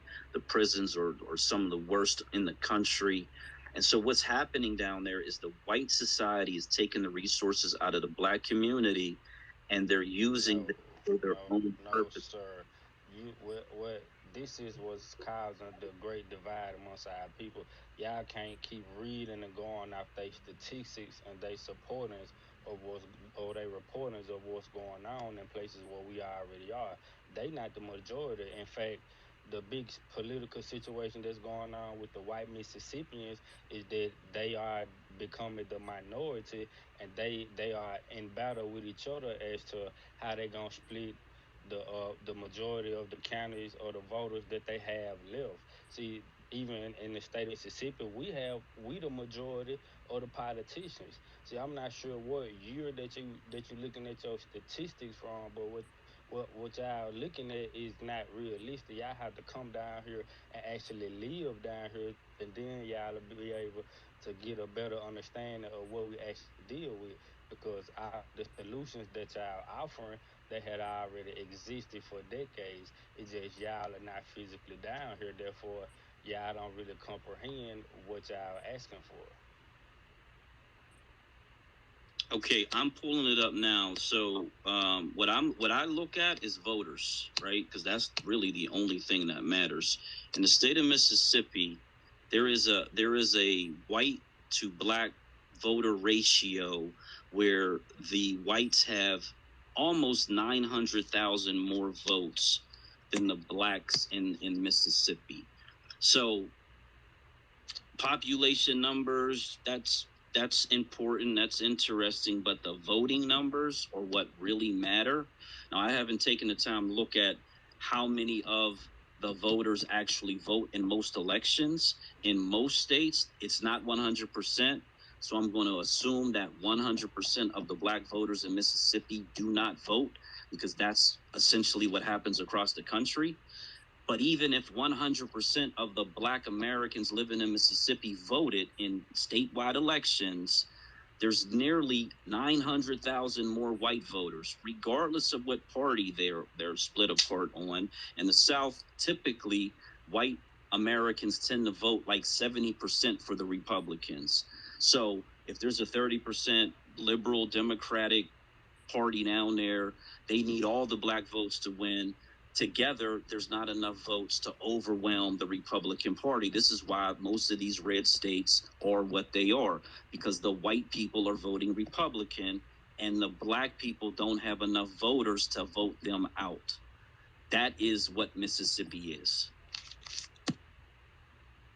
No, I disagree because of the simple fact a lot of people, like you said, a lot of and the ones that are running for office, they don't need many votes because nobody, the political scenario in Mississippi is shifting and people really losing support in the state and the federal government itself.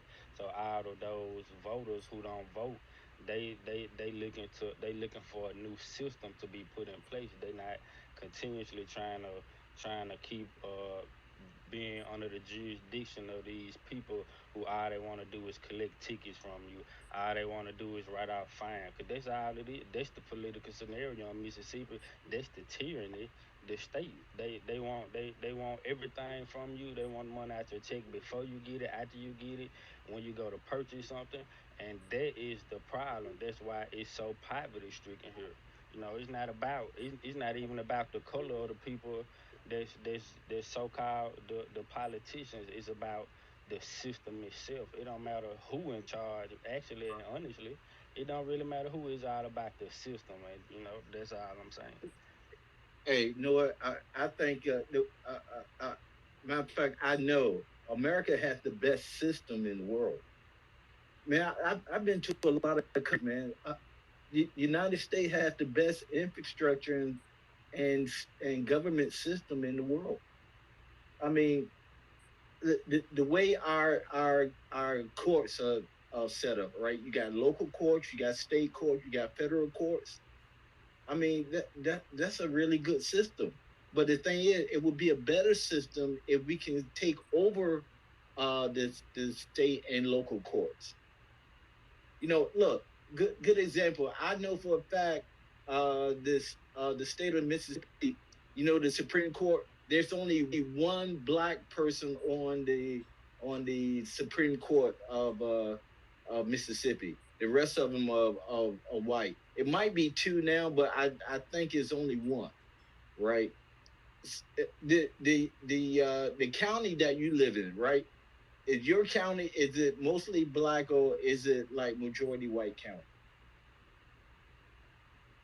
Well, in Mississippi, No, I'm talking about your county, well, the part of Mississippi, my the county, county you live in right now.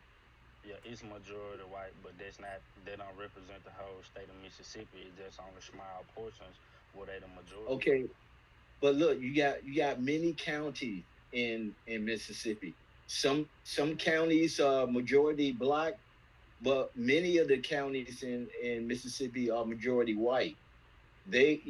A majority white county, they will control that county, and majority black county, they will control that county. However, now tell me this: who you think controls the state? Do black people control the state, or do white people control the state of Mississippi? I say so-called black people control the state of Mississippi because if white people control the state of Mississippi, then they will not be fighting for their remaining political influences that they have on their little small corners that they have throughout the state. See, I'm trying to respect the fact that y'all trying to unify the people, but I'm confused as to what angle y'all coming from because y'all keep spitting out statistics that come from white intelligent gathering agencies. So I'm trying to Let figure me. out really Can who I? are y'all. Can I chime in real quick? Go ahead, go So ahead. I put in the jumbotron the Mississippi governor along with the Mississippi senators. All three of them are white, and so I don't need to be living in Mississippi to know that the governor of Mississippi is white. I don't understand why that's like what why would that be something that I would have to be in Mississippi? No. Why is that a statistic? Because that's who runs the government, right? I The mean, governor. ultimately, it don't to us. They like saying who the president is matters directly to us. It really don't. I mean, Why doesn't it matter? whoever, because it don't. The policy that they pass, it don't. We don't even see the president, so how can they matter? And What do you? I don't. I'm so that's the confused. divide. Wait. If you let Slow down. if y'all allow me to speak and stop interrupting us, cause see y'all looking for perspectives to unify, and what y'all fail to realize is we the future. I'm 27 years old. You know what I'm saying? I'm not that older like some of y'all saying to be 35 or 40. And what y'all gotta fail to realize is the reasons y'all movements have not moved is because y'all not thinking logically, y'all not thinking from experience, and y'all not speaking from experience. Y'all just speaking from a bunch of statistics. Y'all gotta come down here and personally What experience do what's you going suggest? on, and you will see that What do it's a you difference. suggest to do? I'm 25, But, sir, and I don't agree with nothing that you saying. So let's go, because But see, I don't agree with ain't anything none of you're y'all saying from right places. now. So Y'all that's not not from places necessarily where we the true. majority, and all y'all But that's talking is white man talking point. Y'all talking through unification or a piece of paper with the white man face on it. So I'm confused as to who y'all are and what y'all angle and what y'all trying to do, because that's not gonna unify Are our you people. saying? Are you saying that we are you talking about the money? Because this is like the fifth time I've heard you say something about with the white man with the money on there, but that's the same money you use to pay your rent, to pay your groceries, to get gas and everything. That's the same money in your motherfucking pocket. So because I'm asking for the government to pay a debt that is owed to me, you feel me? You telling me I'm for white people for asking for what's owed to me just because it got a white man on there. I don't give a fuck who on there. Pay me what you owe me. We not on. So you sitting on here saying all these old people. Maybe you should listen to what the fuck they saying, and that's What the they look here, problem. No, what no, no, you no, no, talking no, about no, is no. Let me irrelevant. talk. Let What me talk. matters You've is been power talking over and resources. mumbling and bumbling. Let me talk. No, Respect cause you, me. No, no, because you've been talking, and I've heard you say this 5 times about this money, and nobody clapped when you said anything about money and a white man being on the money. I don't give a fuck who's on the money, sir. I want you to know this, and I'm pretty sure nobody in this room. If I went up to you and I gave you $1 million, would you give a fuck who picture is on the goddamn money?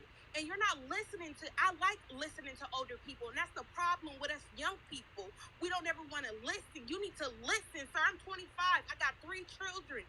And I'm happy to listen to anything in here that these people say to me. You understand what I'm saying? Because I'm trying to gain the knowledge. You're not trying to hear the knowledge, but I know that you're not even on our level because I seen you posted something about why. No, no, let me go. I want to be politically correct when I say this. Why do black people rebel against the government but want reparations? So I know that you don't stand for reparations. You is not even on code in any way, and that's why every time you in a room you get kicked out because you're not even FBA. Let's be honest. Speak. You are not I'm S. totally You against are not FBA. FBA, sir. I'm You for the are not. I'm You not are for not. You money. are I'm not. You for are not. our You are people not. controlling resources. Sir, you're not Control of FBA, sir. resources. You're not FBA. So you shouldn't even be speaking on this topic. You really shouldn't because it has nothing to do with you. Please. Don't nobody You have represent nothing FBA to in do with Mississippi. I never even reparations or heard of FBA. migrating or us migrating down there. You have nothing to do with it, right? Be honest. Do you have anything to do with it? Are you just coming in to kill, steal, and fucking destroy right now? That's what you're I'm doing. coming in to provide logical, strategic perspective. So I think I just have to cut him off because I lightweight was offended, but I'm still gonna sleep good at night. Because I wouldn't give a fuck what he thinks about us and our experience. Because this is an individual who's probably never done anything in their life worth a damn, but you want to critique us. That just sounds so foolish. It sounds like really foolish of you, sir. And I'm trying to be respectful and loving when I say this. I truly am. But you have people in this room with a wealth of knowledge and a wealth of experience. It should be an honor that you're even connected to anybody in this room to be able to reap this benefit of this wealth, this knowledge in our brains. You should be honored. And so I'm a little confused too. I'm very curious about, and so I think we've been infiltrated. Like, and you look at his background, right? The coiled snake. That is a sign of the Libertarian Party, right? They use that the Libertarian Party. They use the coiled snake. So the first guy was like damn near on the GOP, and this guy is damn near like on some like anarchy type libertarianism. I don't know. It's very odd, and so I Hey, just that was spot on. I've been vibing with this guy a little bit. We held a space the other day. I had to leave the space because yeah, he is on some straight up take over whatever territory he can take over and build his own nation on U.S. land. It's a different path that we are not on at all whatsoever, not even a little bit. But here's what's interesting to me is how many people in the state of Mississippi share this ideology. How many people are we going to encounter in places that we know we can, ultimately build enough population to vote out the current people in charge. And in Mississippi, I'm on the website. The governor's white, the lieutenant governor's white, the state secretary is white, the attorney general is white, the state auditor is white, the state treasurer is white, the commissioner of agriculture is white, commissioner of insurance. Like for someone to be living in a state and say that black people run the state when everybody in the government is white is just a little strange right there. But man, it sucks that there's people that are going to be out there that they just have these different thought patterns. They want to go out in the woods and build a little village and be in control of everybody who lives there. It sucks, man. Just sucks. No, I think he's only looking at the county or the local level, the the small town. He's not looking at the whole state. He's just looking at the county level or less.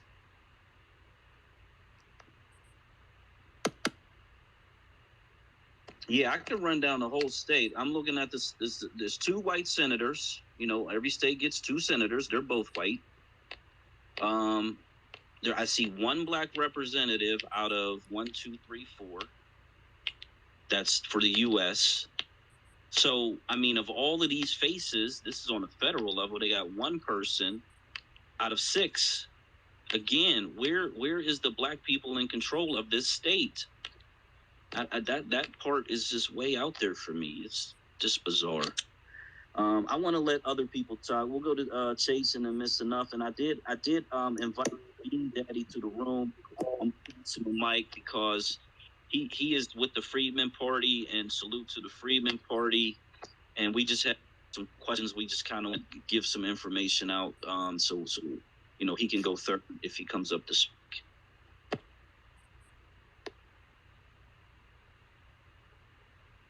Yeah, thank you, brother. Man, I'm looking at the state of Mississippi. I got some relatives that moved away from Mississippi because of racism and all that. And they got this thing down there called the Devil's Punch Bowl, and they also raise a certain type of people that would just let somebody come in and steal their grandson in the middle of the night and not do nothing about it. So, I'm like, I know they got some soldiers in the SIP. I know that. But I also know they got some scary ass coons out there that don't want to face reality. I can't sit up here and think about anybody giving me anything, any other form of payment besides cold hard cash or a check to go and get some cash. I don't want no crypto. I want no Bitcoin. I don't want none of that. Just give me some Benjamin Franklin's and all that. That is a blood debt that's owed to my ancestors. And I get it when somebody says, well, reparations is not at the forefront of my thoughts, but then, the next thing that's coming out of your mouth needs to be, what are you trying to build for black people? Because I'm all for reparations, but I know I have to take my skills and my talents to go build something for so that my folks can have something to use. That's why I got into software development, to build something for my people. And I'm all for reparations, but we can't walk and chew bubblegum at the same time. But, we also we're going to have to deal in reality. The reality is when you go pull up those pictures of the people who run the state governments in Mississippi, and you look at all of the past things that's been done in Mississippi, is making me wonder what type of people are they breeding out there. I'll land my plane on that. And that ain't no shot, that ain't no shade to those soldiers from the SIP. Like I said, I got family members that moved out of the SIP, so respect on them. I mean, I feel like part of y'all perception of Mississippi is due to this whole black civil rights movement and this idea that white people out here hanging people, and that's not the case. And y'all looking at the state level, but the state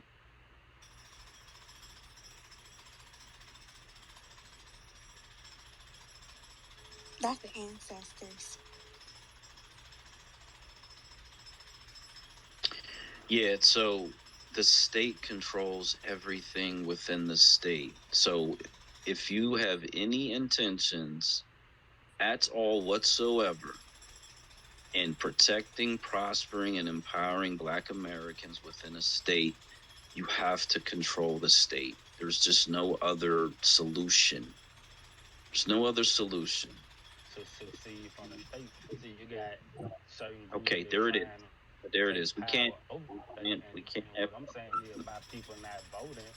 We not looking for the state to control us or the resources that we gather. And what I'm saying to the people is, it's not about a piece of paper or a currency. It's about control over the resources that's being.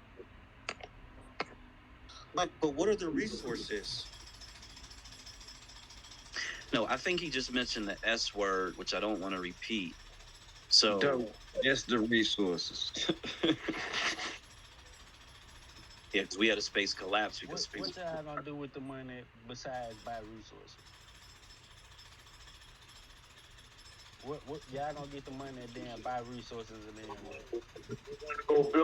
We're going to go build the town and make sure that we're separated from people who are not on code. Okay, so when they give y'all the reparations and y'all spend all the money utilizing the resources or gathering the resources to build, now you need more resources or more money to bring in more resources to sustain the community. So then, what y'all gonna go back to the white man and ask for more reparations? Okay, brother, let's unpack that. Let's unpack that for a second here.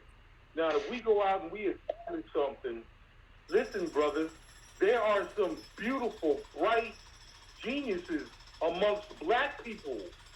Brother, black people have always figured out how to survive and how to build things with their bare hands and with their minds, not even knowing how to read, coming out of slavery, and created the majority of the inventions.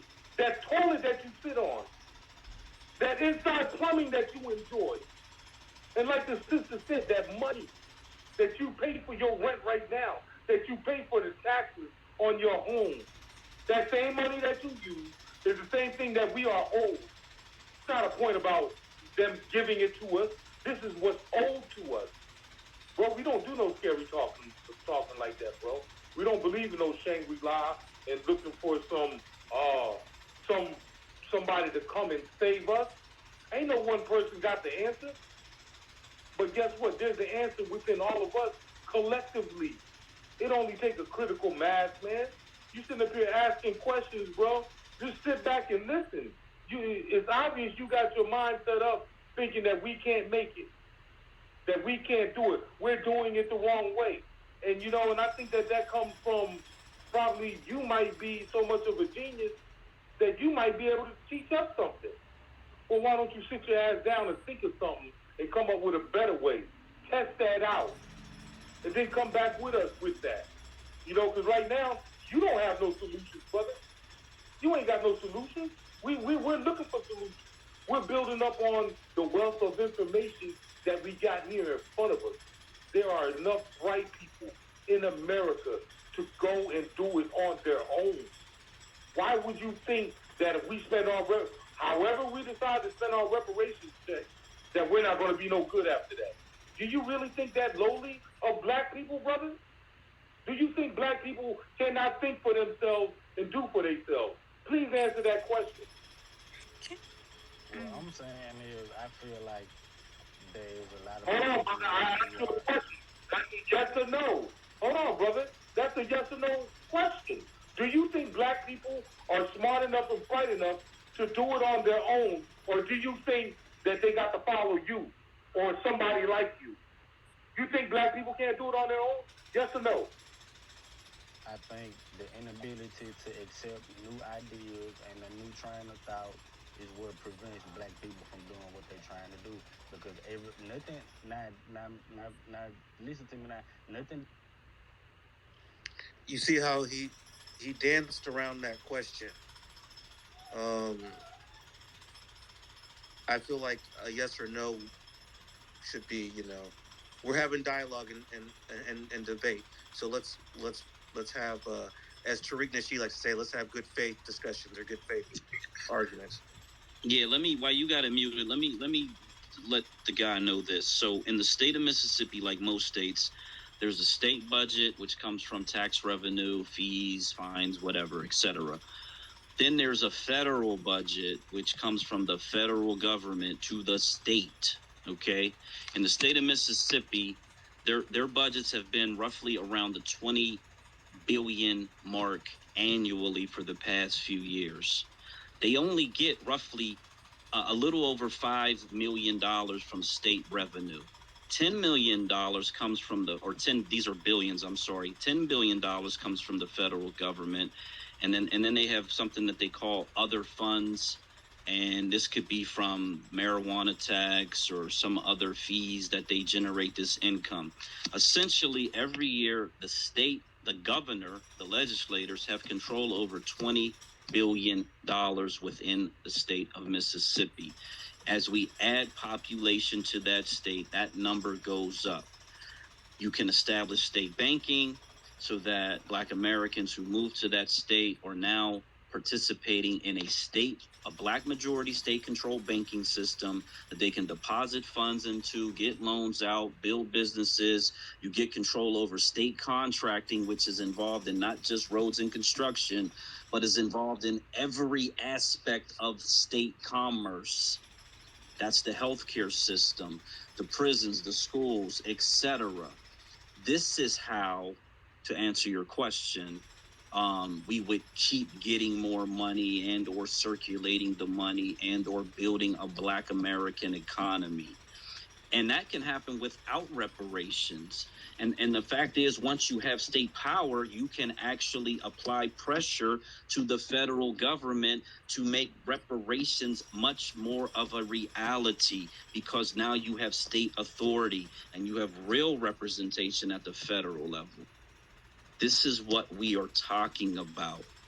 I heard the word secession brought up. That's not something that we're here to discuss. That is a pipe dream.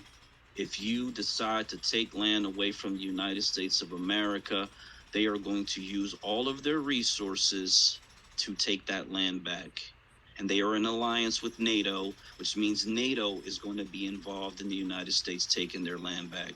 The same way they're in Ukraine, and they're sending all that money to Ukraine, even though Ukraine's not even a part of NATO yet.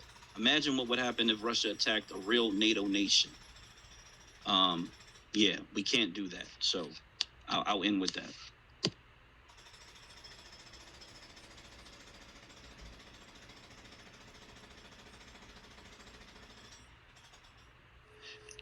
Can I say something? I just want to say, I don't know if you guys keep hearing him say y'all. Y'all, not us, not us. He keeps saying y'all. Like, are you not Black, sir? Are you not a foundational Black American? Who are you, sir? Because no, that's a Mississippi. That's a Southern saying, y'all. Okay, that's fine. But he also not only did that, he made a space and said, "Why do Black people?" I want him to answer the question. Why do Black people rebel against the government but want reparations? Can you answer that question for me? Because if you're, what was that about? Can you explain that? Well, to answer your question, I don't consider myself as a Black person because I feel like the Black identity is something that's easily manipulated, and not only that, it has too many ifs, ands, or buts. Anybody can attach themselves to the Black identity. So what I have done is recreated myself and given myself an identity, as well as my children and the ones around me. And what we doing is reinterpreting the experience.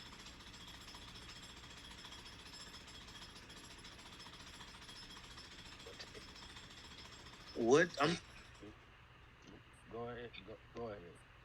Since you know, I didn't hear you. What did you say your ethnicity is? You is a federal agent. I don't. I'm just a man. Okay, yeah, let's move on. So yeah, being dad, being daddy, I forget the question. My fault. I can look at the DMs, or you could just, if you want to, just please ask the question, and we will definitely get you the answer. I'm gonna let this load. Man, I completely forgot what we was arguing about. But earlier when you was talking about starting our, that's pretty much what you was talking about a minute ago about starting our own economy and all that, and using that as leverage to pressure the U.S. government to give us reparations. That's what I was arguing about, though. That was pretty much my point. Okay, yeah. I mean, if that helped, I'll take some time to read through the. I don't know if it was that they were posted tweets, so I have to go through that. But I do want you to get the information. There are 3 people up here and possibly more that have the information to give it to you, because I want everybody to get the information and understand it. I think that gentleman was I know what type of gentleman that is, because I've run into those types before. They just want to create their own little nation somewhere in the woods. That's essentially what it is. So it's never really going to probably align with what we're talking about, and that's unfortunate. But can only hope and wish that one day he can see things from a different perspective. But yeah, so I'll just open the room up if anybody would like to come up to speak. Go ahead. So I didn't get my answer. He didn't get to answer my question. No, I'm just playing.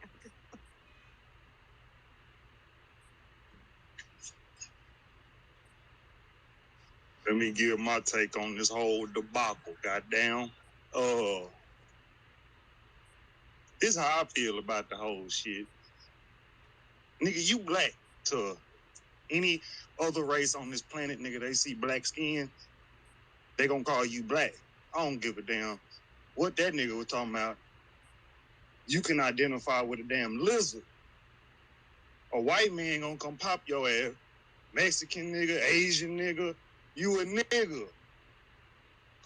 If your skin tone look like fucking LeBron, your skin tone look like Steph Curry, nigga, you a nigga. So whatever you call yourself, end of the day don't mean shit. I just wanted to say something about that, because the white man ain't gonna call you no man, he gonna call you a black man. Nigga, you black, you's a nigga. Mexican niggas get the same shit. Asians, but I'm talking about the black nigga. So when you black, white supremacy gonna attack you regardless if you feel like you not black or if you is. Now about reparations, we owed that shit. Ain't no negotiating. We ain't asking for the shit. We demanding. And if they don't give it up, it's a or else at the end of that shit. And that come with whatever. So the whole thing about this shit on Twitter, we can't talk about the retaliation against the nation that owe us. So I ain't gonna speak on what could be done to get the reparations, because niggas is too pussy these days to literally do what it takes. And that's go to war. They're not finna give us shit. So we ain't asking. You niggas gonna give it up? Or it's gonna be World War 40 around this bitch fucking with us? Real shit. And that's all I'm gonna say on that. I ain't gonna incriminate myself. Okay, thank you for that. Okay, so Bean Daddy, I got it. It was the conversation boiled around what some people call group economics, black economics, and how the difference between having black group economics to build a black nation versus the plan that we advocate for, which is seizing state power and really focusing on the politics. And so so the difference being, and I'm sure most people in the room can attest to this, and you probably are already aware, someone said it earlier, after the Civil War, with the creation of the Freedmen's Bureau, Black Americans were able to build hundreds of towns, right? And so they were practicing essentially group economics. There were the exodusters who moved out of the South into Kansas originally, then into Oklahoma. State Power mentioned Mr. Allensworth, who went out to California and established a black town. So that's all well and fine, and we can and we will ultimately repeat those lessons, right? The problem comes in, how do we protect it? So we can build anything we want. We can build pyramids in the middle of the desert, quite honestly. How do we protect it? That's the most important part of it. So the way that in this country, whether unfortunately or fortunately, the way that you protect anything is through state authority. And that the federal government is technically a state on the global stage. And within the United States, each state is a state authority. Anything below those two levels is subject to the upper levels. And so the only way for us, again, there's been a lot of tragedies in the Black community. I don't want to point one out or the other. You can just envision which one you want to think about. But when in some of the cases of some of these tragedies, when outsiders come into our communities and the law enforcement agencies are aware of these individuals and they sit back and do nothing about it, this gives us the opportunity to form our own intelligence agencies to protect our population from these individuals, from these groups. And I am exactly for that. Yeah. So that I was hoping that one day we could do that, but we kind of need we need an economy to support that, though. That was my point. I know guys like Claude Anderson has brought this up before, but Black America has this habit of skipping the economic side of things and going straight to the politics, and then wondering why it never works out for us. Well, because they're voting for people who look like them but don't represent them, and we are not doing that at all. We are going to establish Black political parties within these states. There's several states, anywhere from 8 to 10 or 12, depending on what map you're looking at. We focus in on a couple of the states because we really want our the people that listen to us, that hear us, to really start thinking about the states that we have identified. But you gotta, they kind of go together. Like your left foot is the economics, your right foot is the politics, and they gotta. And it's like you're running this race. I know Dr. Claude Anderson likes to use the race analogy a lot. And so using that analogy, you kind of want to be in a position to where when you cross the finish line, you got the economics and you got the politics working together. The way we vote today as integrated, scattered population that's captive in this country, politics will never work for us. They're not designed to work for us. And so the really only true solution for us and those who are like-minded, everybody can do what they want to do. Everybody's not going to come on this journey. But for us, the really only clear answer is we got to get control over these states, because the state is the largest generator of economic wealth within the state. It's the largest employer. It controls everything. It gives out the licenses. It regulates every industry. So, it's like if you could build pyramids in the middle of a state, who's going to give you the permits to do it? Who's going to, sign off on and authorize this and moving pipes and moving, electrical lines and everything else? When we control that part, we control everything. And that's the game changer. That's checkmate. At that point, again, we are in a much different relationship with not just this country, but really with the planet. So I'll end with that.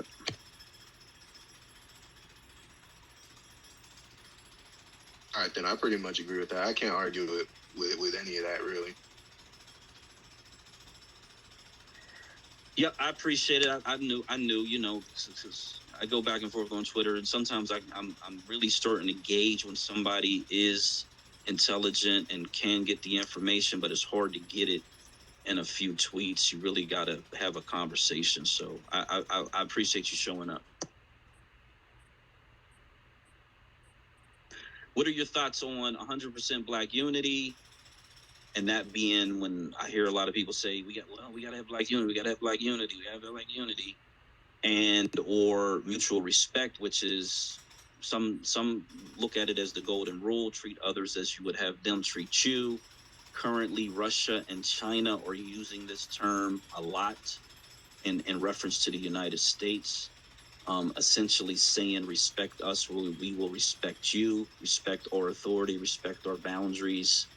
Do you have anything on that, on the topic? Which one do you think is more important? Gray, before you go forward, I'd just like to know, tell you guys that I have to leave. I'm having surgery tomorrow, and hopefully everything goes okay.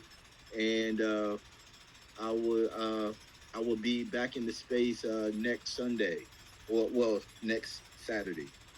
It's Sunday here in the Philippines, but I will be with you guys next weekend. I appreciate it, guys. Take care. Appreciate You're you. in our Safe prayers. surgery, man. Prayers for your We're surgery. praying for you. All right, thank you, guys. I just want to. I mean, that's actually a great idea what he was saying about the getting control of the states. But I actually think running for these local offices is actually where we should begin at, because if you start at the bottom, running for these local offices, that's about, I believe, like $20,000 to $30,000 if you want to run for city council or something like that, and then you start building your portfolio up against around these states in these cities, and you hook up with other organizations, if you know what I mean, like that. Or does that make sense, what I just said? Yeah, so we've been doing that. We've been doing that consistently for 150 years, roughly. They certainly interrupted us when the slave codes and the Jim Crow laws were put into place. But consistently since the 60s, we have over 1,200 majority black cities. Many of them are helmed by black mayors. I think there's like 50 plus black majority counties. So it is a good idea for those who are intent on staying integrated in white society, if they think that's the way to go, to just basically keep doing the same thing that we've been doing. But again, what we talk about here is actually taking control over local, county, and state government. And the only way we can do that is we have to have a majority of the votes. We have to have our people concentrating within these states, so that they are the people who say, integration's not working out for me. It's not working out for my family. I don't see it working out ever. They're done with it. And so they want a different option, and we believe this is the best option for those people. Again, there's going to be some people who say, I got a good job, whatever. I bought a house. I'm happy. I'm content. They're comfortable. And so they're going to stay inside of these white states. And, God forbid the events that we've seen over the last week or so continue, for the people who decide to stay in those white states. That would be very, very unfortunate, from my perspective.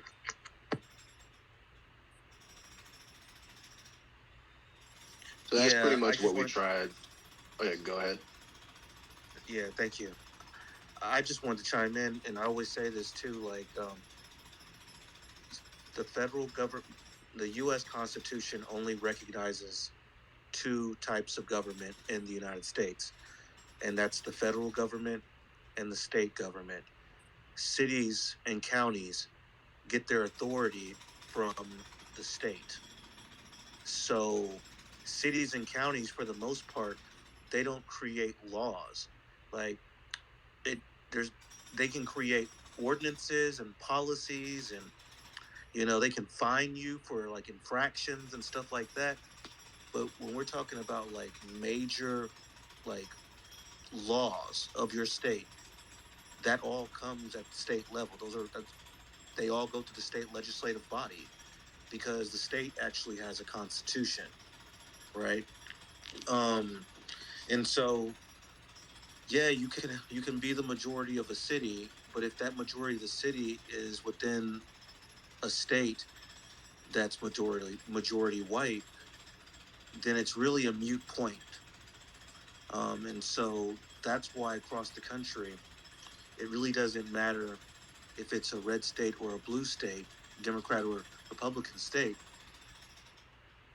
Black people aren't doing well across the country. You know, they're not doing well in the rural South. They're not doing well in the north, up in the north, Midwest, or out west.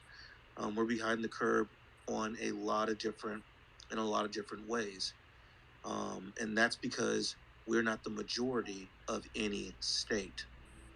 We are a minority in every state, and so that makes us a stateless nation. That's my new term that I'm actually pushing right now. Black Americans are a stateless nation. We are 14% of the United States, a country made up of states. We should have control of 14% of this country politically for us not to be a stateless nation. And so that's the reason why we're in the situation that we're in now. We don't wield any authority in any state, and there's an illusion.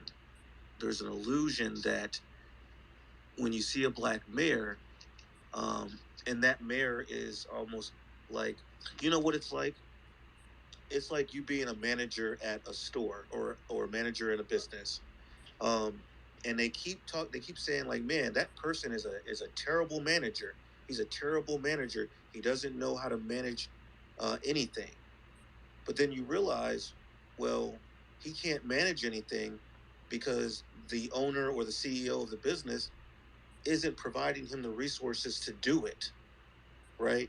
And so the state is the CEO, right? The state is the CEO, and if they're not giving the resources to these cities,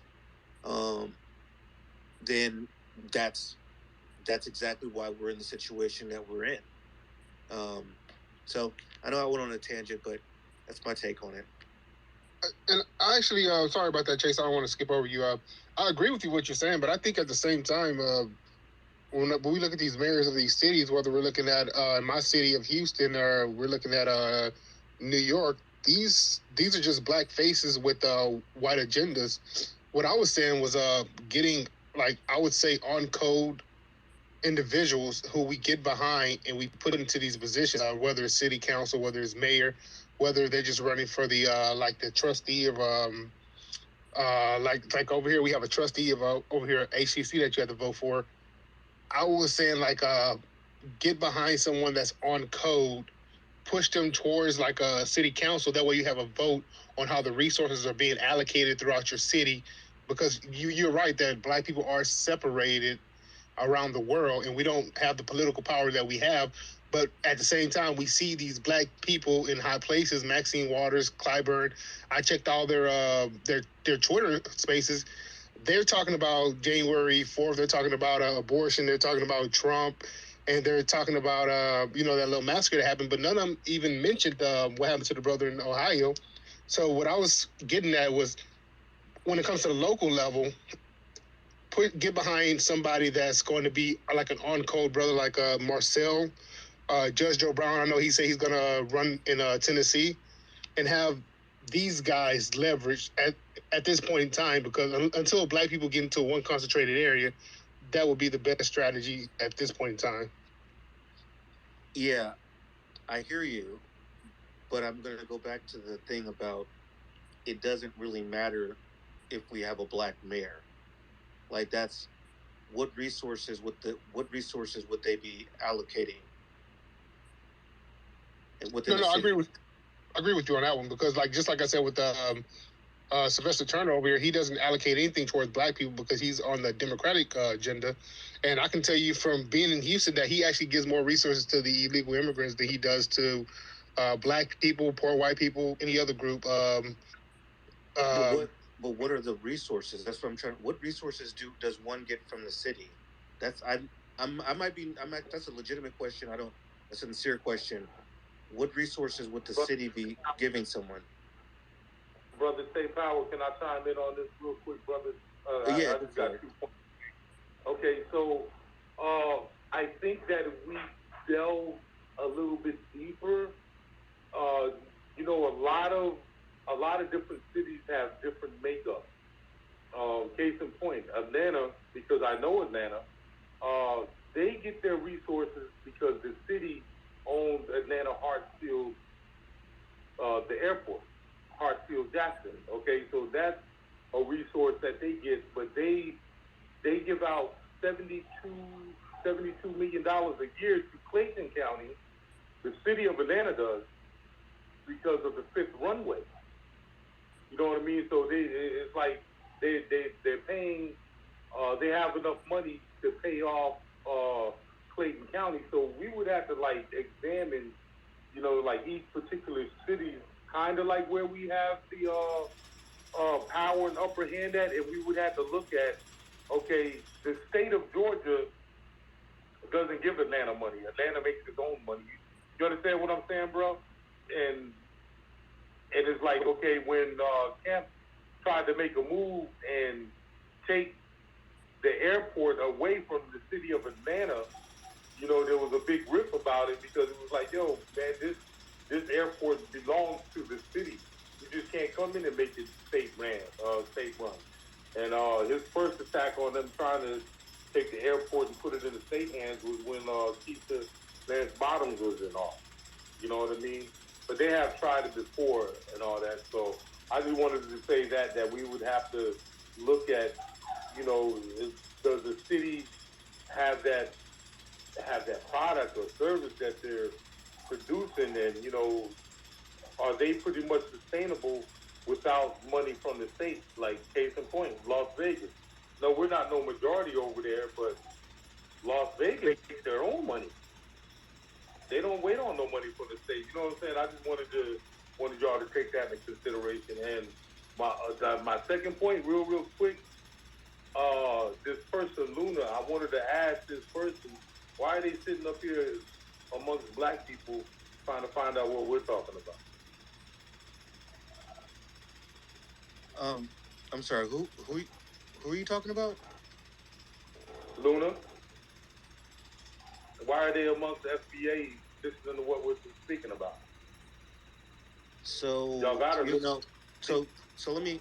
So spaces are public. People can come into the spaces, even if they're Absolutely. like not.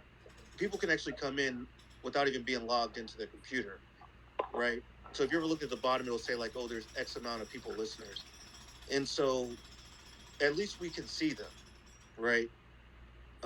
I just feel like it's better that at least you can see people because people can come, they can listen to these spaces. But what I wanted to say is I wanted to because we're not talking about anything crazy, right? I mean, we're not.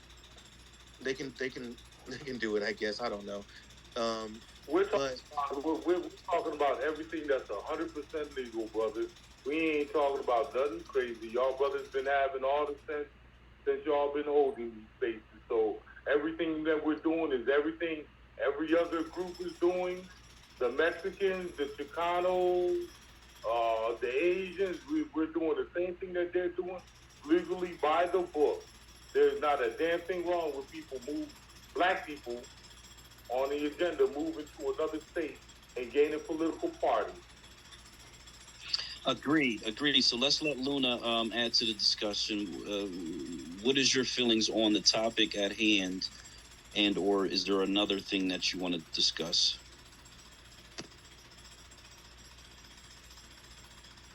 Yeah, you got to unmute your mic, Luna. You're up.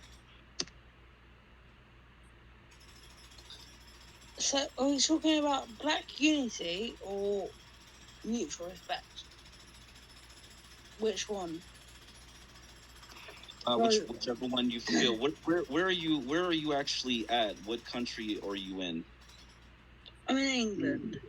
You're in England. Okay, so okay, great. Yeah, go for it. So which one? Which one, boys? Do you want black unity or mutual respect? What are we talking about? Because you can't. Because honestly, in my mind, you can't have both. unfortunately, we can't. I am black. We can't have both.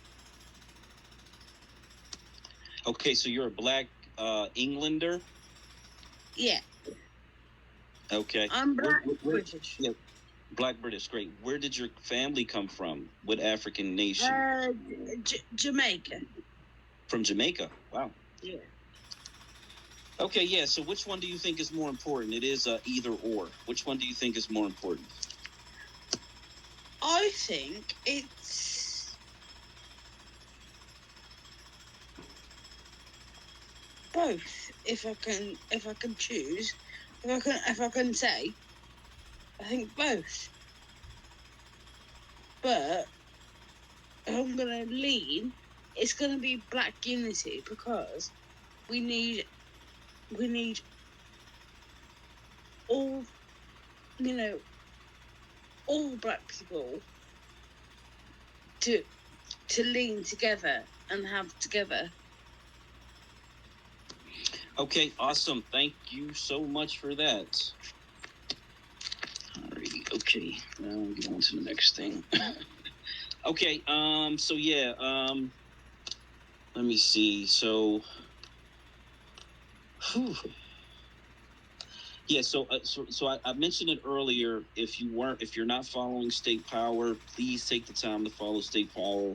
He held his first space earlier today. It is a military focused space, Black American military personnel, active duty veterans. If you know someone in your family who served, please get them in connection with State Power, because we really want to build our Black military personnel, get them connected, get them in a certain position to where they become the leadership for our community.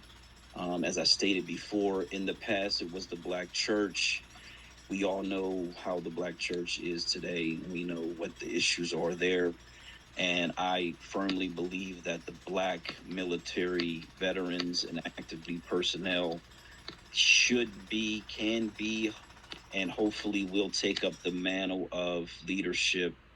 And so he's gonna really be leading that charge. So look out for spaces. If you have anyone that you're connected to that is in the service or that is a veteran, please send them towards State Power so they can connect up, and let's just keep building.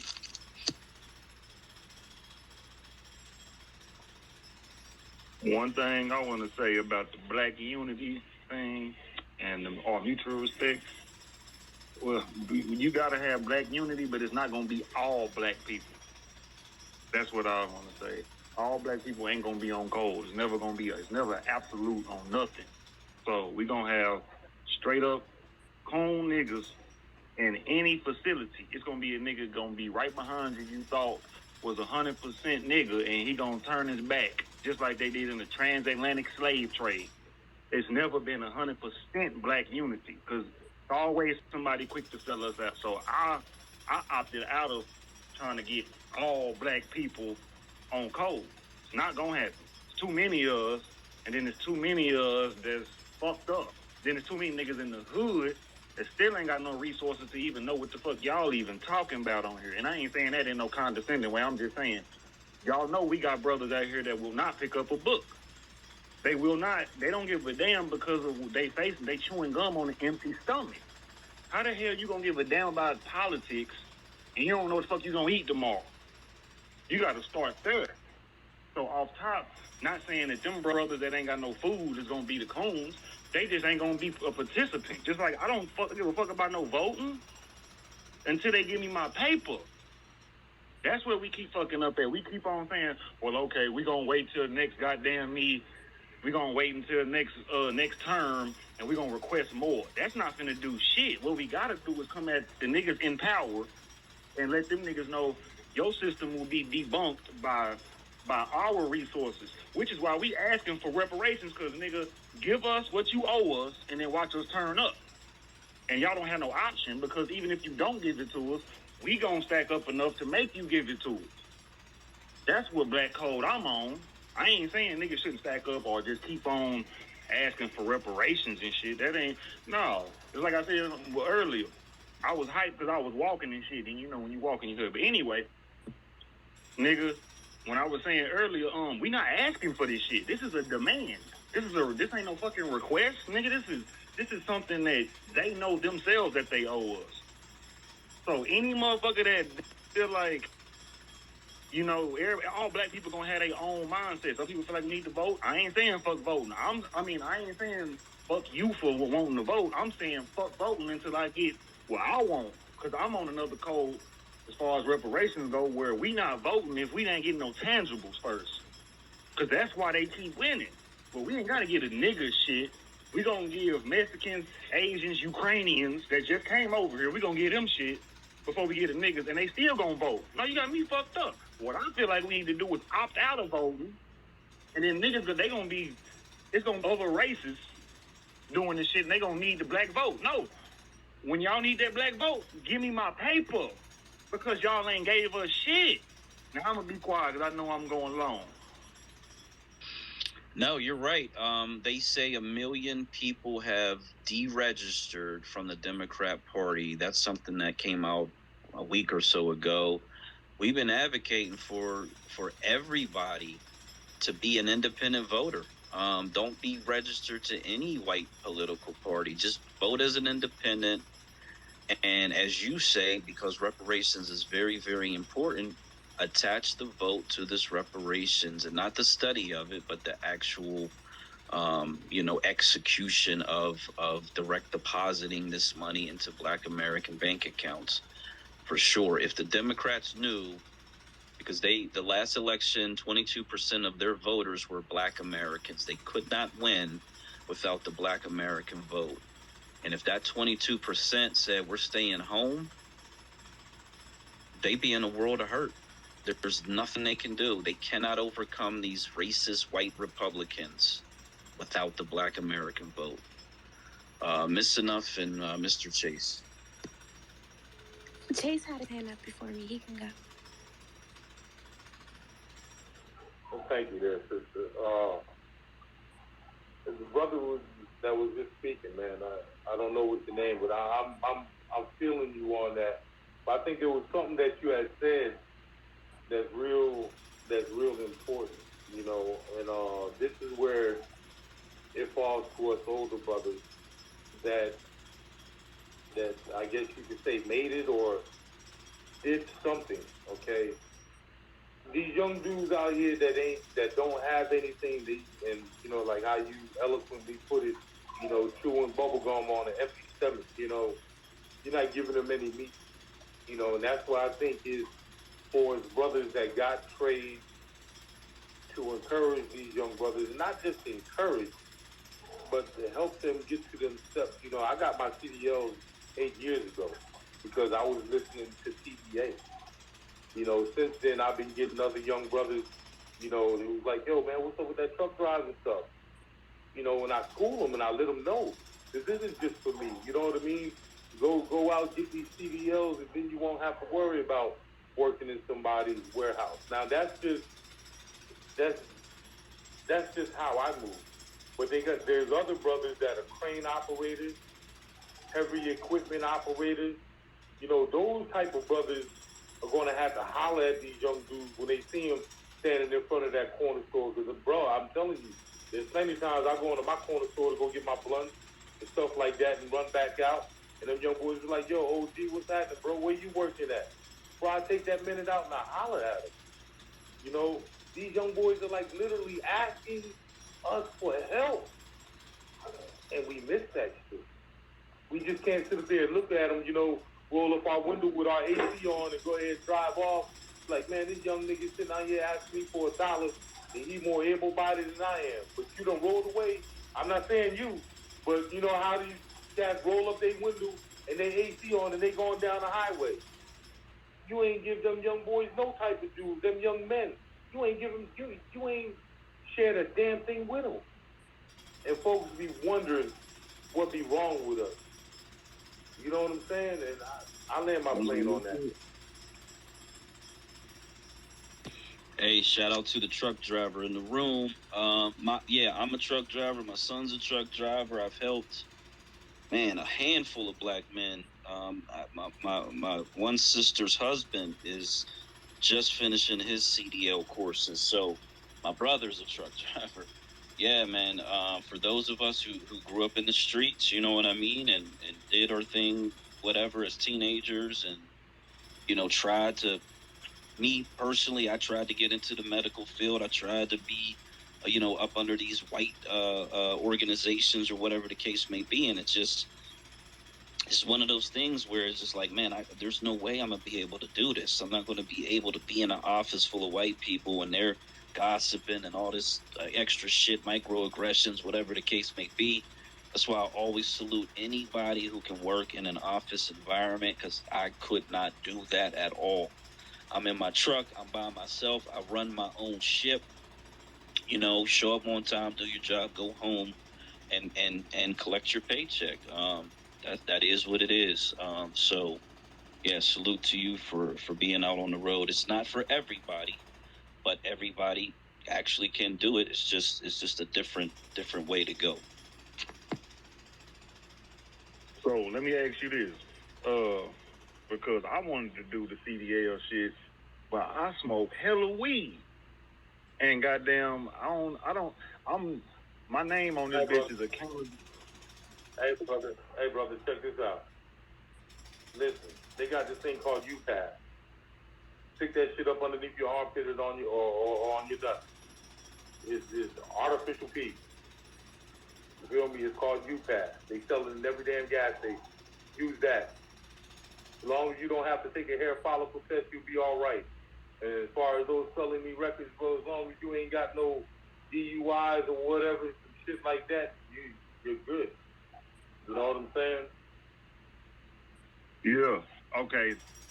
That's good game because yeah, but I got the discipline enough to stop smoking weed if I needed to, but you know what I'm saying, I still got like another vice. But that's another story. I was trying to say, like, I did want to do the CDL shit because I listen to TBA too. I listen to Jason Black from time to time when he pop up and shit.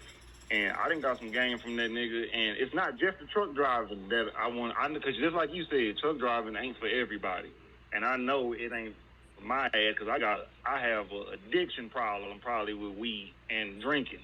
So I was thinking more because he said something about tech. I know they probably still drug test for any damn thing, but tech and electrician, tech and something else.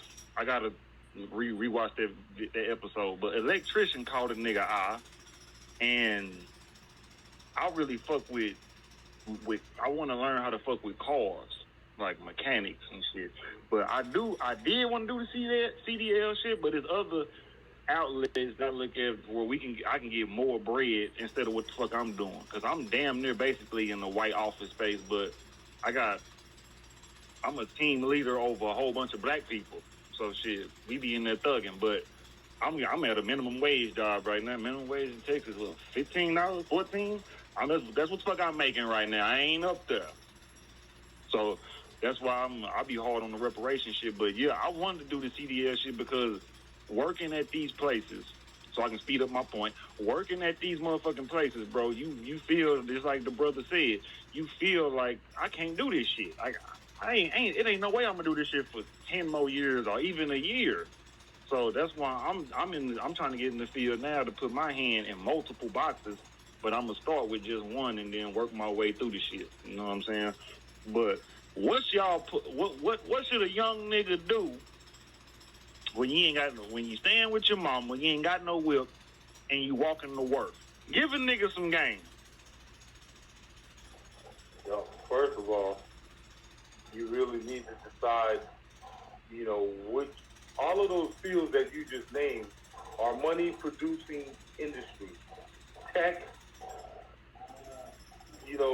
logistics,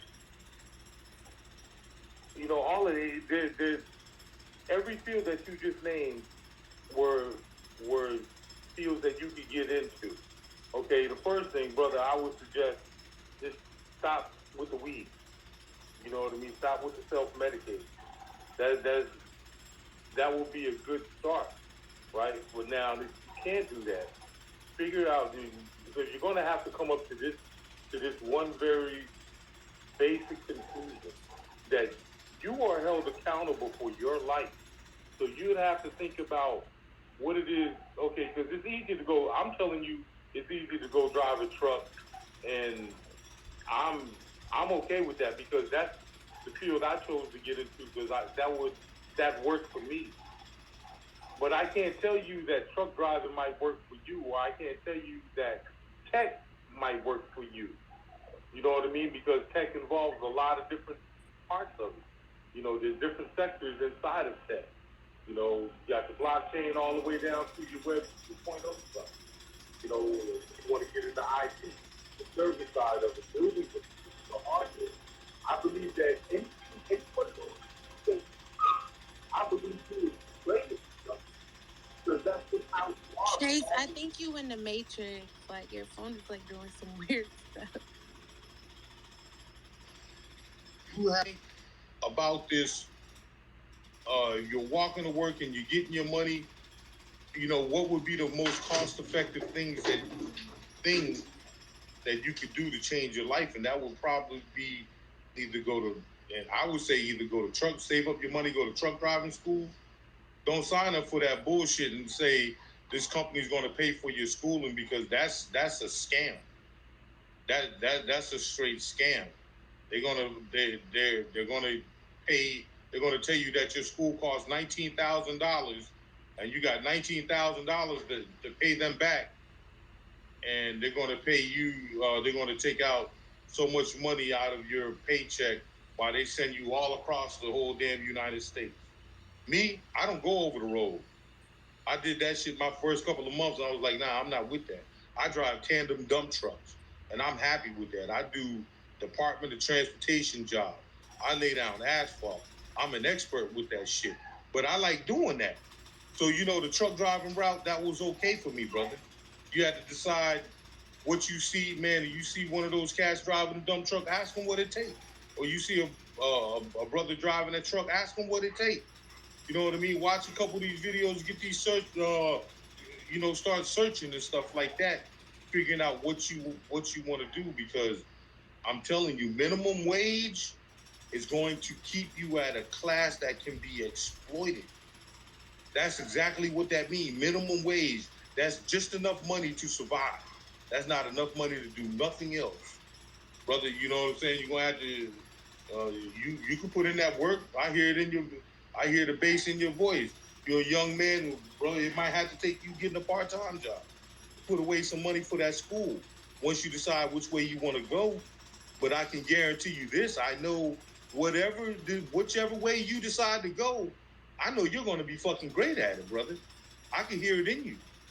So whether you go to be a truck driver or an IT tech guy or a blockchain guy, developer, whatever way I know you're going to be good, black man.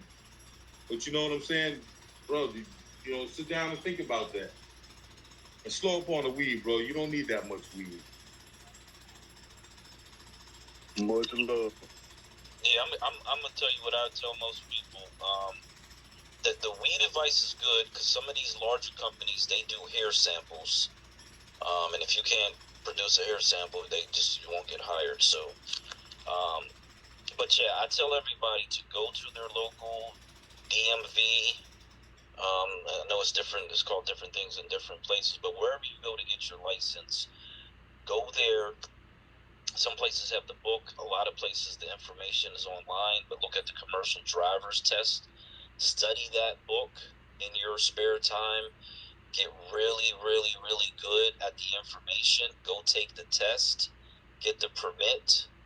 Once you have that permit, there are companies that will hire you because there's such a need for truck drivers today. A lot of companies will train you on the job as long as you have that permit in your hand. That's how my son got hired. That's how my brother got hired. So I know Waste Management had a thing across the country where they were taking people that didn't even have the permit recently. So, and once you get into it, like there's different levels: Class C, Class B, Class A. Anything that's not 18 wheels, roughly, is a Class B, and that's the dump trucks, the garbage trucks, the furniture trucks. There's a lot of jobs out there, and if you do that for a year or so and then decide you want to move up to a bigger truck, again, get the permit. I can almost guarantee you're going to find a company that'll train you. So go that route, and that's not going to cost you more than what it costs to take the test. Instead of going to school, you know what I mean? There's so many YouTube videos about trucking that if you really want to be in trucking, they can literally teach you how to drive a truck on the internet. And the other thing is, a lot of these companies are getting automatic trucks. They're trying to phase out the 10 speeds, the 15 speeds, whatever the case. So some states have an automatic restriction, which kind of limits you a little bit, but that limitation is really going away now because, like I said, a lot of these companies, they just need drivers, so they're getting automatic trucks. So I will end with that.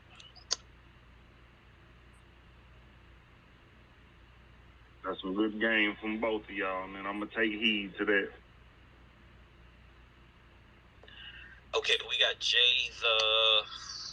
Yeah, it's me again. Yeah, my phone cut off earlier. I know I was talking to that guy about, we were talking about city council. Hey, I was going to ask account, what part of Texas you are? Because I'm over here in Houston, Texas. And I actually was thinking about, like right now I'm a loan officer and I work at a call center from like 2 to 10. And I was actually thinking about like investing in a food truck, man, because like the part of town I live in is like a food desert. So I think that's like a big entrepreneur investment that actually will pay dividend. I stay in Fort Worth, Texas, one of the brokest goddamn cities in the world, but it got a high population. But yeah, Fort Worth, they not short on food at all out here. But I feel you, I ain't never been to Houston, so shit. I mean, I don't know. My brother getting into that shit, and you know, because I actually know a guy that. Hey, brothers, can I tell you, man? Listen. They got some brothers out there making $300-400 a day just driving a water truck. You don't even need CDLs. You know what I'm saying? They are on them oil fields. They got guys out there just driving water trucks, bro, and making a fucking killing. I know a couple brothers personally myself that left Atlanta and went down to go drive in Texas. They go down there for about 9 months and then come back around Christmas time, bro. Bro, y'all y'all right there in the state where they paying the most money for truck drivers. And you walk, man, come on, bro. And you walking to work, man, bro, stop. No, look, okay, this shit I'm going through is, I ain't making no excuses, is it? It's mostly my fault because, you know what I'm saying, I done had buku money, not like selling drugs, but I'm saying I done had jobs where in my younger days where I should have been stacking, and then I should have been in a different position right now. So you right, I'm bullshitting. But, you know, I'm going to get off subject real quick and I'm going to get back on. I ain't blaming my daddy, but I'm blaming the absence of fatherhood on me kind of just roaming the hood thinking that fast money was what there was, or looking up to rappers and shit. I'm one of them niggas, you know, that in the past I was one of them niggas in the streets thinking, hey, this is where I'm gonna die at type of shit, on some Tupac shit. So now I just recently, like since 2019, before 2018 is when I kind of started watching Jason Black and Tariq and shit and Hidden Colors. So I started thinking, I'm like, oh, I'm not one of them niggas that was mad saying, oh, they talking shit about me and my situation. I looked at my situation like, no, these niggas must know what I'm going through. So I'm recently transferring my energy from street nigga shit like 4 years ago. So I still got that, you know, that hopelessness. Not that I'm hopeless, like I got hope, but I still got that bug inside a nigga that's like, my nigga, you might die broke. I think every black nigga got that ain't got no paper yet. That nigga thinking he gonna die broke. That's one of our illnesses in the mental. And shit, that's where I just kind of escaped from. I just escaped from that mindset, and I'm like, all right, well, shit, nigga, you gonna have to push forward have to cut some shit off. You're gonna have to cut your vices off or some shit. And I'm cutting down on what I do, but it's still like when I'm without my shit, I be fucked up. But back on the point, yeah, I'm in the city where shit, everybody moving to it, everybody, that's where the money at. But my position, and I'm gonna get off, and then I'm in the point. My position right now is, nigga, I can't even tell y'all my business like that, but it's like I'm stuck. Like I don't have no choice but to walk. If I don't go to work, like if I don't get no check, it's over with type of shit. That's where I'm at right now. I just got out of. Matter of fact, I've been homeless since 2016. When I first got kicked out of my mama's house when I was at a younger age. And then now we in 2022. I just got off being homeless again in 2020. From 2020 to 2021, I was living in my car. They took my goddamn whip because it didn't work and it was sitting in the parking lot too long. But yeah, long story short, nigga, I've been out here homeless already. That's where. So if I lose or not, if I quit this job and I try to do something else, I don't have a foundation enough to. Okay, let me go here and then come home and then try again tomorrow. If I fuck around and let some of this money go, it's gonna be go to sleep on the concrete and then try to get a CDL. So what? I ain't trying to stay on the CDL topic, but I'm more trying to tell y'all that nigga, it's a lot of niggas like me stuck. Like, okay, if I make this choice, I drop dead for a minute, like for 2 months. I gotta figure out what the fuck I'm gonna do. Or you can just drop dead, go through it, and then still try to reach the top. That's where I'm at right now. I'm kind of to the point where, nigga, I'm just gonna be on the street going to work. Well, I would say it's always good to plan ahead, man. I understand your situation.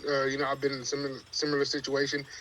I would say if you do want to do the CDL thing, man, you probably have to push through it. Keep your job that you have right now for survival, and think a month or think 2 months ahead. And you most definitely, bro, you have to have a emergency fund, man. Either put like $20 back a week, keep an emergency fund. You never know what might happen, man. But I would say plan like a month or two ahead, man, because you sound like you're in the right space, man. You want to do better, and that's what most people need to be doing. Some people are actually content at working at these low wage jobs, and unfortunately, I see a lot of brothers and sisters, to be honest with you, that they're content at working these low wage jobs instead of becoming entrepreneurs. Like I said previously, I live in like well, not my neighborhood, but the neighborhood right next to me is almost like a food desert. Like there's like 2 food spots, and they're not even good food spots. There's like a freaking McDonald's and a Jack in the Box. So I see a lot of opportunity for people like, if you want to open up a food truck. I see Hispanics actually coming in black neighborhoods selling their food and making a killing because these food trucks be loaded. And I'm pretty sure I know black people over here in Houston, Texas can do the same thing as they're doing. You know what I'm saying? Yeah, that's some real shit. The Mexicans is making a killing too. I see a goddamn taco truck every corner.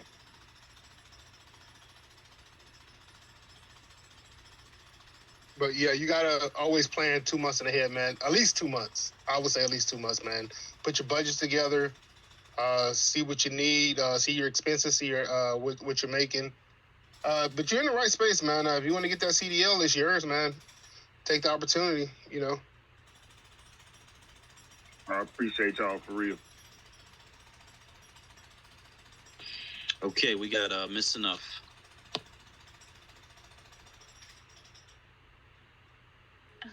Sorry. Okay. So I just have something to say to you. So I have been working, now that I quit, I can say this. I have been working at Walmart for like since I was 18. It's about 6 or 7 years I've been working. Dang. Yeah, for a while, okay? But when I left there, I was an assistant manager, but I finally left and I enrolled in school to get my business license, my business degree, so that I can open doing hair. And the only reason I had that opportunity to do that is because of my husband and him passing away and the money that I put away. So I'm very happy about that, but maybe you could even look into going to school for something like online, seeing that you still have to work because you don't have that that the financials to just quit your job, because I know it was really hard for me to quit my job too. So, but yeah, maybe you can look into going to school. I know it's hard because a lot of people don't want to go into debt, but um, I won't be going into debt, but because I planned it out by the grace of God, and because I was able to get grants, and I was able to being in foster care actually was actually a good thing. Not a good thing, but it actually benefited me to get a lot of grants and stuff. So just look into stuff, and I know like I never been homeless, but I know that they have some type of stuff. I don't know if they have it down there. I know like in California they have not a lot of resources, but I know they do have some resources to help, like especially men like you that's actually trying to get out there and actually trying to accomplish something. But I'll end my mic. That's it. Thank you. Well said. That was well said. And also on the school part, dude, I had went to University of Houston downtown, 4-year degree. It wasn't worth it. Go to a community college, save your money. Don't even worry about the 4-year plan. If you have to do a 6-month program, a certification is actually just as good as a degree. Take it from me, man. Oh, I'm taking all the game, man. I be in my own world. Sometimes I'm that nigga that be thinking, not that I'm right all the time, but I'm like, shit. Sometimes I be like, well, maybe I should just go with my own thoughts. Then I go with my own shit, and then I be lost in the shit, and then I be like, I need some damn help. And then it's a recycle all over again, because the spiritual and mental and the financial war these white motherfuckers playing on us. And I'm feeling every bit of the shit. But yeah, man, I appreciate all the game y'all giving the nigga, but for sure, I'm gonna take heed. Oh, for sure, bro. Like one of my, I don't want to overtalk, but one of my goals is this is the reason I want to get into this, making some extra money and open up my own little, either 1 or 2 food trucks, because I actually want to go to, not live in Louisiana, but since I was traveling through there to go to Florida recently, casinos everywhere, man. I would love to go there and open up a casino. You know what I mean? Because we don't have enough black owners doing a lot of things. You know what I'm saying? And I feel like say if we did have more black entrepreneurs, whatever business you want to own, then you will be able to hire black people. And we already see, like you said, the economic side of how we're struggling and everything. And having more black entrepreneurs, I think, will give more opportunity to more black people. Hiring wise, because like who would take care of black people better than black people? Facts. Them facts. Man, that was a really good point right there. Yeah, absolutely. We know none of these other groups are going to take care of black people. So just starting from that point, it really is. It's we are all we got. It's that type of mentality that will get us to the place that we got to get to. So yeah, absolutely.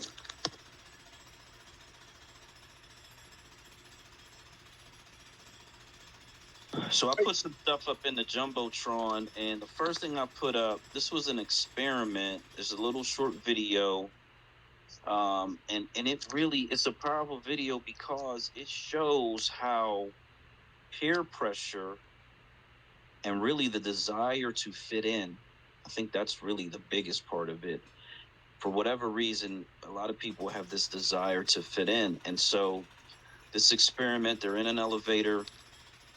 The one woman is the person they're experimenting on. Everyone else is in on it. And so she goes into the elevator. She faces the right way, which is towards the front door of the elevator. Everybody else faces the back of the elevator.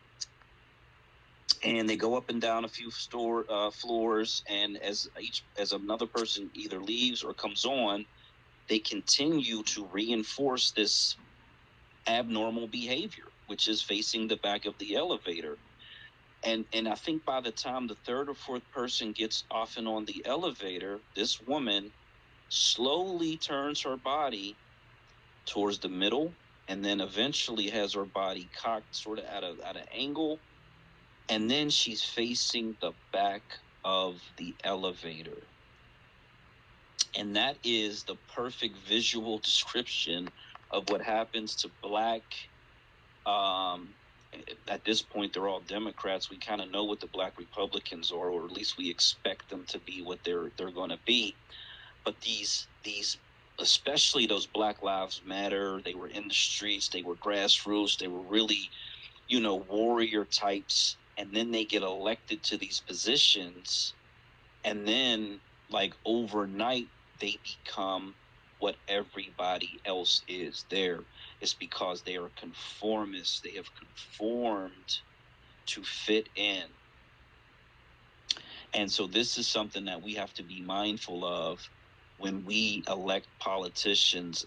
State Power talked about it either in this space or the other one about recall elections on the state level. Now, we can recall governors, all the state elected positions, but on the federal level, unfortunately, they do not have provisions to recall those people. So we got to really be making sure that we vet these people. We hold them accountable. If they go rogue, and quite literally, if they go rogue, then we gotta apply pressure almost on a daily basis. The good thing is you will have the entire state government, working towards that goal. It's much different than if just a few groups, grassroots groups, are screaming and saying, "Oh, we don't like this person," blah blah blah blah blah. With state authority, state power, drafting whatever to either try to get that person censured and or limit their power in some way, shape, or form. There's got to be mechanisms where we kind of get these people reined in if they decide to conform to whatever the politics are in Washington, D.C. So it's a very short video, but this is how something like when we talked about the office environment. There are people who are going to go into an office environment and they are going to conform to that office environment, or they're going to reject it completely. And as the gentleman stated, they're just going to feel like I can't. There's no way I'm going to be here for 10 more years, let alone 10 more days. When you start feeling like that in a job, it's definitely time to get another job.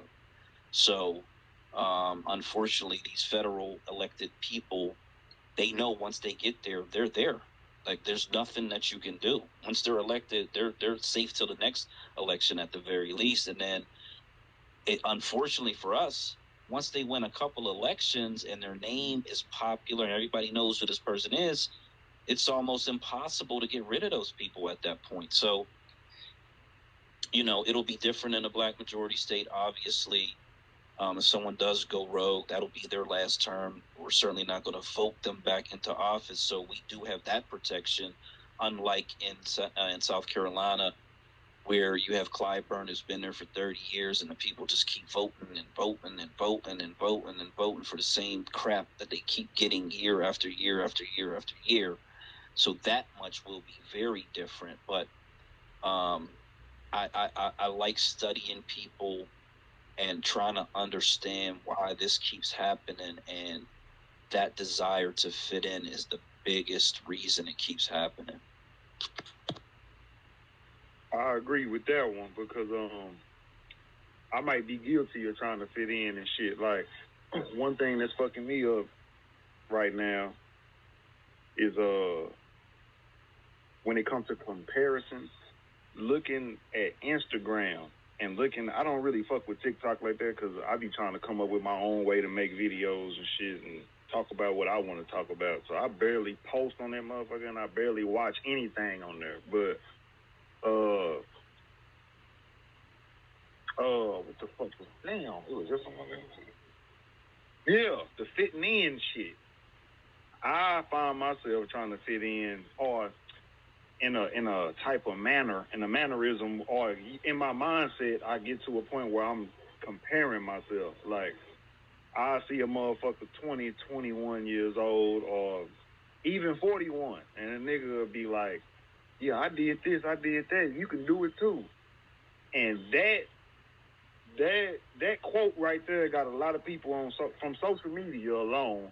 A lot of motherfuckers is following influencers, and the influencer is selling them a dream.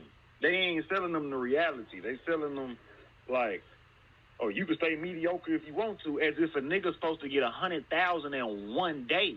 That's what they selling to you. They selling it like, nigga, you just too lazy. And ain't nobody really lazy. It's just the lack.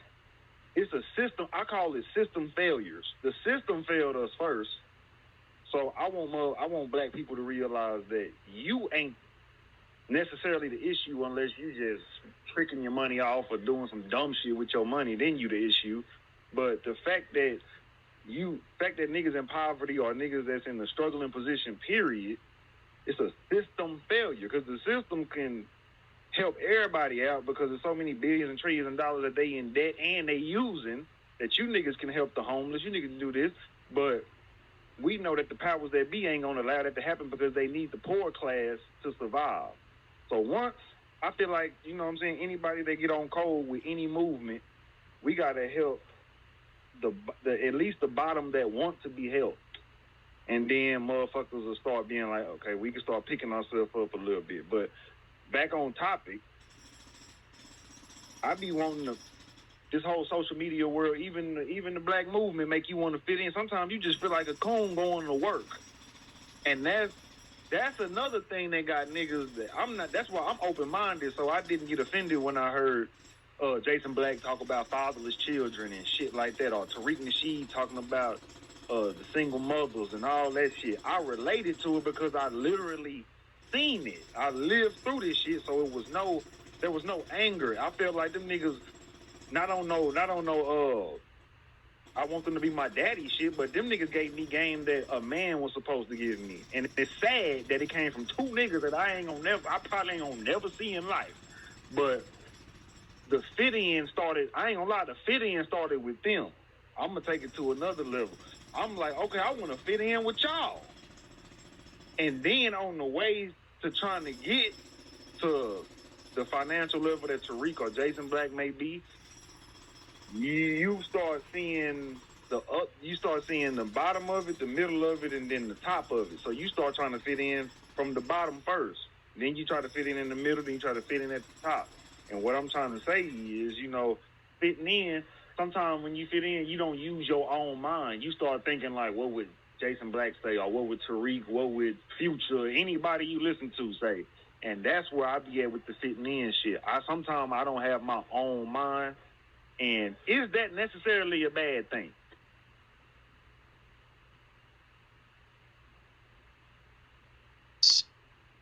Yeah, so man, that's wow, that was powerful right there. And that is very interesting. So we talk about black voices and black leaders. Malcolm X talked about the difference between leaders, and at the time he talked about entertainers. So there is a difference, and that requires discernment for us to be able to understand the difference between someone who is leading our people to a predestined goal versus someone who is, whether they're entertaining our people, they're providing a service to our people, whatever the case may be, well-intentioned, good people, nothing negative to say about them, but at the same time, where are they leading people to? So that requires discernment on everybody's part. It is an interesting function of social media that you do have influencers, even in the black community, that are influencing people to think a certain way, do a certain thing, buy a certain product, whatever the case may be. Man, this is a massive psychological experiment. It would be so nice if some of those very large platforms use their platforms to really, really, really empower Black America for whatever goal. Like, we have our goal. We want to find like-minded individuals to help reach our goal. But whatever the goal is, it would be awesome. And I love that I've seen some of those black voices use their platform to help uplift, individuals who ran campaigns and whatever the case may be. Gotta salute them for that. But at the end of the day, I'm kind of. I think a lot of us are maybe we're fatigued, maybe we're somewhat burnt out, and maybe we're at the point where we're like, we just want to see results, which could be a good thing, because we're kind of like the one gentleman who was in there earlier, like how long is that going to take, And I understand that, because no one wants to think about something that's going to take 10, 20, 30 years to accomplish. So we want to see results at the end of the day. So, but I am very interested in the idea and the phenomenon that people are starting to think in terms of what does this personality think. That is very powerful, and it can be used for good or bad. So that's kind of mind blowing right there. Man, I'm gonna tell you one I think about all day. I got like certain women in my life, you know what I'm saying, and it's like now I'm cutting them out like a little bit, kind of like, all right, you know what I'm saying. This shit ain't. I can't be fucking with you, and I ain't where I need to be. But I fuck with her because she fuck with me. You know what I'm saying? Or the woman fuck with me at my lowest at the moment. But this is where Jason Black come in. Y'all know how that nigga come at you when you broke, man. So shit. That's where what would Jason Black or what would Jesus do kind of mindset come in, and that's where I end up in a big ass anxiety rush or depression, because I'm sitting back and I'm like, okay, how should I analyze this shit? How should I handle it? Should I, and then I'm a spiritual nigga at that. You know what I'm saying? I'm with the black shit, I'm with all that, but I also feel like it's a spirit.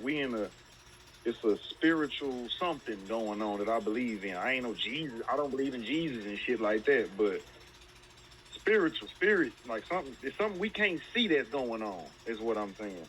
So sometimes when I think, like when you think and you start trying to be like, what would such and such do? You feel like you're not yourself. So then you go back to your own mind and be like, okay, how the fuck would I handle this shit? Because the spiritual world would tell you that the universe don't do no shit that it ain't already created, or like we living in a simulation type of shit, right?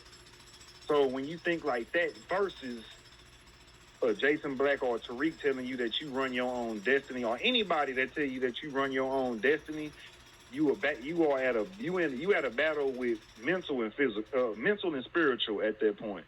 With me, this is what I go through, and sometimes I put my spirit before my mind, and I put my mind before my spirit, because who knows what the fuck is going on in this world.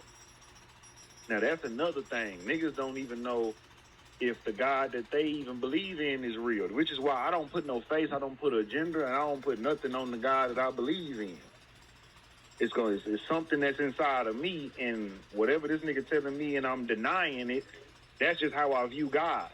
If I deny something that he said and I get the bad result, that's also something that come up in my head like, well, damn, did I disobey the God inside myself? So it get real difficult. Sometimes it ain't too difficult. Like as far as what them niggas be saying about white supremacy and how we need to get our economics straight, I'm with all that shit because it's blatant. That's to the point. But it gets to a point, Jason Black like to call shit pseudoscience. You know what I'm saying? Which means it's just some shit that ain't been proven. But, with the mind of them niggas, you know what I'm saying? When you listen to both of them, they make you get on some militant shit. And then sometimes life make you get off the militant shit, and then you get on your own brain, and you feel like your own brain is not better than these two people that went through life. So that's the hard shit about it. It's like, okay, should I go through my own experience? And but just like Robert Greene say, the nigga that made 48 Laws of Power, nigga, he say, fools want to learn from experience, and the masters learn from the masters. That ain't what he said, but basically that's what the fuck he said. The first sentence is what he said, but the last one I kind of just went off the head with it. But that's basically what he was saying. He was like, the masters just learn from those that went through the experiences and you learn from that shit. You know what I'm saying? So it's a big ass mind boggle that I go through, and I know a million other motherfucking black people going through. So it's like that's the thing of fitting in. We got so many ways to fit in now that it's like motherfuckers don't even know if they want to paint no more. People don't even want to rap. People don't know if they want to rap. They don't know if they want to do art. They don't know if they want to truck drive. They don't know what they want to do because the world is telling you you can monetize damn near anything. And then when you broke, motherfuckers start thinking of just like, okay, well, where I'm gonna get the money at? They not putting no passion into it. It ain't no forethought. It's just how I'm gonna pay the bills. So that's another thing of fitting in. When you try to be a motherfucker that's already on a level that you trying to reach, I feel like it's another thing Robert Greene said. You gotta watch the niggas that's on your level. Watch the nigga that's 10 times better than you, not the nigga that's 100 times better than you. So that's basically that's all I'm trying to say.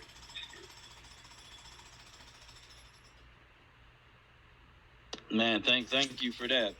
Wow, I'm just I'm still just like shocked, man. Oh my God, it's crazy. Miss Enough got her hand up.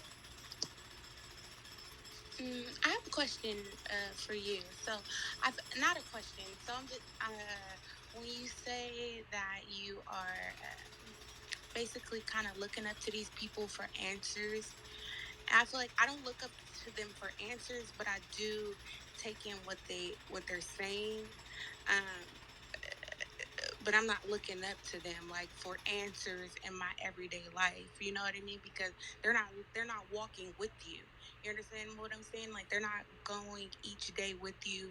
They're not going to your job with you. They don't lay down in the bed with you. Like these are just people that are online and they're basically trying to tell you, I guess, like their experience or what they've learned by reading books. And I think doing your own research, taking what they have to say, but also doing your own research would be a good thing. You know what I mean?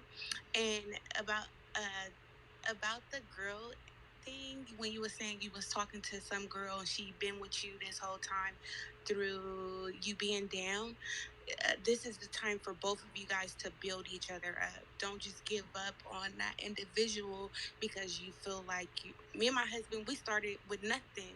You know what I mean? So, you know what I mean? Don't automatically assume that you have to give up on her. Just figure out together what you guys want to do.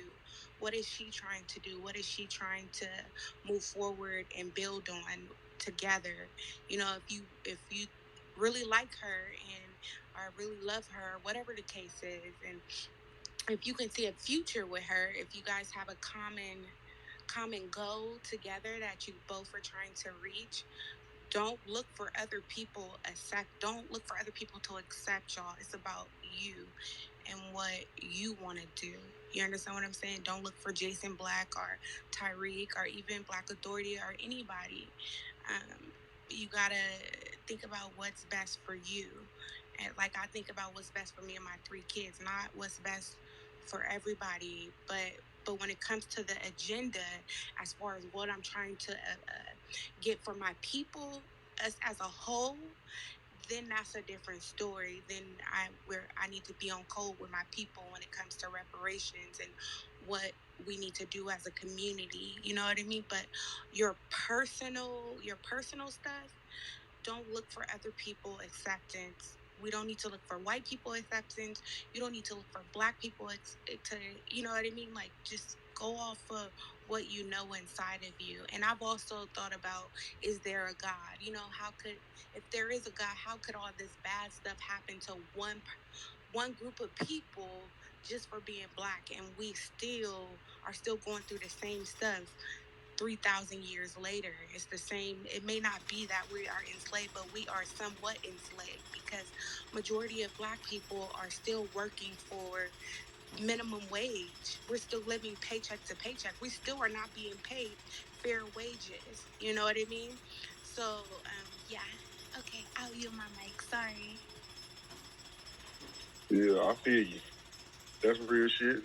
And I think of that shit all the time, like, okay, these niggas ain't me, they not living my life. You know what I'm saying? And then I just, I cut it off. I cut it off in my brain, and I'd be like, all right, what the fuck I'ma do? And then I just use the game from everybody. Now, I don't just listen to them two. I listen to Craig Smith. It's a dude named Craig Smith. He got a show called Craig Facts. I listen to Corey Holcomb. I listen to a lot of motherfuckers, like different mindsets. And that's also fucking us up, though, because I read something today that said, when you take in you, or I had an opinion. Fuck what I read. I had an opinion in my head already, and then I seen a post that related to it. In my head, I was like, it's too many motherfuckers that I'm intaking. It's too many people that I'm listening to, and they all have different points of view. So in my own head, when I first started getting conscious, 2018, 2019, I'm like, damn, I want Jason Black to debate Corey. I want Corey to debate Tariq. I wanted to debate. I was one of them niggas. But then you start thinking like, okay, these niggas are all different.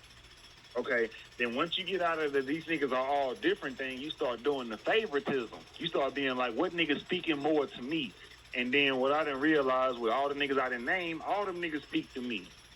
And then I realized all them niggas live their own life. So I have my moments where I'm like, damn, what would this nigga do? What would this? I got so many niggas in my head that I know the average black nigga listen to about 15 different rappers.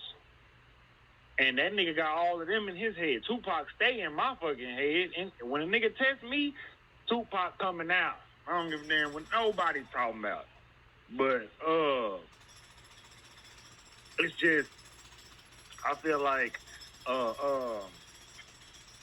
But don't you think? Let me ask you a question. Don't you think they felt like that back in the day when Martin Luther King and Malcolm X? They both were two different. They both were teaching.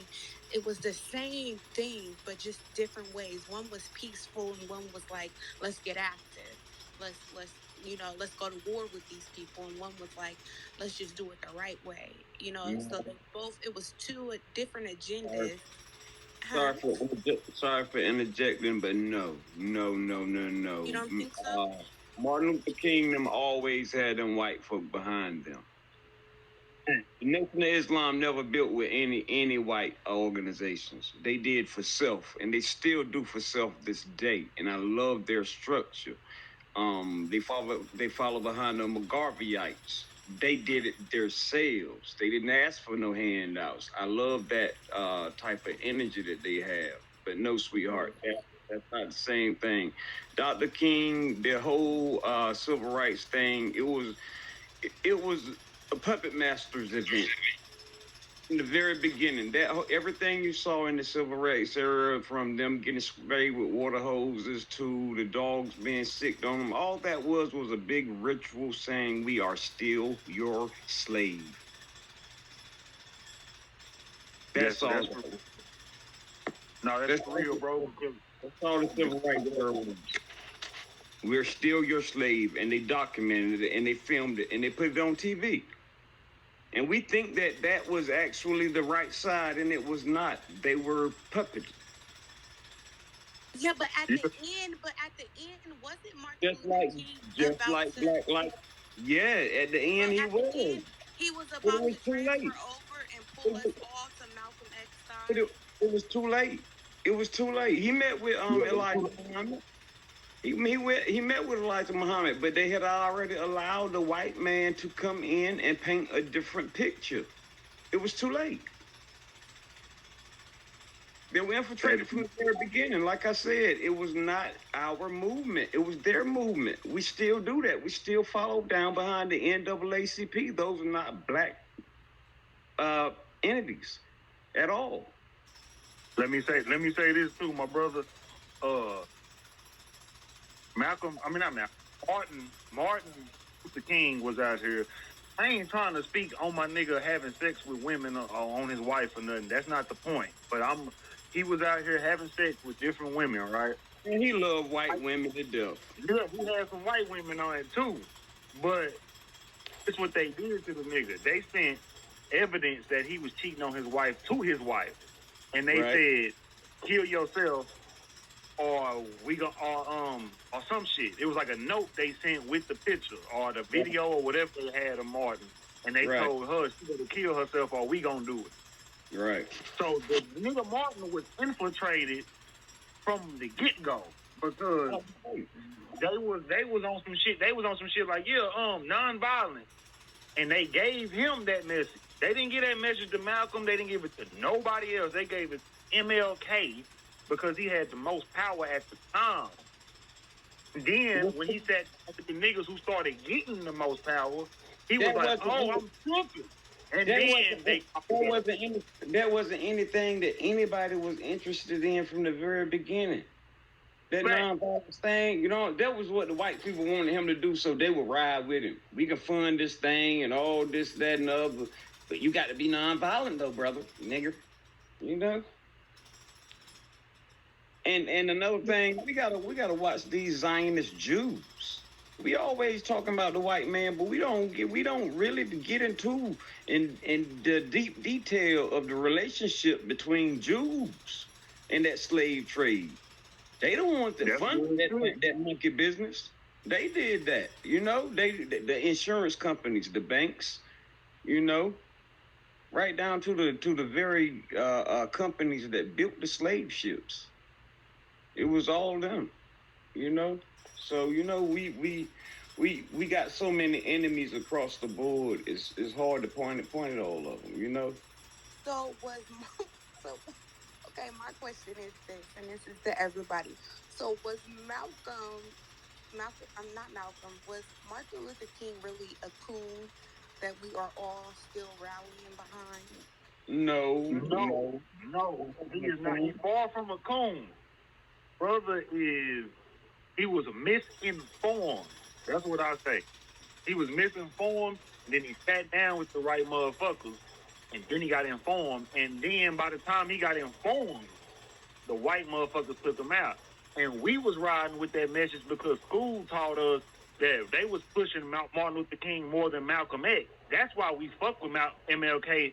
That's why when we was younger, we fucked with MLK more than Malcolm X. Then when we got older, the shit flipped.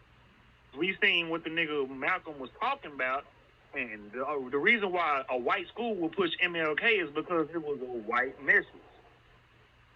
Well, I came up with a somewhat Nation of Islam background, and I ain't never rocked with Dr. King like that. I mean, I did, but I knew the truth about Dr. King, though. I didn't believe in that.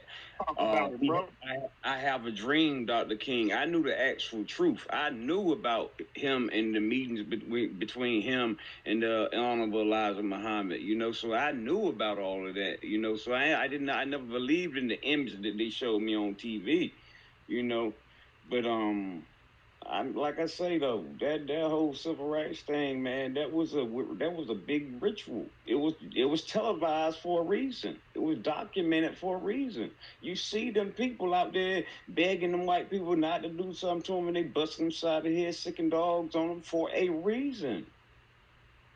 I'm telling you, man, all of this is for a reason. Everybody always want to talk about, everybody was enslaved. Show them to me. Show me the descendants of slavery anywhere other than here. They can't. They can't and they won't. And sweetheart, I heard you say that thing talking about is there a God? You better, sweetheart, you are part of the greatest story ever freaking told. He told this before we went through it. Read that Bible, man, and stop letting people read it for you. Because I hate when y'all talk about is there a God? When this God telling you exactly why he put you through this shit, loving to be around them white folk. We always done that since the beginning. He told us to separate ourselves, be apart. I made you a people to apart to yourself. But no, we didn't want to do that. We wanted to be amongst some white folk. We still do it. When we graduate, what's the first thing we do? But how? But let me ask you. Wait a minute. When we graduate, what's the first thing we do? We go Greek. That's a ritual that put us in these chains. It put us in these chains, and we still do it. Now, ask your question, sis. I'm sorry for cutting you off.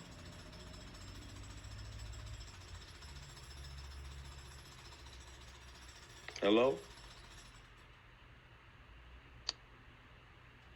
Mr. Enough, it looks like you're talking, but I can't hear you. Are you speaking? I'm not speaking anymore. But what I was going to ask you, you said that we always wanted to be around them, but that's not necessarily true. If we was enslaved here, if we were brought here, you understand what I'm saying? We were made to be around them. Sweetheart, we didn't. There was a story that happened before we got here. And it happened because we were amongst them. We wanted to be amongst the Arabs. We wanted to be amongst the Europeans. We wanted to be amongst the Spanish. We were everywhere. We were everywhere. Except for home. Home got infiltrated. Read Babylon and Timbuktu. Read these books before the slave trade occurred. It'll tell you how we were acting, how we were conducting. Look at Mansa Musa. Mansa Musa went on a great big caravan, spending money all across the damn world just to get robbed. Look, it's like this. I feel what she's saying. What the fuck? Damn, I didn't forgot what she said. I'm trying to remember, y'all. She said, what you say again? About what? About what? What was you saying just now? You said something. Damn. I asked him. Talking about we didn't want. That's not necessarily true because okay. the slave trade. That's what she said. Say it again. I said. Go ahead, sweetheart. I said that's not necessarily true because we were enslaved here. We didn't want to be around them. That's it right there. You said we was brought here. We was some of us was brought here. And some niggas been here and they came and they overpowered the motherfuckers that was already here. Absolutely. So from the get-go, we already been damn near pussy because we allowed them motherfuckers to come through and do that shit. Because of what? The white motherfuckers had what? I think the white motherfuckers came up with the gun. We didn't invent the gun. But motherfuckers came up to us off that boat and said, nigga, we'll smoke your shit. We didn't know what no gun was. We was like, hold up, nigga. Shit, we got rocks and stones. We got a spirit for your ass, but you can kill me from a... On the real, though, guns really had little or nothing to do with it, man. What it really had to do with it was trade. Trade and foolish kings and foolish rulers. You know? I mean, look, there's a movie getting ready to come out with Viola Davis called the female the female king or something like that. Yeah, the king, the woman warrior or some shit like that. Right, and it's based on the Dahomey tribe, and the Dahomey tribe was a very powerful tribe. And they were part of the very group of Africans that sold us. They were one of the biggest contributors to the slave trade, and now they're gonna bring this movie out as if they tried to stop the slave trade or as if they fought back But it's the furthest thing from the truth in the world. They were the ones that sold our asses to the auction block. Yeah, they were very mischievous people. But this is with the images that they're gonna be able to try to sell you off now, you know, and black women are gonna really buy into it, being that it's a black woman warrior or whatever. But it's bullshit. Not necessarily. Don't just say that. Black women are gonna. I mean, we got a lot of Oh, educated black they women already that will not. they already jumping all over it because I'm it, not. it shouldn't even it really shouldn't even have got a kick start, you know. It's just like kind of like when they made the Harriet movie, how they snuck that bigger long character in there, you know. Yep. Yeah.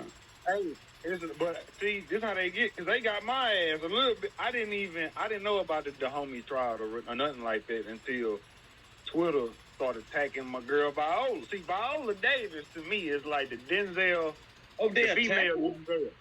I love the shit out of her, and that's how they getting us. They go get the motherfuckers we love, and then they put them on that coon shit.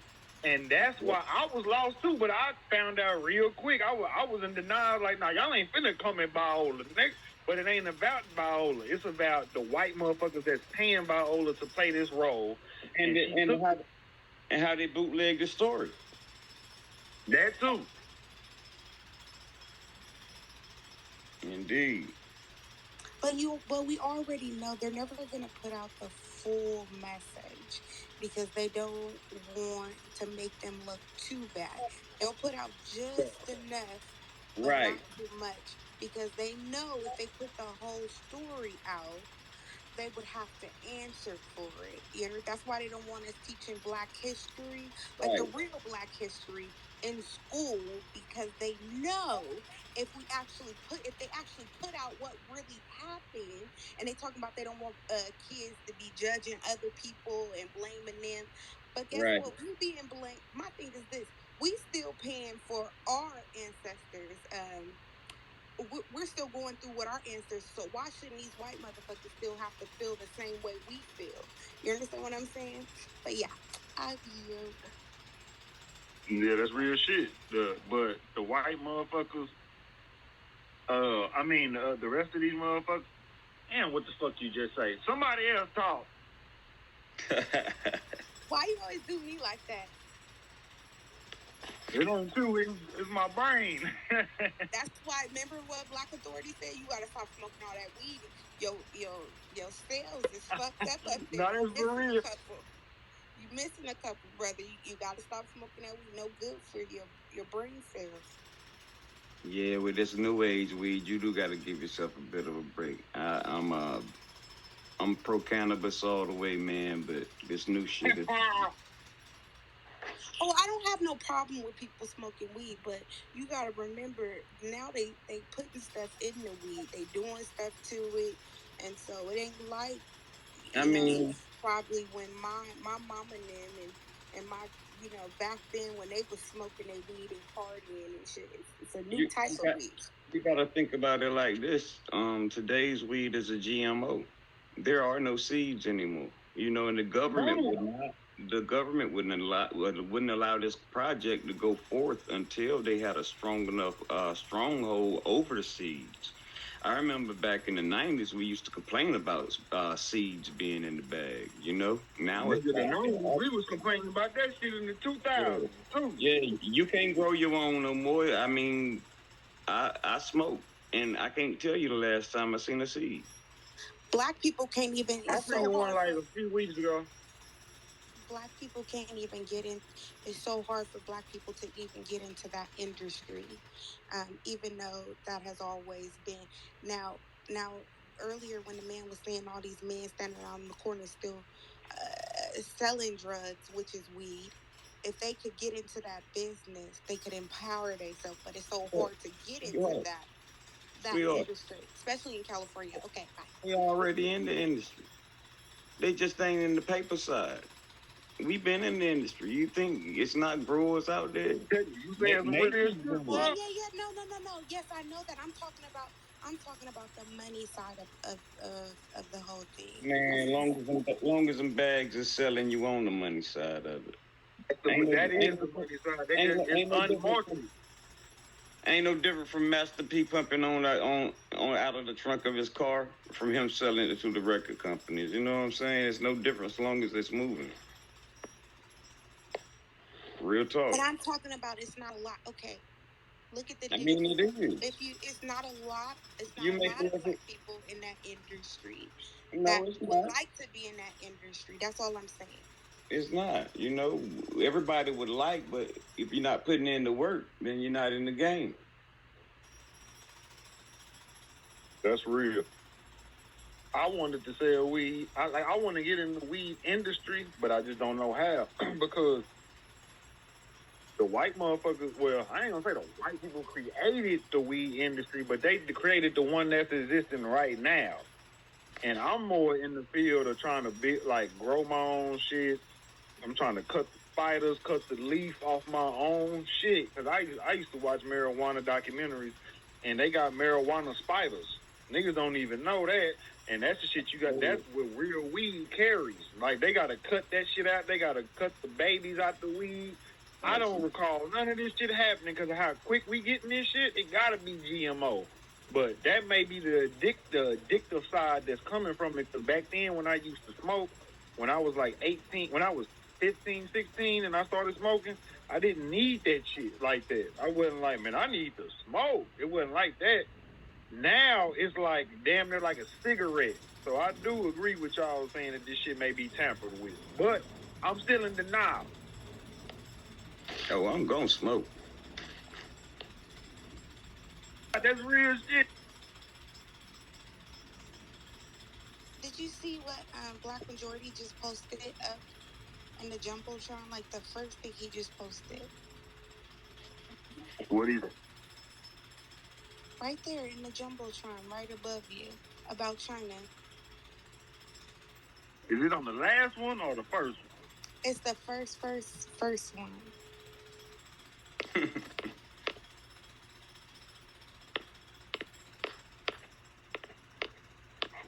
Let me see real quick. Hey, but look, though, who's trying to pull up over Carolyn Dunham house with me? Yeah, if you just click on the circle, it's the one all the way to the left. If you could actually just click on the circle and it'll get you right to the whichever one it is. But it's the one with the China man? Yeah, that's it. That's it. Short little video there.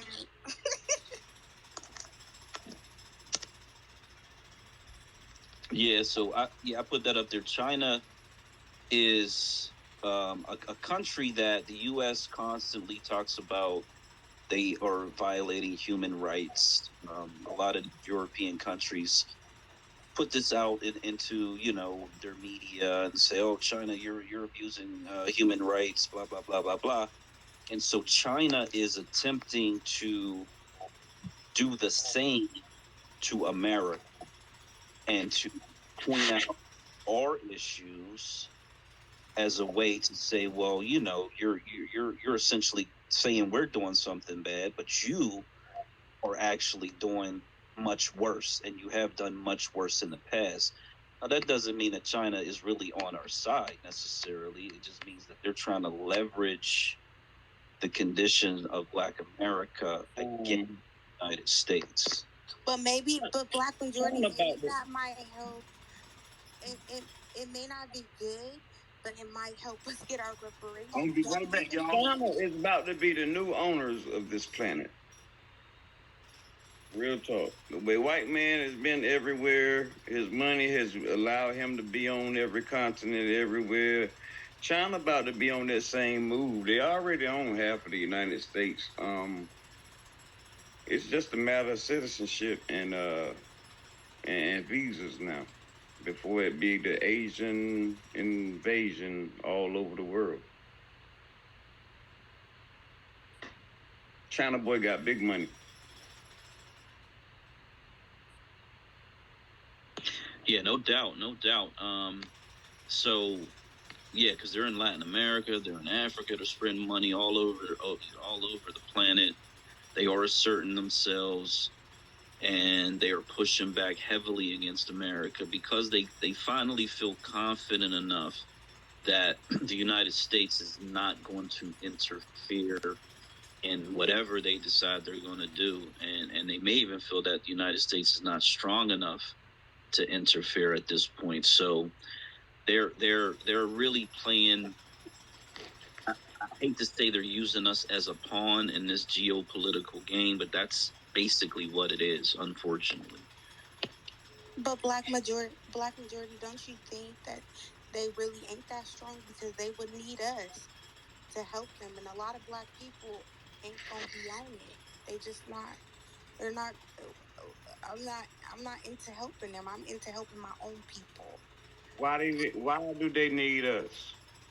Them folk are They always 77 needed billion. us. What do you Them folk, mean? them We folk, had to go. We them had to folk go and help. 77 billion strong. They get more done politically on our soil than we get done politically on our soil. They don't need us. If I'm talking anything, about Americans. I'm talking oh, about I'm not talking about China at all. I said we are not as the United States is not as strong as it was.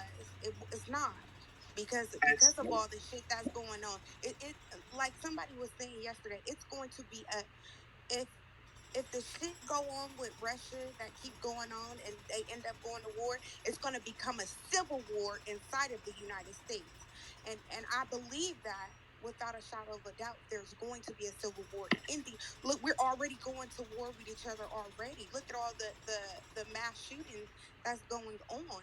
Those 12 people that died at that grocery store that nobody, and I mean nobody. I have nobody is talking about it anymore. It's like it just went the fuck away, and it did not go away.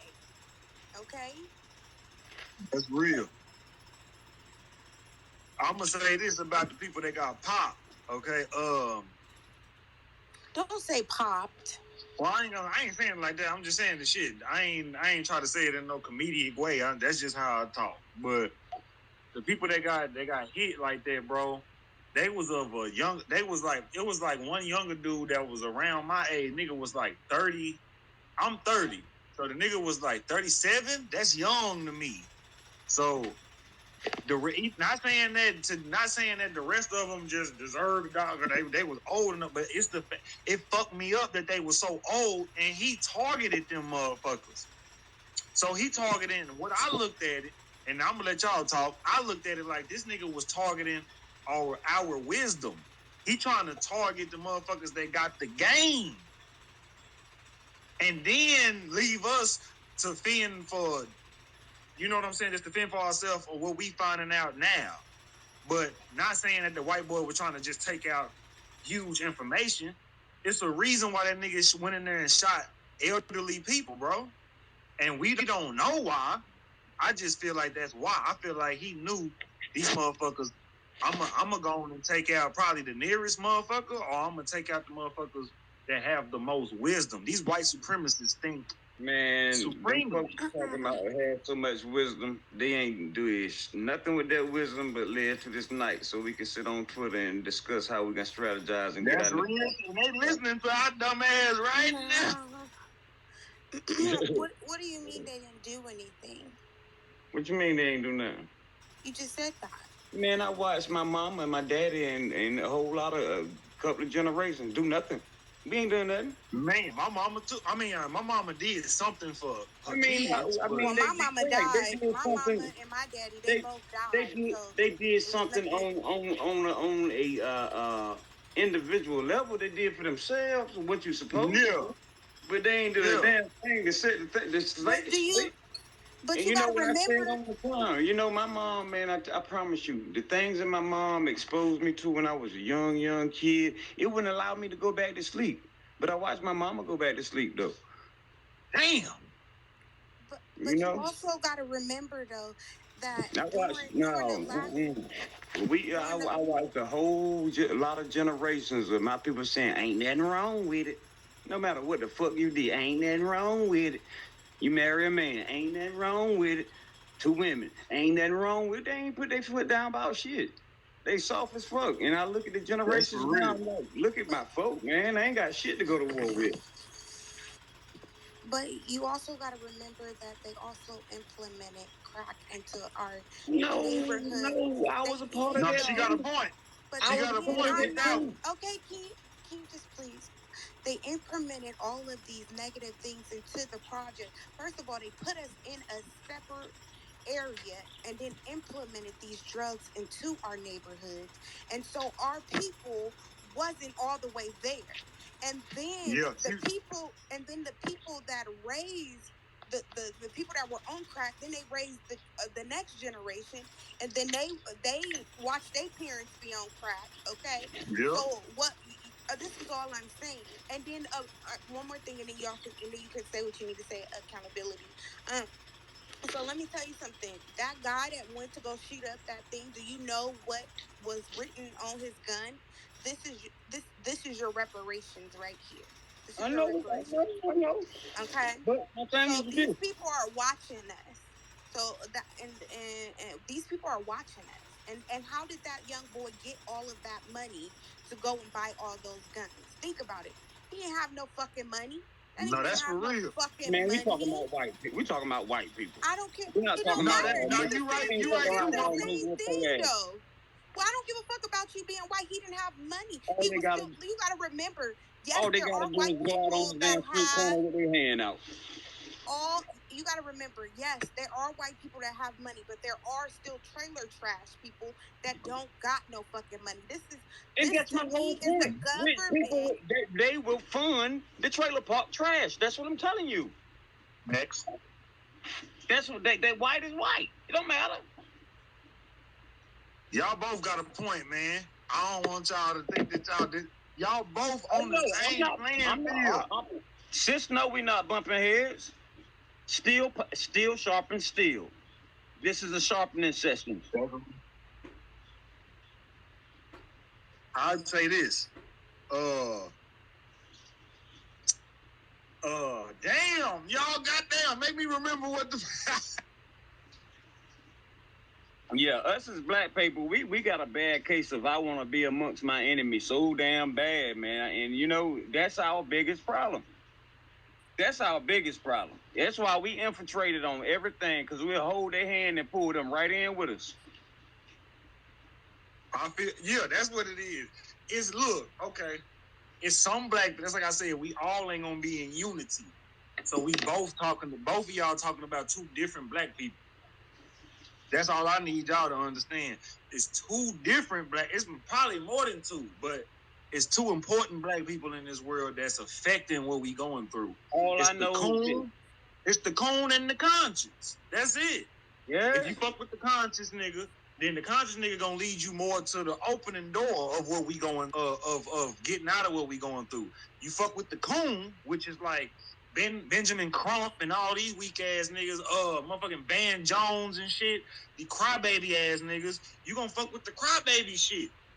So right. If you stay on the Malcolm X shit, if you stay on the side Malcolm X was on, you be on the right side. That's how I feel about the black shit. You stay on the Minister Louis Farrakhan shit. You stay on the goddamn Tariq and the Jason Black. You on the right path. But if you stray away from anything them niggas is saying, and I ain't saying that they just Jesus or nothing. I'm just saying that they got more of an idea of what's going on than anybody else. But you look, check this out though. You know, I think the first number one step that we need to take is we need to pull up on Miss Carolyn Dunham. I didn't even know this woman was right here in the state of North Carolina, man. We need to get this woman a heart attack. We ain't gotta touch her. That's the Emmett Till woman, ain't it? Yeah, man. Ain't they already pulling up on her? They already trying to pull up on her. There's a group of people that went. They're not doing in it. Mississippi. They're not doing it in a demanding way. Yeah, so I posted up here this black gentleman. He's actually an older gentleman. His name is Khalid Rashid. He's the one who found that search warrant. They have pictures of him. I guess when at the time that he actually found the physical warrant. Now, the thing that I want to relate this back to is the simple fact that if we had a Mississippi guy in here earlier, really didn't understand how that state is constructed. But however, if we and when we take over that state, that state doesn't require a whole lot of people. I mean, 900,000 people sounds like a lot, but it's really not a lot if we really think about it. Number. Yeah, Mississippi, close to Texas. There's about 3 million of us in Texas. Access to the Gulf. What's that? Access to the Gulf and the major seaport. Absolutely. We take over the state of Mississippi. Guess what? The black governor can issue that warrant. I tried to do a little bit of research. There are black sheriffs in the state of Mississippi, and my understanding is the sheriff should be able to issue a warrant. So I'm not. I wish I was in touch with the people that are whatever they're doing, protesting this, that, and the other thing. The reality is that warrant has to come from the state of Mississippi because the crime happened in the state of Mississippi. And so there's really no real purpose to going to anywhere outside of the state of Mississippi because they're the ones who have to fill out the warrant. And once they fill out the warrant, they send it to wherever she's at, and that state is required to go and arrest her. But you know what's awfully funny to me? The FBI got an arrest warrant still to this day for Sister Asada Shakur, and they ain't pulled one up for her yet. Well, that would be real shit. That would be the next level if the state of Mississippi refuses. And this is where somebody like Trump, an attorney, you need a civil rights attorney, you need a constitutional attorney, but one of these black attorneys should be saying, "Look, let's go to the state of Mississippi. If they don't want to do it, let's do what we can to get this elevated up to the federal level." That's what the DOJ was supposedly created for situations like this. So how about we go get some black hoods and we yank that nanny out in the house and hang her? Nah, that's bullshit.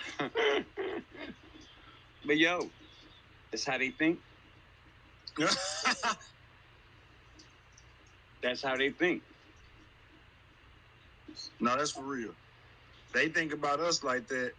And I just feel like we think about go get lawyers. They think about go get rope. No, real shit. But because that's why I say in the state of emergency we in, we can't think like them. We got to think over, which is more powerful than think over them motherfuckers and be like, "Oh, I know what you up to," and I got to move around how I got to move in a different way than you expect me to move. Well, you know what I'm saying? That should be the most simplest thing in the world. But back to it again. We want to be amongst them so bad. Yeah, here's the thing. That's true as fuck. That's how we keep getting trapped up, being amongst them. Yeah, so I'm in a few spaces every week, and what I'm starting to see and hear more and more, or this is very unfortunate, or these calls for something to happen, right? Something to be done about it, right? I'm seeing this happen more and more and more. Here's the reality of that. Anybody who's going to do something should just do it. They should not be on these spaces talking about it at all. That's real shit. Just do it if you're going to do it, but let's not be talking about it, bro. Because nobody talks about anything getting done. No strategy to shed in place, none of that. And I do understand where you're coming from with that too. I seen it way back from the whole Michael Johnson thing, with down in Houston, Texas. But my thing has always been this: when are we gonna stop letting them pick our heroes?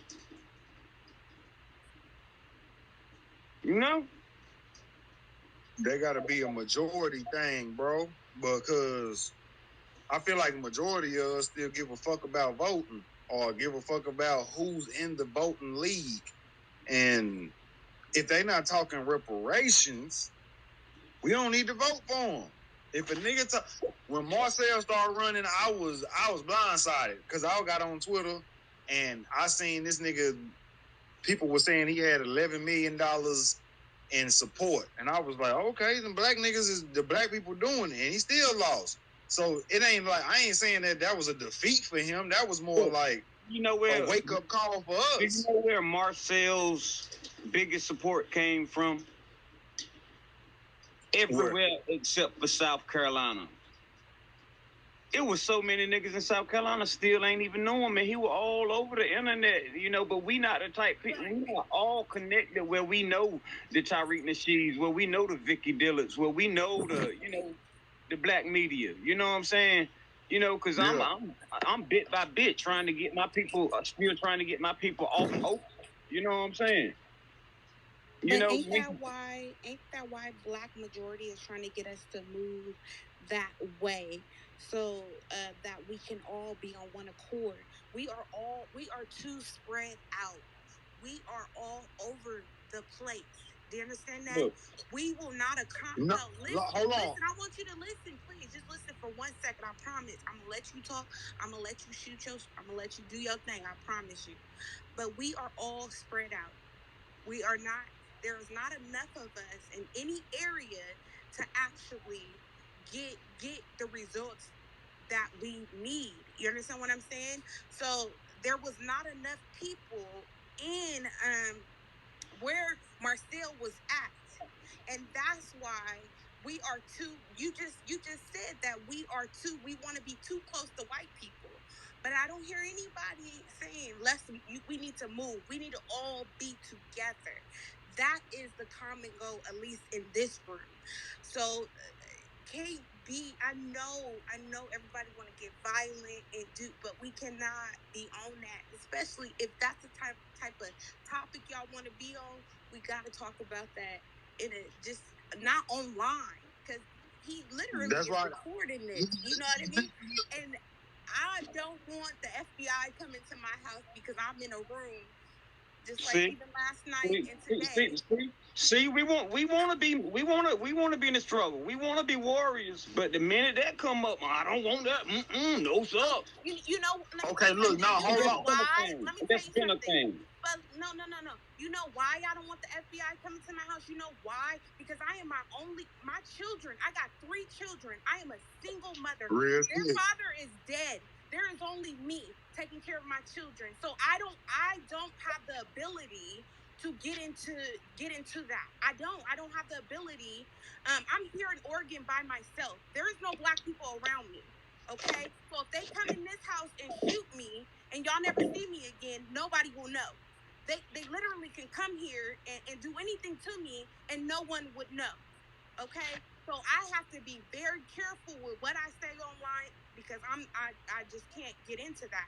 Now moving, and now if y'all in here and y'all want to talk about moving to where we are all together, and then you want to talk about that, then that's fine.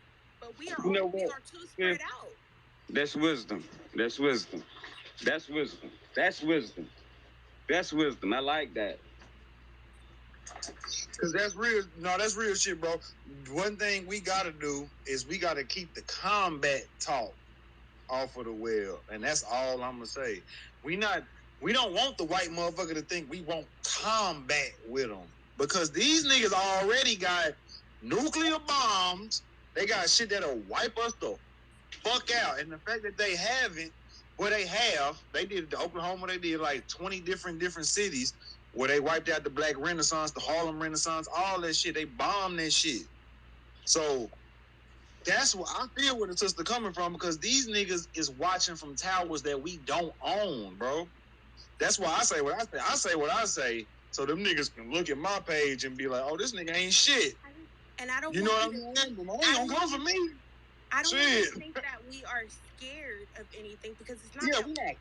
It's smart. We're not scared, but we are too separated. Okay, we're not together. I'm looking at 400 years. We're just not all on one accord right now. In order to be talking like that, we got to talk about the first step. What is the first step? The first step is getting us all in one area, so then we can protect ourselves. Right now, we too spread out. Not saying that if it ever came down to it, I have to protect myself. I do have a gun to protect myself and protect my home. Okay, but I can't be on here and talk about, oh yeah, we about to. Hell, I'm not on y'all were just talking about y'all were just talking about Oklahoma. Now y'all shouldn't. Y'all not scared to be all together in one place?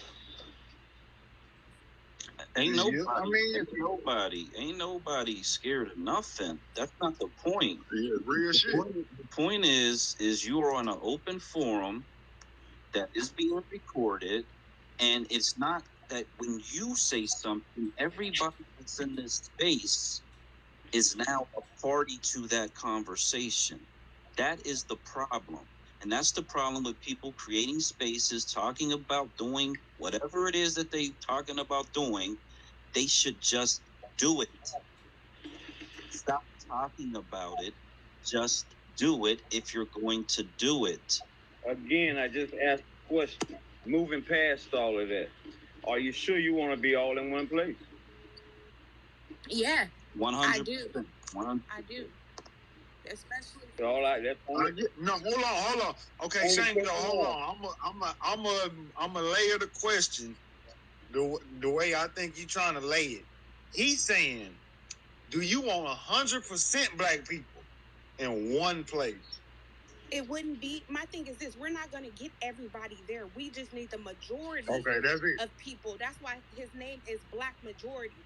Not all black people, because not all black people are 100% on reparations or anything. But if we can get enough of us to go in one area, we can assert some things. Everybody is not going to go. Everybody is not going to be on. We're not even all on one accord right now. Half of us want war. Half of us is just like, okay, we need policy. Everybody's going. It's like 20 different ways. We got to come to one common denominator. What is our common goal? What is your goal? What is my goal? Okay, I'm gonna let the comp speak because I see his hand up. But hold on, I'm saying this, sister. I'm saying that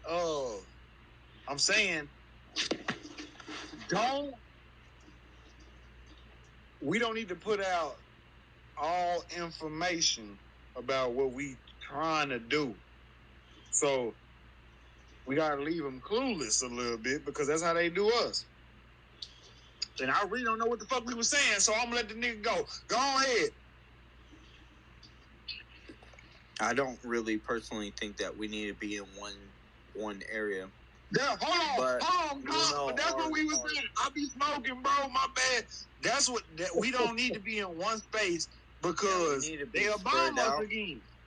Now we can have like a centralized, like ethno state in one place, and everyone that works for that organization would, they would all be in one place. But honest, and I would actually put that ethno state or that facility that people work on in Indian territory, not in United States jurisdiction. And I land my plane right there. That's just my opinion. Man,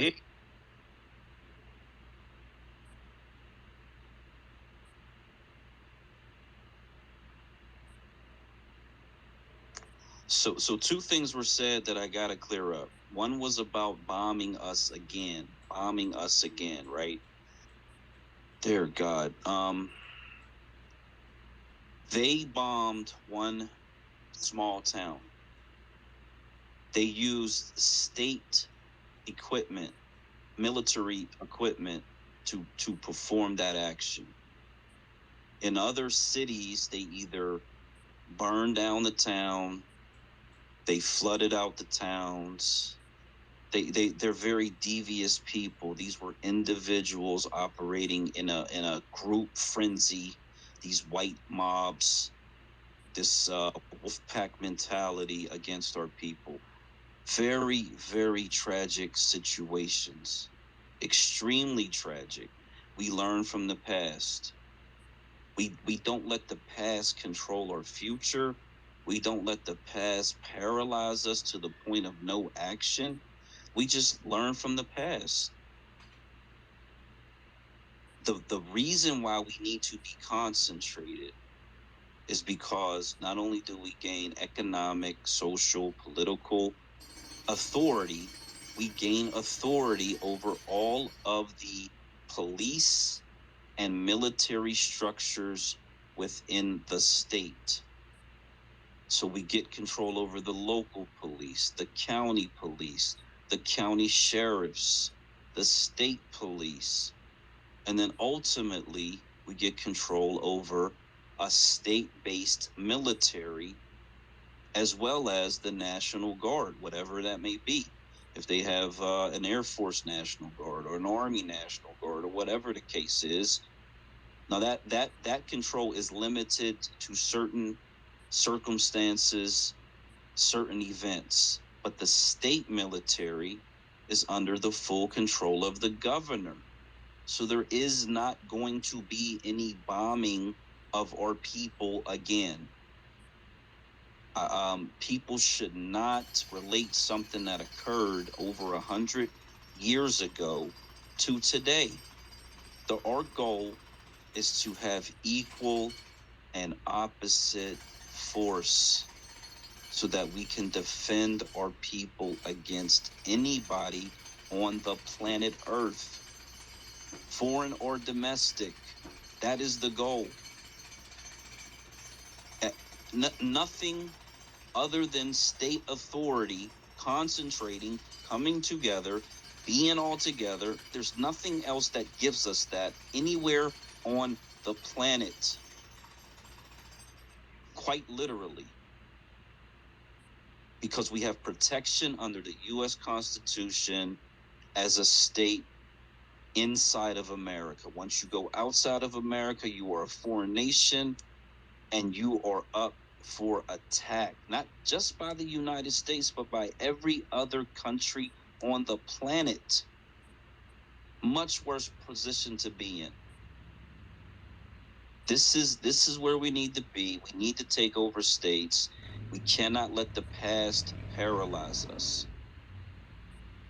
The comment about the Indian reservation, with all due respect, is a comment that is really just from someone who doesn't understand the relationship between native nations, the U.S. government, doesn't understand the fact that native lands, most of them don't even have electricity or plumbing or running water, that the people are impoverished.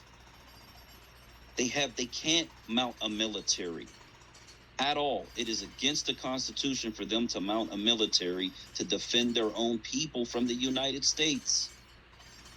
It is the worst position for us. It's much worse for us to live on an Indian reservation than for us to just stay where we are right now here today.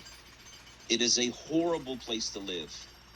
And if you talk to any natives, and there's plenty of them on Twitter, they will tell you that.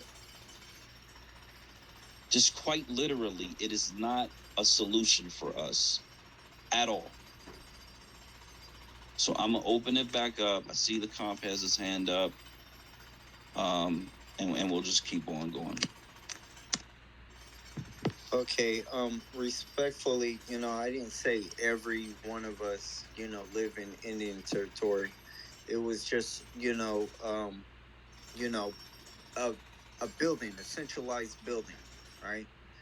And it's outside of United States jurisdiction. That means that they can't come running in the place. They can't, they have to go through measures and stuff like that. But, some of us, freedmen, we actually have that land that we want to put to a good cause, like 180 acres to do something with it. And that's the plan that I'm on and stuff like that, getting up out of this situation that everybody's in. But don't get it confused with Indian and stuff like that. But some of the streetmen, we have a lot of land, and it's not in United States jurisdiction and stuff like that. So we've been running this by many freedmen and stuff like that. People that said, well, what do we do? Do we stay in the system that's fucking us? Or do we go with our own ethno state and say, we don't want to play this game and separate? I'm for reparations and separation. If you guys still want to keep on playing with these honkies and shit like that, by all means, go ahead. But, I failed to do it. I can't do it, Okay, so there was a McGirt decision that made it seem as though Oklahoma would have essentially the state of Oklahoma controlling, let's say, 60% of the state, and then the native tribes would control the other 40%. This was like a major decision that occurred last year. I believe it may be 1 or 2 years in the past. However, this conservative court this past week or so came down with a 5-4 ruling that says states and the federal government have concurrent jurisdiction inside of these Native American lands. I only pulled this up because I know that the federal level has control within these Native American jurisdictions. It's not some safe land that's outside of the federal government. In fact, the federal government controls all of the land that the Native Americans sit on. It's called the Bureau of Indian Affairs. Okay, but don't you know that the White House, Washington D.C. itself is a sovereign territory? Okay, they bought that territory from Indians, and it makes it sovereign from the rest of the United States because it's on sovereign territory. That's all I'm saying. It's on sovereign territory. You have to be willing to enforce your sovereignty and stuff like that on different lands. You just can't let people just walk in and just say, "Hey, wanted what we have rights over what you guys do and stuff like that." Even though our land is, and I will fight a Cherokee over this crap. Okay. Like I will fuck a Native American up sitting there trying to say, "Oh well, actually the government can come and do this." No, you signing off to genocide as far as I'm concerned because they're supposed to be two separate entities. Okay, they ain't one working with the other and stuff like that. They get along. They coexist with each other, but I can guarantee you that in native tribes, there's people that come in that's not non-citizens and stuff like that, and they get jacked up for it. But I'm just saying that it's doable. It can be done. It just depends if you still want to be a sucker to the game, or do you want to create your own game and make everybody play by your rules, and stuff like that. But yeah, because I want to walk through this conversation so that I understand. I disagree with your assessment of what Washington D.C. is. It's a federal district. It's not sovereign necessarily in the way that you describe it because it's its own country. What do you mean? You can look it up on Google. It'll tell you that it is its own district, its own sovereign territory, like its own country. That's what it is. Okay, I disagree with that wholeheartedly. I mean, they can extend that to the states who are willing to abide by the federal laws and stuff like that. That's what creates the states and the borders and stuff. But they have whole sovereignty over that whole Washington D.C. area. It's a whole different country. It's not even part of what they call the United States. Again, I disagree. I disagree fully, but I want to get to the question. We have 40 million Black Americans in this country. What part of the country are you going to put them in to give them this assumed sovereignty? Are you going to put all 40 million Black Americans in the city of Washington, D.C.? No. They would stay respectively to their own state. They wouldn't have to move anywhere. Okay. So say like Washington D.C., right? They tell everybody else in the states, hey, want to what, get along and stuff like that. We'll make you a state and stuff like that. Just uphold what we want in the contract, and we'll let you be a state and stuff like that. We don't have to go by the same borders that these white people created and stuff like that. We can write up new lines, and as long as we can enforce it, that's all we need. It's just people stop being pussies, okay, and be real men and actually lead our people into something that is going to save the next generation from the disasters that we are facing today. So why you don't stop being a pussy and get to it then? I mean, that's what I'm already doing and stuff Okay, like so that. I'm already don't fighting talk for about it. reparations. Just keep being about it. I'm already But at the calling Capitol. other I'm men already in the pussies. meetings. I'm already doing all that stuff. And yes, Okay. we're Okay. donating this charity to do something greater rather than just Mhm. sitting there and just talking about it. Okay. Okay. Well, get to it then. But I don't respect you for calling other men. I don't care whether pussies. you respect me, woman. I don't even know who the fuck you are. You don't have to know all who I I care, am. all I'm doing is fight. Hey, peace. You gotta It's have okay. respect, Y'all brother. can let him back up. It's okay. I'm not even tripping. I can handle myself. Don't do that. Like y'all can let I can handle it. Well, there's two things. This ain't the space for that. That was very disrespectful to you, but I was ready to drop the dude anyway because like everything out of his mouth is a lie. I've been in spaces with this dude and he seemed to speak from a level of intelligence, but that was just total bullshit. He always 1000% speak like that though. bullshit. Black Like majority. He always total speaks like that. bullshit. He gets kicked out of every room he go to. Like legit. He gets kicked out of every room he go to because this is how he talks. And I don't get it. I mean, he's sitting there saying you're gonna have 40 million states in the country. I don't even know what he was talking. Like, what was he even? I just don't get it. None of it makes any sense. And all you got to do is go back to why would they do that for Black Americans when they don't do shit for Black Americans ever? Even if that was possible, which it's not, doesn't make any sense. But why wouldn't white people already have fucking 200 million states if that was the? There is no. There is no sovereign citizen. The FBI considers those people to be terrorists. It doesn't exist. There is no protected class where you get to walk around and hold up a badge or a fucking card that says I'm protected when the police are drawing their weapons down on you. Like none of this shit exists. And I don't know where it comes from. It's unfortunate. It's all over the internet. And it's leading our people to very dangerous thought processes. If they're attaching themselves to it, they're believing in it, and then they're running around telling other people that this is the solution, because it's just not. If it was the solution, to be perfectly blunt, it would have already produced some results at some level where you can look at it and you can talk to somebody who says, yeah, this has happened. If you talk to a Moore today, and I love Moore's brothers, and they run around with that sovereign citizen conversation a lot. The problem is people have seen how it only works for certain people, doesn't work for everybody. And then you got to ask yourself, well, why is it only working for certain people? Why doesn't it work for everybody else? If it works for certain people,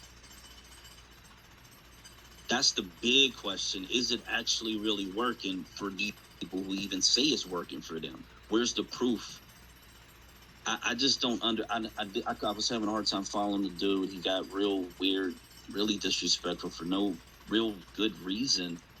And none of what he said made any sense. There are three, they call them sovereign city states on the planet. And the Vatican is one of them. And a lot of these memes, you'll see DC, the Vatican, and then they'll throw up another one of these sovereign city states. What I'm looking at right now says Monaco, Singapore, and Vatican City.